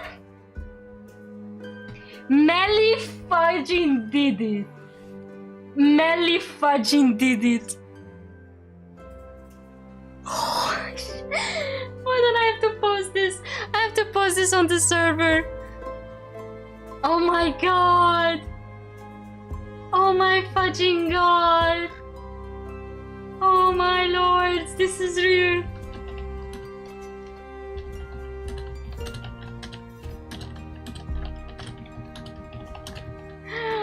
Oh my god, Melli! Melli! Where are you, Chad? This is like a monument for me. She just called him gay. Maybe it's time to head out. We'll update you on our research tomorrow, Innkeeper, but first, we're going to get a lot of ice cream. Exactly. And I promise she'll make some. Thank you. Save some for me. We'll try. He called him gay, I can't. Oh, Quincy. Hello there. It's been a while since you last showed up. I thought something might have happened to you. I feared you went home without saying goodbye. I wouldn't do that, my friend. I did end up finding those golden loon feathers quickly with a little help from Voyage. But with everything going down, I decided to stick around and help those in need. That sounds like you. How are things with you, though? You didn't need to say much for me to know. You don't need to say much for me to know what that face means. I've seen it once or twice before. Is there something I can do for you? What is there to be done, Quincy? It's like everything is in limbo. Like dancing on the edge of the blade on one wrong move and it's over? Something like that. Would it help if I asked you for a drink? Maybe. You know, what always helps when I'm feeling down? What? A good cup of Quincy's hot chocolate. Oh god, this guy makes such good hot chocolates. I love his videos on hot chocolate. Here, after all I've heard, you might need more than me. Oh my god, we got hot chocolate and it's also... Oh my god. Perfect for cold nights of the winter solstice or days when your heart just needs a little warming up. Quincy's hot chocolate will have your spirit reinvigorated in no time. This hot cocoa with a dash of cinnamon quickly returns the feeling back into your chilled bones and maybe will make you feel a little less alone. Thank you. That's very kind of you. Now go on, make me a drink. This one or another one, whatever you'd like. Oh, anyway, it's swiftness. We're getting hot chocolate.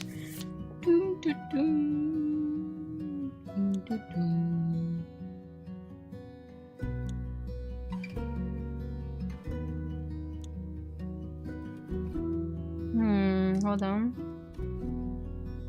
Oh, this is perfect.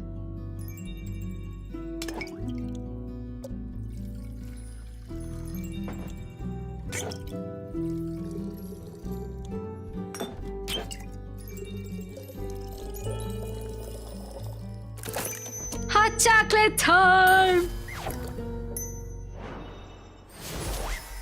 Oh my god, it looks just like him.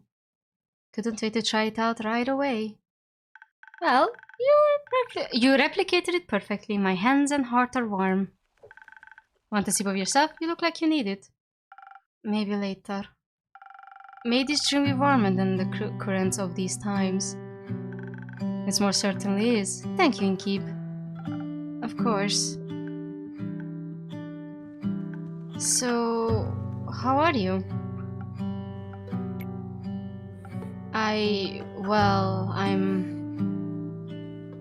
I'm okay. I think I'm just numb. I'm losing my mind. That's good enough for me. Understandable. It feels like an underreaction. It feels like there are a million different emotions whirling around my head, almost none of them good. And if they're all good, my worries twist them into something horrifying. That doesn't seem fair. I don't know if emotions can be fair or unfair. Either way, it's good to feel things. Reminds you you're alive. I like to feel little less. We all say that until we suddenly do, and then we wish we weren't so empty. Isn't it good to care again? To have people you want to believe, to be well? Maybe I didn't think I'd care again. I didn't want to, but it just happened. Yeah, just like that, without my consent, I might add. The heart wants what it wants, and sometimes what it wants is friendship. But I can see how that's a scary feeling. So many things are on the line now, perhaps more than you bargained for. It was easier when I just looked away. Would you rather look away than you help your patrons, your friends? No. But now I have to face the fear of losing them. Funny. Funny? Did you just swear to me you were done fearing death? That you had nothing left to lose?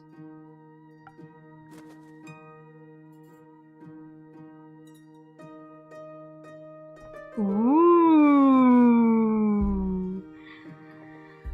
Sometimes lying to ourselves is easier than lying to others, I guess. I'll keep my "I told you so" to myself. I just feel like I'm stuck in an endless cycle and there's no way out that doesn't tear me apart. Would it help you to know we've all felt like that at some point in our lives? Not really, no. Then let me leave you with this instead. Love may come at the price of loss, but the inevitability of loss also comes with the reward of love. You can't lose something without having loved it. God, I'm so bad at reading. And so you should love whatever it is you fear to lose. Those are the moments that matter, the moments that make your life worth living. Besides, you have the power to step out of that cursed cycle anytime. Do I?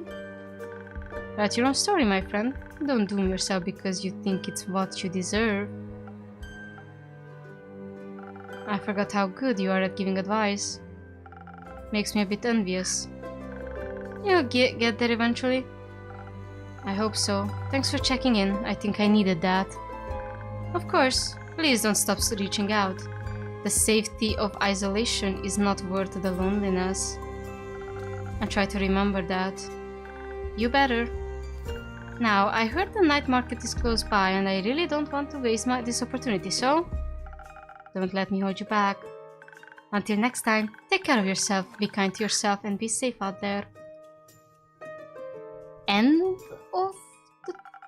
Why don't I get a catchphrase? Oh well. Guess it comes with age. Maybe next millennium. We are a fae. We are a fae. We have to be. You! It has to be you! It has to be you! You look like somebody who would be evil! You look exactly like somebody who would be evil! Hello. Greetings, traveler. Hello, old friend. Catch up with your past. That has to be the evil guy! Nice armor, is it new? No. Does it seem familiar? The flowers certainly do. Did you keep my books?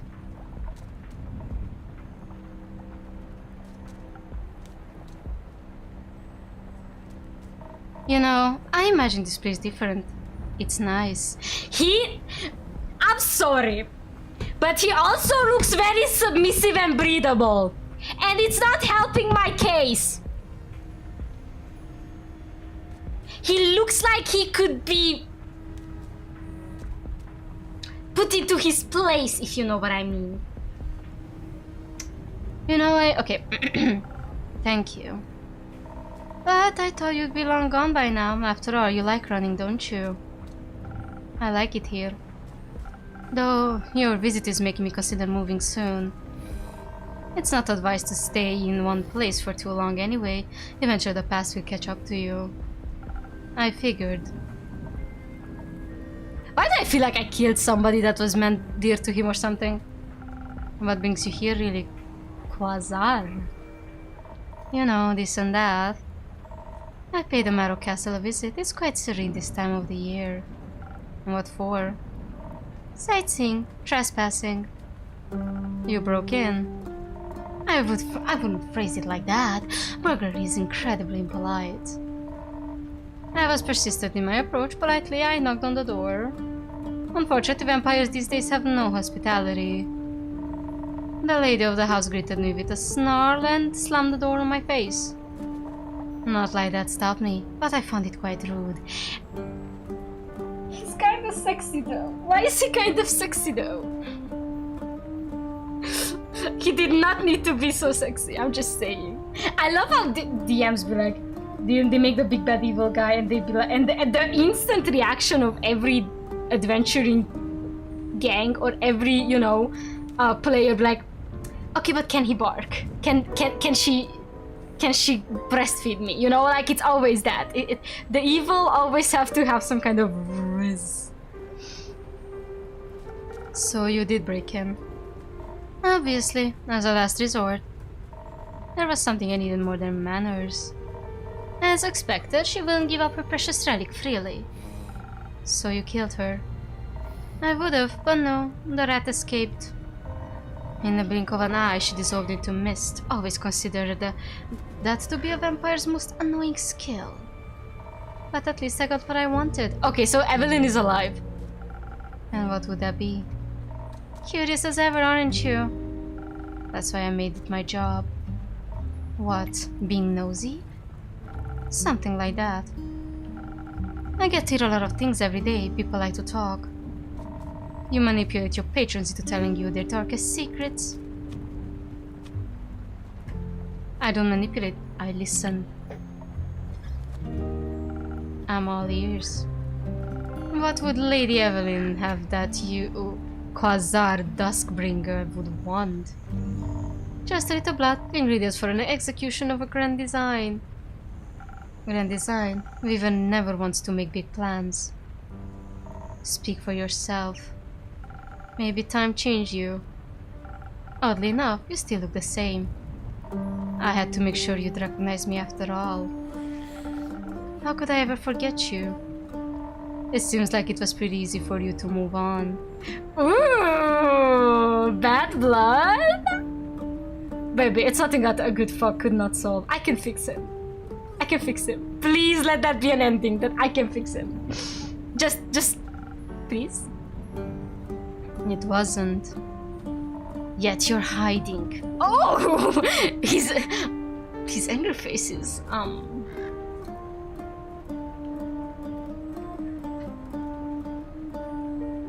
I took a very bad screenshot. Let me reroll that. Sorry. Thank you. Holy shit.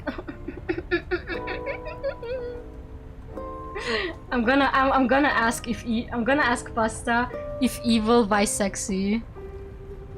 I'm gonna ask.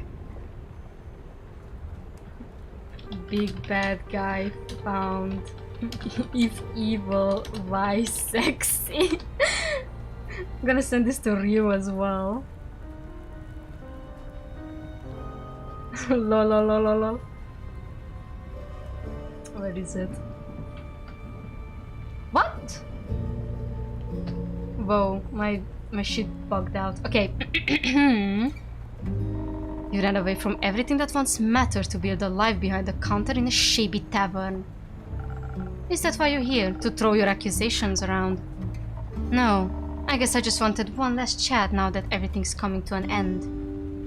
And I'm curious about how this old friend of mine's doing. So how are you doing, friend? I full of hope for a better tomorrow. I'm worried the world we know will end. Let's be hopeful. The world is ending, but like, who cares? Me too. I'm just afraid that we're hoping for different dawns.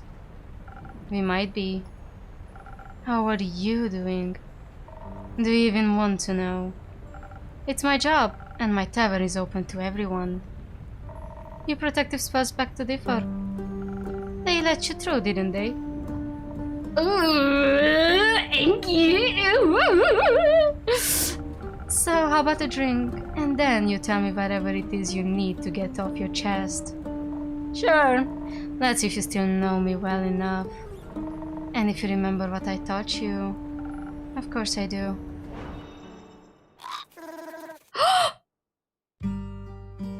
Andu is afraid. Andu is scared. Andu is scared?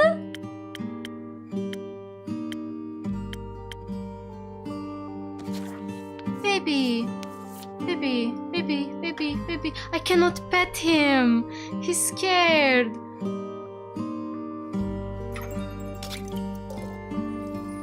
Oh no. Oh, I think I put too much.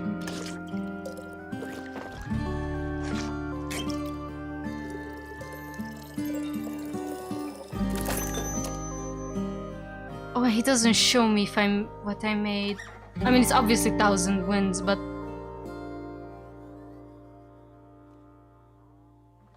I do have to check again. I'm too scared for my own life.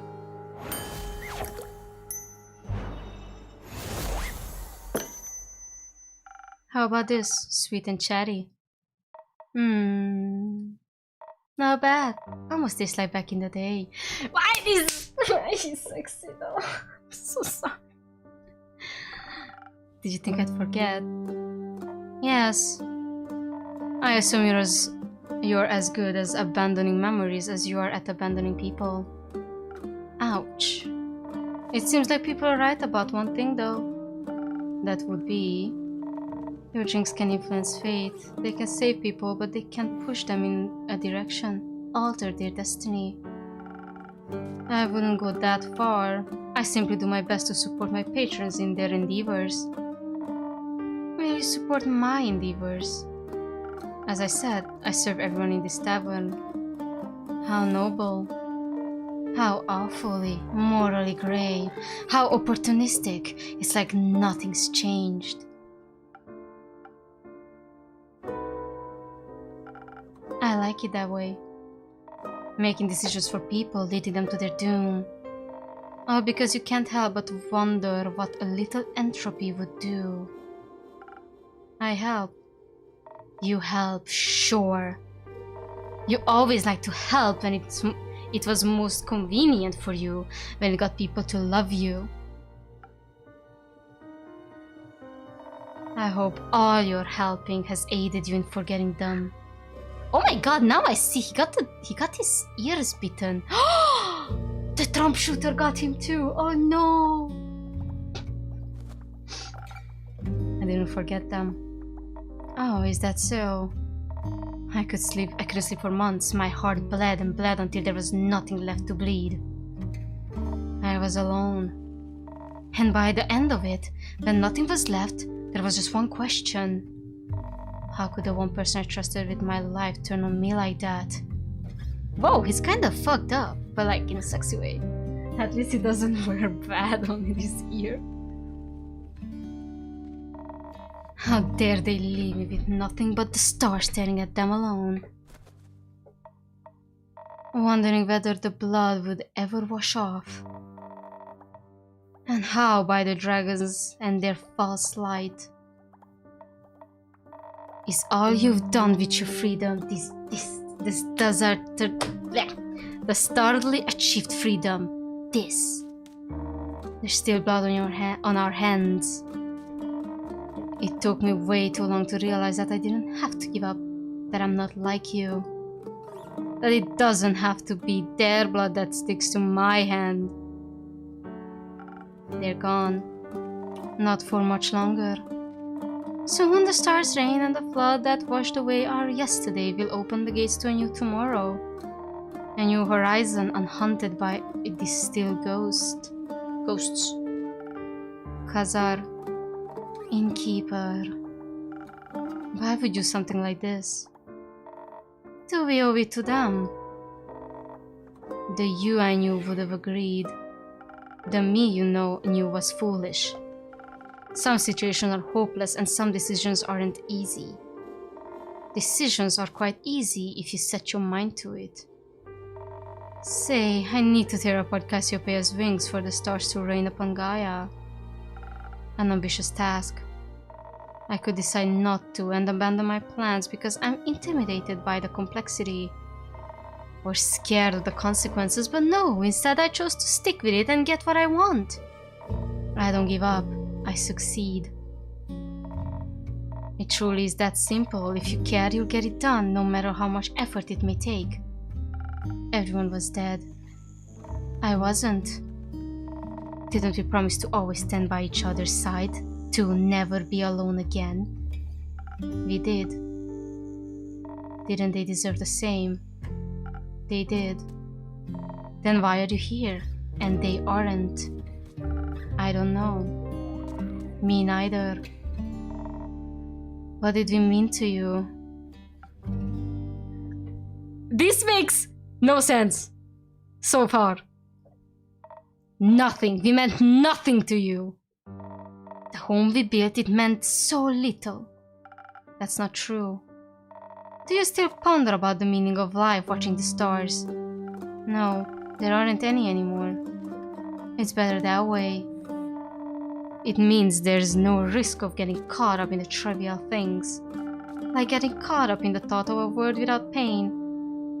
At least it does. Okay, so when he's so affected by his loss, he went crazy. Obviously, baby girl went crazy. But like, can we fix him? That's the question. Like that. So naive. So stupid. It meant everything to me, and it was bound to break. Don't lie to me! I don't know. I've seen through the charade. Your tricks don't work on me anymore. Look at the stars now as they lie at our feet. A declaration of your failure, an elegy to your cowardice. And a demonstration of my endurance. Everything is set. Everyone will get what they deserve. Even your little replacements. Soon there'll be no more but a fading memory of the horizon. Feels familiar, doesn't it? They're alive. They can be saved. They are alive indeed.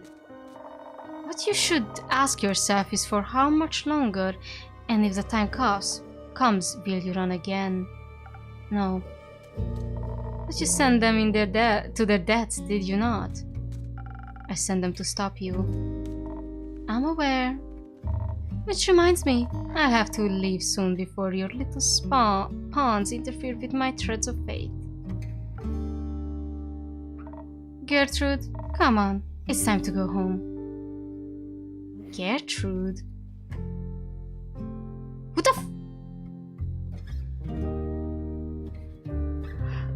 The fucking bird was his familiar! The bird was... The bird was...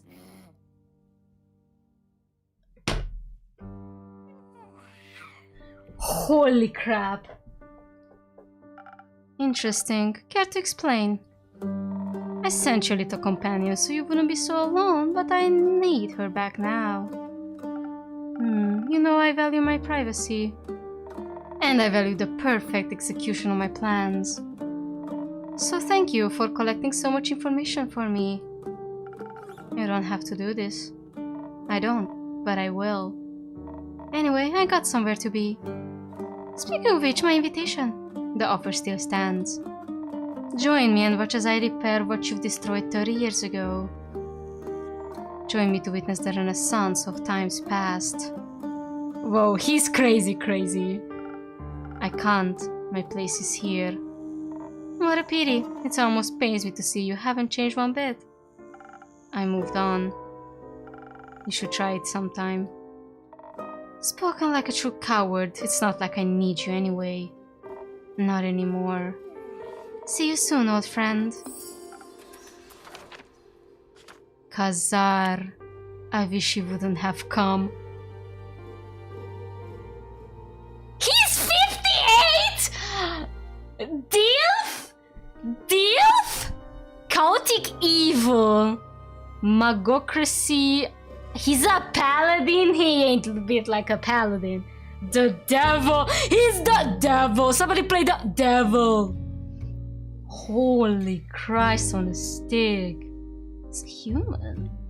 I wish you wouldn't have come. Shadow, it's me, the devil! Thank you! As you change, you didn't change. I don't get it. As you changed or you didn't change. I don't know. This game is getting confusing. Are Pulamare? I hope so, dude.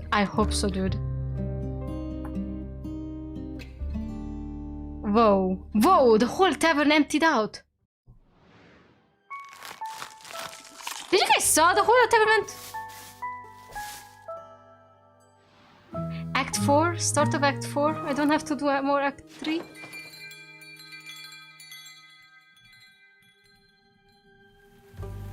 Nope, still in Act 3. The Wheel of Fortune. I think that's gonna be important. And I think somebody already died. Oh no, never mind, everything's back. Guys, hi! Good morning, Kingkeeper. Good morning. How's your research going? Well...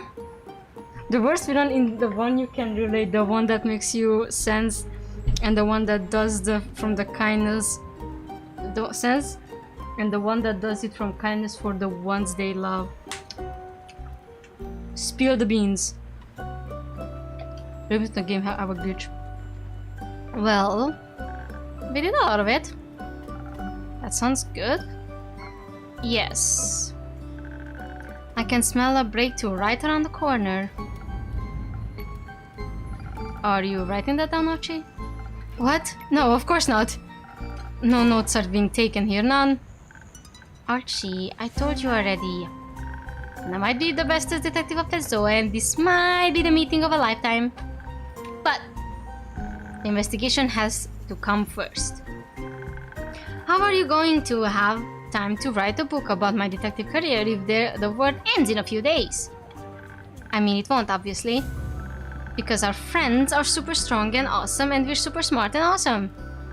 But we should still focus on backing them up. I'm sorry, it seems I can't help but gather material even now. You're a very impressive detective and I fear what will happen if I stop thinking about my books. Is this what I think it is, Detective Melina? I'm afraid it is. Excuse me? It's a severe case of nerves. Quick, innkeeper, we need a remedy. Oh, the most revitalizing drink will do. Does the patient agree with the prescription? Really, it's not that serious. Thank you. Perhaps a cure that will boost my toughness is just what I need. I need patient 0. God, how long this is.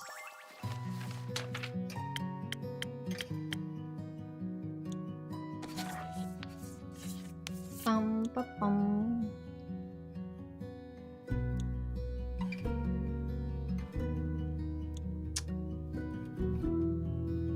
Oh, this one's good.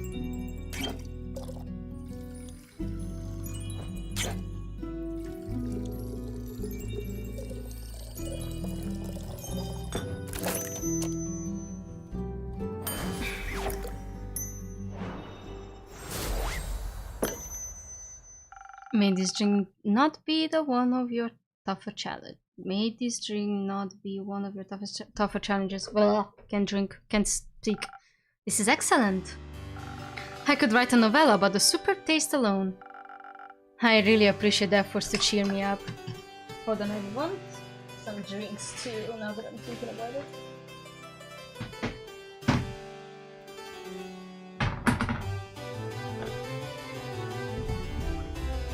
I suppose I've been worrying more than I realized. How can I repay Rosemary? You shouldn't just bear your worries silently.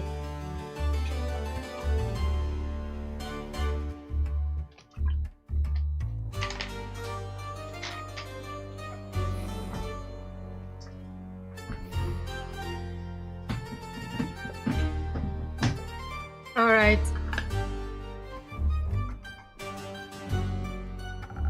I would accept an update on your research as compensation. Certainly, we are happy to oblige. Though my knowledge of tales and myths could serve us well in identifying another weapon to slay evil. I taught my knowledge. So I questioned as many scholars and returned as many pages as I could, and turned as many pages as I could. But that sounds exciting. It might have been if I had managed to find even a hint of anything useful. Excalibur is nothing but a legend. Oh, I guess that's an Excalibur. The Lance of Lovingness might be real, but it proved impossible to trace its location. And don't even get me started on the history of the sword Balmor. My research ended in total failure. Don't say that. We found now, we wouldn't know that there aren't any other weapons if you hadn't looked. It just means we have to move our research focus on something else now. Like my investigation. Oh, like I mentioned the other day, I really wanted to look into who this weird bad guy really is. With a plan like this, he can't just be some random nobody. This plan does have a certain je ne sais quoi. Je ne sais quoi. It's just so mustache-twirlingly malicious. I bet he has a mustache. Yeah, he does have one. And I was just like... In any case, he must have left some traces that we can follow. And if we can figure out this real identity, we'll know his mortal weaknesses. Like a lover, like an old wound. Exactly. Someone who wears that much armor must have something underneath. So we just have to wait until he takes it off. Once he takes a bath, we should... Actually, I don't think this is a good idea after all. Still, Kyrin always says that the more you know about your opponent, the easier the victory. But this guy is like a ghost. No one had seen hide nor hair of him before all of this started. And here I thought armor like that would have made seem super recognizable with the flowers and all that. I did look up with some of the ones Clay was able to identify. There are petunias and marigolds which symbolize resentment, anger, grief, and mourning. So that told me absolutely nothing, besides that he's a bad guy with some big feelings about the word duh. And people just like silently sipping on their drink. Then I got an idea. What about other well-known necromancers? Maybe we have a repeat offender on our hands. No one really seemed too fit, though. I was really close to ripping my fur out. But I remembered all the stuff about the sigils. There actually was a necromancer that died when the portals opened. So I dug the file out of my pile, and yes! If the creation of the portals broke a sigil, then that can't be just a coincidence. Therefore, this necromancer from back then must have faked their death and rebranded themselves as the mustache-twirling green-armored bad guy that we're facing right now. She is so smart. I'm so... You are amazing, Melli. Shouldn't you be doing the pointing thing now? I'm just not feeling it in keep. I know it doesn't add up, okay? I'm sorry, Archie. This isn't the revelation of truth that it should be. When you write your book, the detective should definitely be pointing at something. Pointing. Yes, I'll write that down.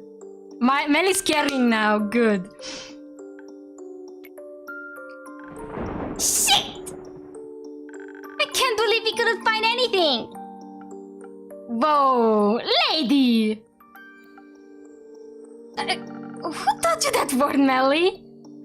Wouldn't you like to know? Oh god, she just swore. She's like, shit! Oh well.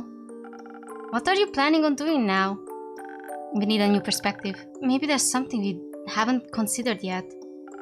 That's why we brought some of our research materials with us. Wouldn't the library be better for this? Well, maybe, but there wouldn't be enough space to set up the conspiracy board. You brought the board here? Yep. Thanks for letting us set up here. Okay, I'll be in the back. Bye. I hope it's okay for us to take up some of your space. It's fine, Archie. You can go ahead. Much appreciated, innkeeper. The fact that Melli cracked the case. Well, don't you look chipper? It's good to see you too, Una. Man, you can spare me the pleasantries. Wait a second. Oh my 68. Oh, wait, magocracy is his background. What's a magocracy?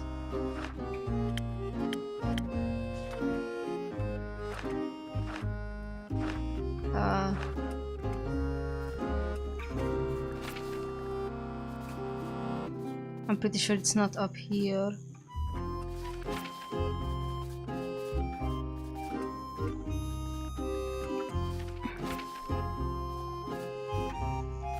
Mariofall.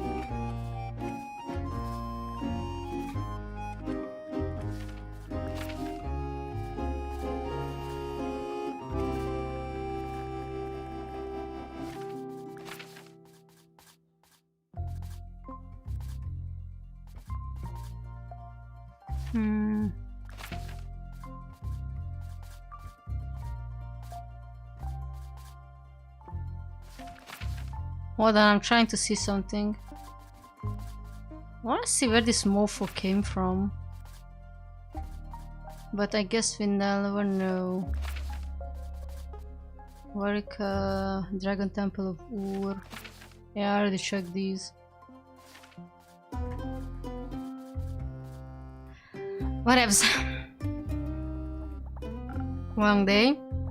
Nah, I just never really into all this research mumbo jumbo. I was surprised when I heard you volunteered for the research group. Your info gathering game is getting weak in keep. I just chase the activity that's least hassle. Too much exercise isn't good for the retirement spirit. But I don't need to tell you that, do I? Before you get another word out of me, though, I need something to get my energy back. That whole frantic research atmosphere really tired me out. Something to bring your strength back, got it. And you.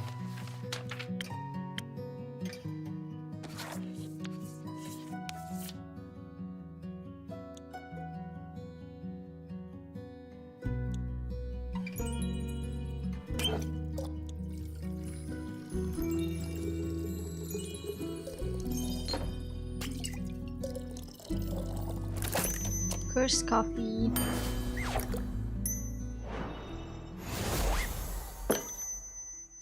Here, for all that heavy-duty crocheting you're doing.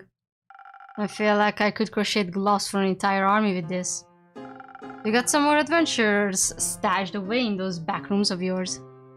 Just some more frantic researchers, I'm afraid. So, what else have you been up to? Just making sure Grace and Scully don't work themselves into an early grave for most part. Any news on that front? Are you in the mood to be underwhelmed? Listening to what my patrons want to share, whether good or bad, is key part of my job. Spoken like a good little innkeep. As for the research, not many surprises there, to be honest. The damage that breaking the sigils did is pretty much irreversible, as expected. That teleportation spec Grace is looking into is also not getting any less dangerous. Even with all the modifications she's making, there's still good chances of it backfiring. And by God, chance I mean like 70%. What kind of backfiring are we talking about? Like everything blows up in fabrics and fun? Like killing you? Like killing you instantly, exactly. Oh. How are Scully and Grace feeling about everything? They're taking it in stride, or they just too stubborn to give up, I'm not sure. That sounds like them. What about you? Me? All of this must be pretty disheartening. I mean, not really. These kinds of doomsday scenarios just lose their impact after a while in this business. I believe my life, I've made my choices, now I'm just doing what I want either way. In the end of days comes knocking and I'm on my porch crocheting and drinking, I'll have no regrets. But you're not on your porch. You're here, looking after the people trying to avert the doomsday scenario. Oh, she does care. I can't believe I had to hear that from you. Leaves a bad taste in my mouth. I could offer you another drink to wash you down. No thanks. Unfortunately, you've got a point. I guess I got swept up in all this a little. Sure, it's weird. What is? Caring.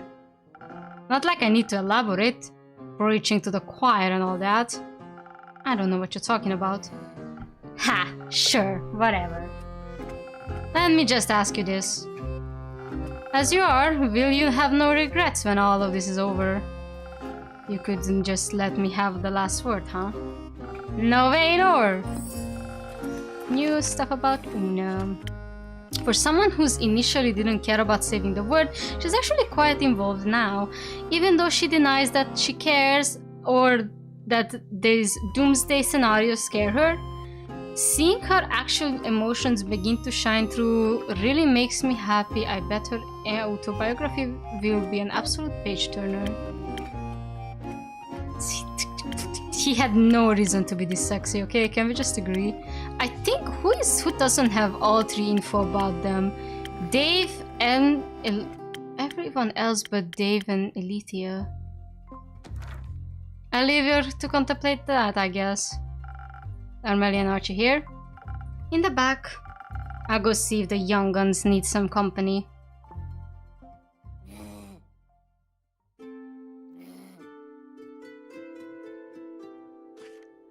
Oh, Jesus Christ. I'm scared. Whole gang is back. Greetings, I mean, good mythical afternoon, adventurers.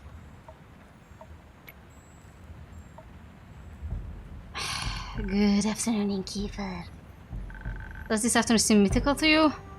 It seems wet. Sorry about that. We didn't have much time to dry off before coming here. The floorboard should be able to endure it just this once. It's okay if you want to leave now, Baya. We all made it back safe. Okay. But please keep the blankets. I could make some soup. We should be good for now. Thanks, Baya. Where are you headed, Baya? The swamp. I want to talk to my friends. I see. Goodbye. Let the tree know if you need any more help. I will come. Stay safe, Baya. It did not go well, but I think at least everyone's alive. Spit it out already. You've been chewing on this ever since we escaped from the mountain. It's just, I feel bad, alright? So, that doesn't sound too good. Isn't that pretty obvious? Right. More importantly, have the others come back yet in Keep? They haven't. It's a waiting game then. Great, my favorite. Alright, Inkip, this is where you come in with a drink. I'm going to explode if you keep on brooding like this. We're not that rogue fellow. And which of my drinks would be of aid? Not sure what could help soften the outcome of our quest, but maybe protection from disappointment that might do. Certainly. Okay, they're alive, that's good. They're alive and that's good. They're alive and that is more than perfect.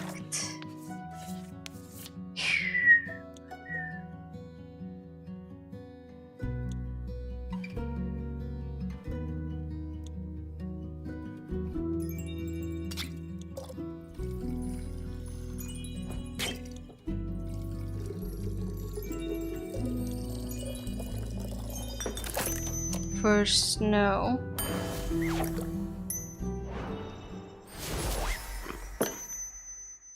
I hope your disappointment will be just as distant memory after this drink. Thanks. This will take the edge off. I didn't realize my shoulders were so tense this entire time. Can I offer you to a drink as well? I'm fine for now.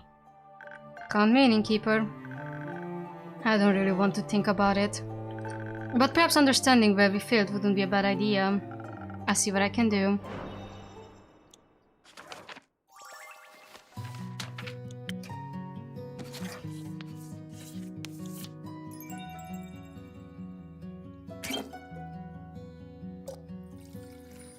God, can this act end? I really need to pee.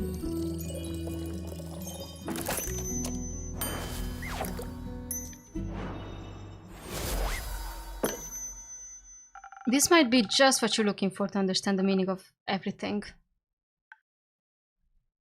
42! What? Weird. I don't know where that came from. Wait! Wait, isn't that the number to all answers or something like that? Isn't that a reference? Oh, I remember seeing that in another game. Was it? It was in the... That's Not My Neighbor. There was the guy with the 42 too. Or yeah, the meaning of life. Thank you, thank you, thank you. But this is good. My synapses are firing at the speed of life.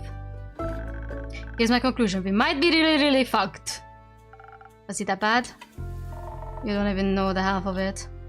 Wait, this can't just be it, right? Grace and the others should have figured something else out by now. You probably already have some quests in store for us, for Plan C, D, and X. I'm sorry, Hex. Archie and Melli couldn't find any new leads. And Grace and Scully are still at it, but from what I've heard, they haven't found much either. That's... Hitchhiker's Guide to the Galaxy. Yeah, that one! Come on, Innkeeper, stop joking around. Hex is just a walking meme. Let's go. I don't think this is very funny. Neither do I. Then what are we been doing here? What? If the Innkeeper doesn't have any quest for us, why are we even wasting time here? If you haven't noticed, the world might be ending soon. We failed to create the world-saving weapon. And now we're here to what? Have a nice chat? Oi, You mighty close to overstepping there, wizard. Well, maybe someone needs to say it instead of just lazing around. Hex, sit your ass down. This is no time to lose your cool. We aren't just here to chat. Information about the group that went to the Twilight Chasm will reach this in first. At this point, we need to know their fate. It would be foolish to go running around without a plan. So, are we cool? I'm sorry. Not exactly a good look for a wizard to lose his head, is it? As long as you realize that yourself. While we wait for the others, I guess it's time for another story in Keep. I'm looking forward to getting some context. Right. After our chat with the other day, Kyle and I went to pick up Hex. We said goodbye to Kyle, he cried, then he left for Morrow Castle. Soon after, Kyle and Vaya picked us up. They just stepped out of the tree right next to us. Vaya was pretty excited to take us to the Highlands. Apparently she's pen pals with the Yeti and she's never gotten the opportunity to visit. And then whoosh! Whoosh. Yeah. 1 minute we're surrounded by nice and lush woods and the next, vast mountains. Snow. A lot of snow. You guys suck at descriptions. Our journey to the Highland was so fast it barely noteworthy. It was impressive. I mean, sure, evocation is obviously the superior school of magic, but I suppose such a feat of conjuration was pretty cool, even though nothing blew up. And then you had to have blabbing to buy about it until we reached the village. Well, Grace would have killed me if I didn't ask for details. While the view was great, we were pretty disoriented. Even when we found the village Clay told us about, no one could point us towards the temple. Kyle looked like she was getting ready to throw people around if they continued saying they couldn't help us. It was clearly that no one there knew anything. Even though we still had no idea where to go, we left the village. That's when Baya let out this gut-wrenching scream. It sounded like this. Thank you, that means a lot. Thanks, I really appreciate you replicating that scream. But why? Hey, you guys insisted I stay to tell the tale. Melli, did someone die? Oh, hi Linny. Good to see you, Melli. No one died, Hex just got a little too excited. Oopsies. I see. Well, make sure not to scream like that anymore. Or no one will know when you really need a detective on the scene. After all, you don't want to be the next boy who cried detective. I'll keep that in mind. I'll go back to the board then.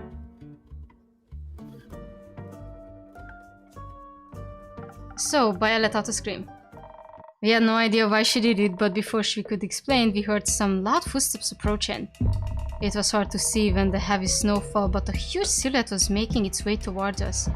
Kyra almost tore into it so as soon as it was close. But before we knew it, Baya rushed forward.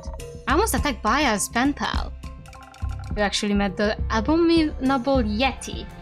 The boy who cried wolf, yeah. Really nice fellow. Also pretty good with directions. They pointed us towards the temple. Then when they did, I noticed their well-crafted ring made of something like opal. Couldn't help but ask them about it. Turns out they got it from the temple. That really got the Yeti talking. We learned a bunch about the temple's jewelry making business. And about how anyone approaching the stronghold unannounced will be seen as an enemy. Which is a horrible way to run a business. The Yeti explained that only the selected group of trusted people are allowed in the premises.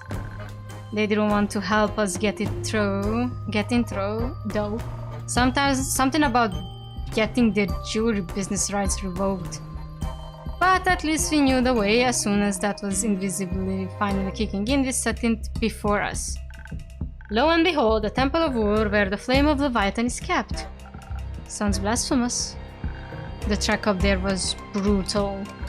It was so much walking, I thought my feet were going to fall off. It wasn't so bad, really. The winding path looked nice with all the sparkling snow. That's easy for you to say. You just vaulted right over all that rubble. I guess we did get to gate eventually. It was closed, of course. The gigantic wet slab of stone is battered condition. If there's one thing I know about this sort of thing, is that it are super inconvenient. Good thing we didn't want to waltz in through the main gate anyway. No, with the invisibility effect from the drink still active, we started to check for other points of entry. There was so much rubble, we figured they must have been somewhere for us to slip to. There must have been. Well, there wasn't. And I was already starting to feel this itch of the invisibility wearing off. We were running out of time. Come on, tell the innkeeper that what you decided we should do next. We might have tried to scale the temple walls. We made it close to the top. But then the stone started to crumble right under our hands. Vex was the first to fall, but it didn't take long for us to follow.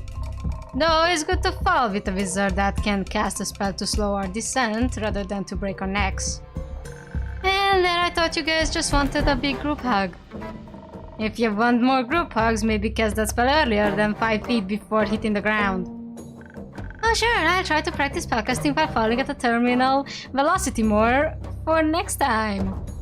Well, you did manage to manage it before we turned into a big puddle of adventure soup. If only we had managed to land literally anywhere else. I didn't even know creatures that big lived out there. Aye, me neither. Right next to us, where what we had thought was a snow-covered mountain, an eye as big as Kyre opened. It was the guardian of the temple. It slowly lifted its massive head, and we realized that mountain path we had been walking on earlier. It was no path but the body of a Quiver. Its snake body slowly unfurled from around the temple. While shaking the snow of itself, it revealed its pure white iridescent scales. For a few moments it just stared us down.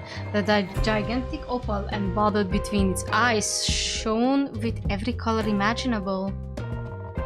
What I wouldn't give to work with an opal of such fine quality. It's good to hear you guys had a mythical moment there. But I, for one, was worried about the overgrown snake with fangs! The quiver unfurled its wings from where they had been tugged against its body and rose into the air. An attack position. It struck with such speed we only avoided it thanks to Kyre's quick reflexes when she pushed it into the snow. All I could think was that I didn't want to fight it. When I was getting back into position for another strike, I screamed our intention out. I couldn't imagine Dragon's Guardian would be indifferent to our objective. It didn't seem to care much about it though. Or it didn't hear us. I didn't want to give up. We had to communicate with it in a way that it couldn't ignore. So we choreographed an expressionist dance. No, not really. But that would have been a lot funnier. In any case, instead of trying to fight it, I told the others to get moving and get the message across by writing it in large letters in the snow. Ever tried to stomp out letters while a giant reptile is attacking you, innkeeper? Heck of a core workout. I think I developed muscles where no muscles should ever develop. Watch out, you might become the first wizard to complete the push-up. And did it work? The push-up? No, the writing in the snow thing. Wasn't sure at first, but when the attack stopped, I saw it looking intently at what we had written. Then it launched itself in our direction again, but instead of trying to attack us, it dove into the snow. The ground beneath us shaking until all of us were suddenly lifted on the top of its head. I thought we were ascending to Tuat's realm for a second, not gonna lie. But instead we were just lifted higher and higher into the air, towards the temple. Soon we could see the tower emerging from the temple grounds. The guardian must have understood us after all, because it was taking us to the only place I could have imagined the flame to be. Soon we were close enough for us to jump down from the guardian, And then I saw the altar. This is where it gets bad. What did you see? The flame was stolen. That's the thing. We saw nothing. The flame was stolen, told you. Nothing. No great flame of Leviathan. Just a devastated altar. And an empty basin where the flame should have rested. We were so foolish. The clues were already there when we were approaching the temple. All the rubble, the poor state of the building. The flame was extinguished during the flood, long before we ever set foot in the highlands. I should have known that an eternal flame was too good to be true. It was all such a waste of time. Yeah, but you all survived, so that's cool. You can imagine our shock at the very at what we saw in Keeper. The realization slowly began to settle in. There would be no way of forging that weapon. Nothing to wield against the necromancer. Up there at the altar, everything was so quiet. The priest hadn't reached us yet. There was just the sound of the wind and the crushing disappointment we were all feeling. The guardian didn't need to say a word, I understood it either way. Whatever emotions we were feeling, they couldn't compare to the grief in the guardian's eyes. Eventually, we were joined by some of the priests who confirmed what we had already surmised. They lost their main object of worship on the day of the flood. At least our disappointment was somewhat softened by the warm meal the priests offered us. I think they felt bad for us.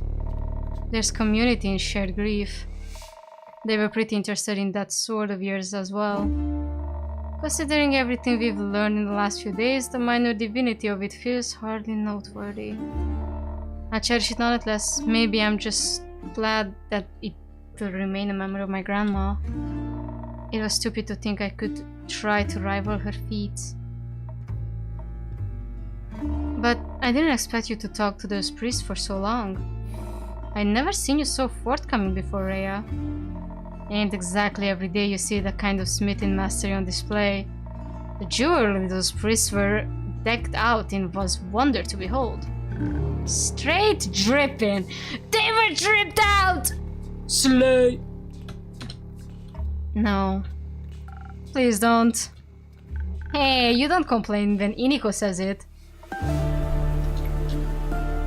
That level of craftsmanship is to be expected of Ur's people, I guess. They were really generous as well, practically forged those opals on you. And the blueprint. You're misunderstanding that one, Kair. That was for you. It's a sword blueprint that's been passed down since the conception of the temple. A form of worthy of the dragon's might, as they put it. Then they wasted it. I know you won't hear it now, but if you ever feel different, I'd be honored to forge it for you. We eventually got ready to head back. Now we have sad news. I'm EP, so I will have to go. Same, I also wanna go to sleep, but I wanna end Act 3 somehow. I'm gonna see if the next... Hopefully the next one loads up Act 3. If no, I'm gonna go to bed. I was worried about the lack of trees around us, but Baya seemed unbothered. We headed out to the courtyard where slowly but surely we grew the whole tree. Its branches were stark white and covered in gleaming leaves. I asked her afterwards what kind of tree it was, but she just replied that it was the dream of the soil. Have fun, bye bye bye, Fio. Don't know what that meant. The priest looked very touched by its appearance, but we needed to be on our way, so into the tree we went. We stopped by Baya's and then headed over here. So that's that. Now I had such a depressing walk back to the tavern. Oh, quit your yapping. You were going on about this all the way over here too. That's easy for you to say. After all, you got those gems, great for your stupid competition. Some of us were a bit put off by the quest failing. Why don't you just come out and say that what your problem is? Sorry, I cannot read at this hour. My problem is that you're acting like everything's fine. Okay, this has to be Act 4! Starting Act 4!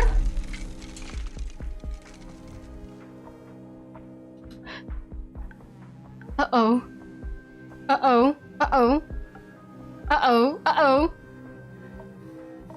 Did it stop? Seems like it. Is everyone okay?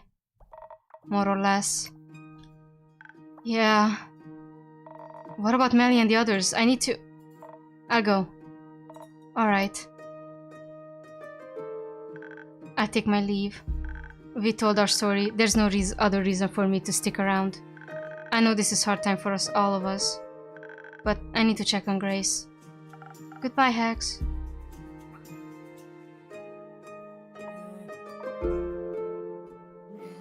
It's getting late. There's always a room for you upstairs to get if you get tired, Lynn.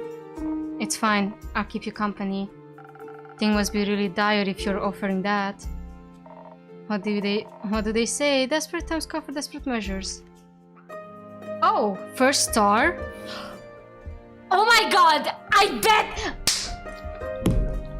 bet she died. I bet she died, and I told you that she would. I told you that she would.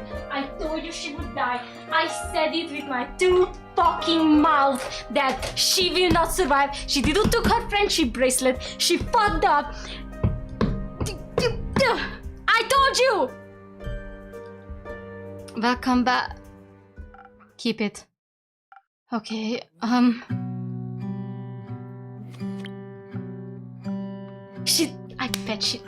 told you. Where are the others?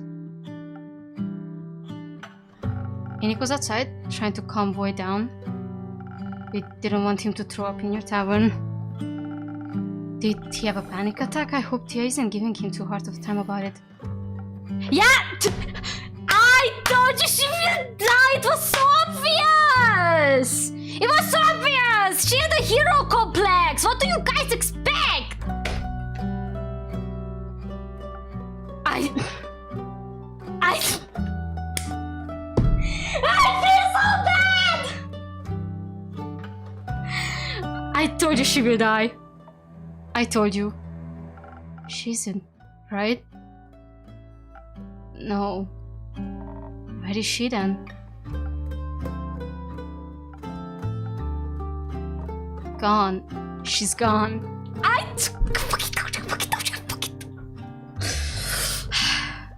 She left? Oh, she's dead. She can't be dead. You're right. She's way too stubborn to die. Well, she did.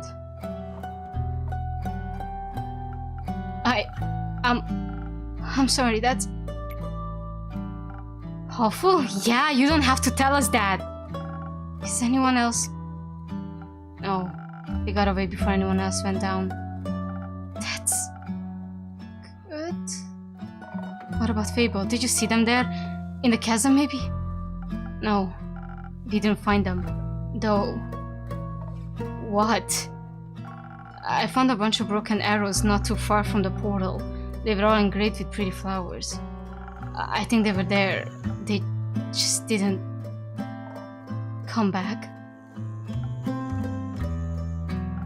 I hope they're okay.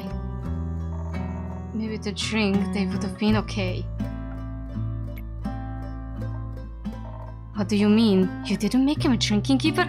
Oh my god, they're fighting! I mean, I'm 100% sure Fable is not dead. But I knew she will die. I was 100% sure that she will die. Like, come on! She had a hero complex. I think she would have either way died. We had a bit of a fight. So you willfully endangered them? I had hoped it would stop them from going. Nothing could ever stop Fable from helping people, you idiot. I realize that now. You should thank the dragons I care more about my friends' eardrums than I care about yelling at you. I read it well enough, don't you worry. You better, if anything happened to them...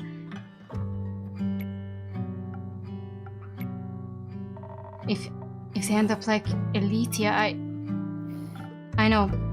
Me too. We shouldn't have left without her. Her body wasn't exactly cooperative. We couldn't have taken it with us if we tried. Don't call her that! What? An it! Clay. He's right. Have some respect. I'm just saying. I stopped saying it. I bet that the guy used necromancy. Alright there. Alright, you three. Calm down. No need to spill more blood. Please, tell us what happened. What does it matter? We abandoned her. That's what happened. We didn't do that. We sure abandoned the world. Our angel would be disappointed in us. It's not like we had much of a choice. You would say that, wouldn't you? What's this supposed to mean? You always run. Of course you wouldn't choose anything else. I ran because I have something to get back to Clay. So did she. Okay, how about a drink for calming all those nerves? No. Time and place. I'll take one. Need to tell you what happened after all, even though I'd rather wouldn't. Got anything to make me that easier? I'm running out of secrets though. Don't worry, there's no need for trading today. I don't have anything to wash away the regret. But maybe I can get you something that makes the words flow easier. I told you she will die, it was bound to happen. They literally set us up there. Buddy, we had no other choice. Oh man. This is not going coochie now, is it?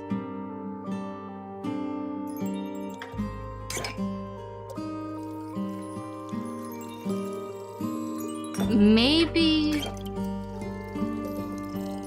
Oh no, wait, she's dead, and apparently this world does not have... What's it called? They don't have the resurrection spells. Here. Thanks for the little taste of normalcy. So I don't really know what to ask, did you? Stop him? No. Oh. Fuck! He was faster than us somehow. Melli and Baya drew us a map to a portal so we could get there quickly, but when we arrived we found a note stapled to the tree. It read, "If you value your lives, go home." He knew we were coming? Apparently, Jade and Tia argued about what to do, but we didn't exactly have a lot of options. So we went after him, right into the Twilight Chasm. It was... calling in the realm of nightmares seems like an understatement in retrospect. Wouldn't have made it without Voy. And Tia's light. And Tia's light. We ran into the necromancer on his way back, didn't even catch him before he got to her. He looked... unharmed. It's ridiculous how easy it must have been for him. In his hands he held an axe shaped like a dragon's talon, pulsating with magical energy. It was smaller than I thought it would be. Magic weapons tend to be size adjustable. Oh, right. Maybe we would have stood a chance if he hadn't walked right into a cluster of nightmare creatures. If we... I thought maybe they'd be good distraction for him too, but... The necromancer called on them for aid in the chasm tongue. Voice said he promised them freedom and endless nightmares. And just like that, they sided with him and we were up against a necromancer, a godex, and a horde of monsters. We thought... we were faster than ever his new... We were faster than even his new army. So we quickly cornered him and thought we could stand a fighting chance, but... that magic shit cast some sort of slow spell on us. Not even one round in and we were reduced to our normal speed. The last river still had some defense. Tia was right, it helped protect us against a lot of blows we might not have survived otherwise. But we were still losing ground, not to mention the battle. He pushed us back towards the edge of the Twilight Chasm and the portal we had entered from. He almost got Voy at that point. Voy had just played some sick solo that momentarily charmed one of the monsters away from Clay when an axe landed on his shoulder. He was on the ground before any of us could get him, and then the necromancer just stopped, stared down at him like he was looking at a ghost. Maybe Voy reminded him of something. Oh? Oh? Oh? Okay, so our dear friend Khazar may or may not have some friends with phantasms or tieflings or, how should I say, Twilight Chasm origined. I see. Maybe his dead heart, that fucking heart. Maybe. It gave Iniko enough time to pull Roy away and through the portal back to the moon pools. It's true, you know. They can see all of the 7 moons reflecting in their clear waters at once. It would have looked beautiful if it hadn't been for all the blood. And for all the monsters swarming us left and right. We were trying to cut them down, but every time we killed one, he would have just bring them back. Over and over and over again. And then Clay finally found an opening. He cut down 4 creatures at once and got through to the necromancer, who was preoccupied with resurrecting a fallen giant. It should have been an easy hit, but Clay got reckless. That's when I saw the necromancer smile, saw him notice Clay's approaching. I tried to call out, but I wasn't fast enough. Just when Clay got within reach, the necromancer swung out his axe and it should have killed me. It should have killed me. But Tia saved your life! Of course! Oh god, please tell me the next chapter is... Please, let's hit the 4th one, because I really need to end the game next week. I'm glad it didn't. Don't be. Dex hit Tia right in the chest as she shielded Clay with her body. She moved so fast. I think when she saw Clay in danger, she finally managed to break out of the slow spell. I saw she wanted to protect him, so I pushed Clay out of the necromancer's way. And as Tia lay there, her body in the pool of the astral moon's light, he brought the axe down again. You shouldn't have pushed me. She died to save you. I had to honor that. We might have been able to save her from dying if you hadn't. I wish that was true too. Should have shielded her body so we could have revived her. Okay, so they have revival spells? I think that would have been a little hard to do now. Why is that? When she fell, the necromancer brought her back, just raised her up like a puppet, like it was nothing. She was looking right at me. She looked so sad because I didn't save her. Why couldn't I save her? When I saw an undead Tia rise to her feet, her weapon and shield leveled at us, I knew we had to run. I couldn't risk losing anyone else. Iniko packed up Voy as soon as I called for us to flee. Jay didn't want to leave until Voy started pleading with her, where she was almost bleeding out. He was almost bleeding out. She helped me pull Clay away. Still think it was wrong. It was. It wasn't. They've made the right choice. There would have been no point of losing you all too. Agreed. At least I got to live. After that, we made our way back here. We didn't know where else to go. I'm glad you all made it back, but I'm sorry you had to go through all that. Why did we have to? Why didn't Cassiopeia save us? Save her! The dragons are neutral. The dragons are shit! Oh my god! When the nice guy finally breaks and gets angry. Sure are. They really are shit. It's the madman who killed... The real shit, the real fucker is the madman who killed her. Oh no, and we know this. We fucking know this. And this... Oh my god, we're so fucked. We have to go back. I didn't think that's a good idea, but... We have to retrieve her body. He can't have her. Now he can use her to navigate that stupid portal, and she would hate that. She would hate being turned into another monster he can use. If we can get her back, we at least have to bring her here to give her a proper burial. We can't do that, Clay. We don't even know where they are right now. If we had stayed, we might. But we didn't! Thanks to you! But it is what it is, right? You say we can go back, so we can't change anything. We screwed up. We played right into his hands. All this power and strength and magic and we didn't change anything. Hold on. I'm sure you did your best. What's the point of doing if it doesn't save anyone? I can't even feel her anymore. The bracelet, it's just empty. There's just an absence where Tia should be.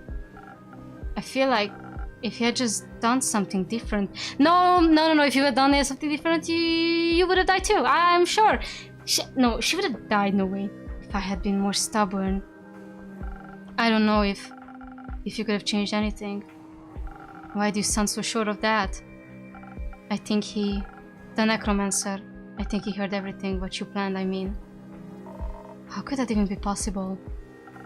After you left, the jackdaw near my window, I think it was a spy, and I heard everything, and it heard everything. What? How does that even happen? How did you not notice that? I don't know. I'm sorry. All I'm saying is, it's not your fault the plane failed. He outsmarted us, all of us. So there's nothing we could have done? That can't be right. What's the point of all of this then? If he knows everything, then we might as well give up. He has Ur's axe, he has army of nightmare creatures and more. And she's gone. The only person who knows what to do is gone. And we don't have a magic greatsword either. You've gotta be kidding me, what? Magic flame was put out by the flood. Fuck! So we lost? It's over? Not yet. Not yet! He hasn't won yet either. Even if it feels like he has. We're still here, so we can still fight. We can still stand his way. Hope he'll only abandon us if we let it. You're right. Us giving up, that's not what she would have wanted. What she would have wanted was to live, to get chance to be more than some pointless martyr. I want her back. Clay. No, I don't want to hear anything else from you. You didn't even notice a spying bird in your tavern, or maybe you did, who knows? You're dishonest with us all the time. Do you even really care about any of this? Of course I care! Like, why would I be sitting here in the middle of the night playing this game? I care more than you could ever imagine.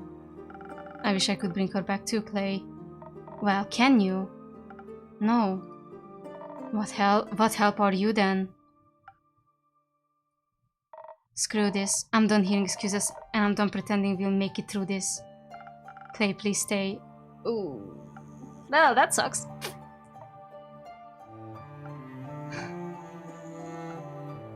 Can I have one of those drinks now? Don't wanna go after him? If I was him, I'd kill all of us, so no. What kind of drink do you want? I don't know, something fast maybe? Don't help with the fight, but may help with the stomach. It's worth a shot, I guess. Well, looks like we had no chance. Let's do the last whisper.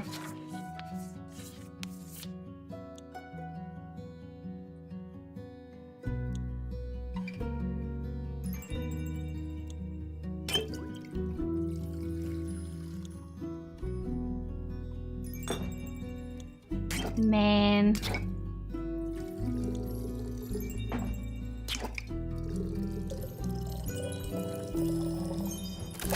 Last whisper it is. Mix every drink at least once. Let's go! I got an achievement. Fast and quick. Just how I like it. What kind of drinks did she like? Defense all the way. Adds up. Uh-oh. This does not look good. Act 4. Yes! Yes! You know what this means? I am saving right here, right now. An end stream, baby. Let's go. We go to sleep. Yes, baby! We go to sleep. We go to bed. We did our job here. I do want to check quickly if I hit continue. Yes, we already hit Act 4. Finally, I can go. I'm so sorry, Chad. I'm so sorry. I'm gonna be honest with you. I'm gonna tell you because you might have seen me on stream. I was like a bit acting up. Somebody would have died no matter what in this quest. On that, like both of these quests were set for failure because Act 4 has to be the big ground reveal that I don't know. We all prevail somehow. Anyways, what I wanted to say is that it's I think they both like you will either have losses here, and I think it was best to go with the defense one because I was like, maybe that will save us more people. And then when they were starting talking about the bracelet again, I was like, it's gonna be Thea who dies and shit. It's gonna be Thea who dies. It has to be. I'm guessing if you go with that one, maybe Clay dies, but I don't know.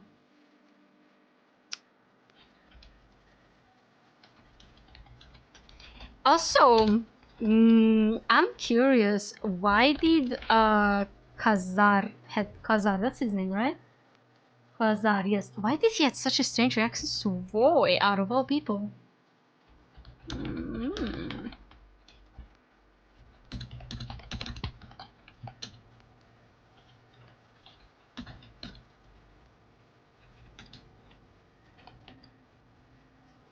You already knew who will die? I did not know who will die.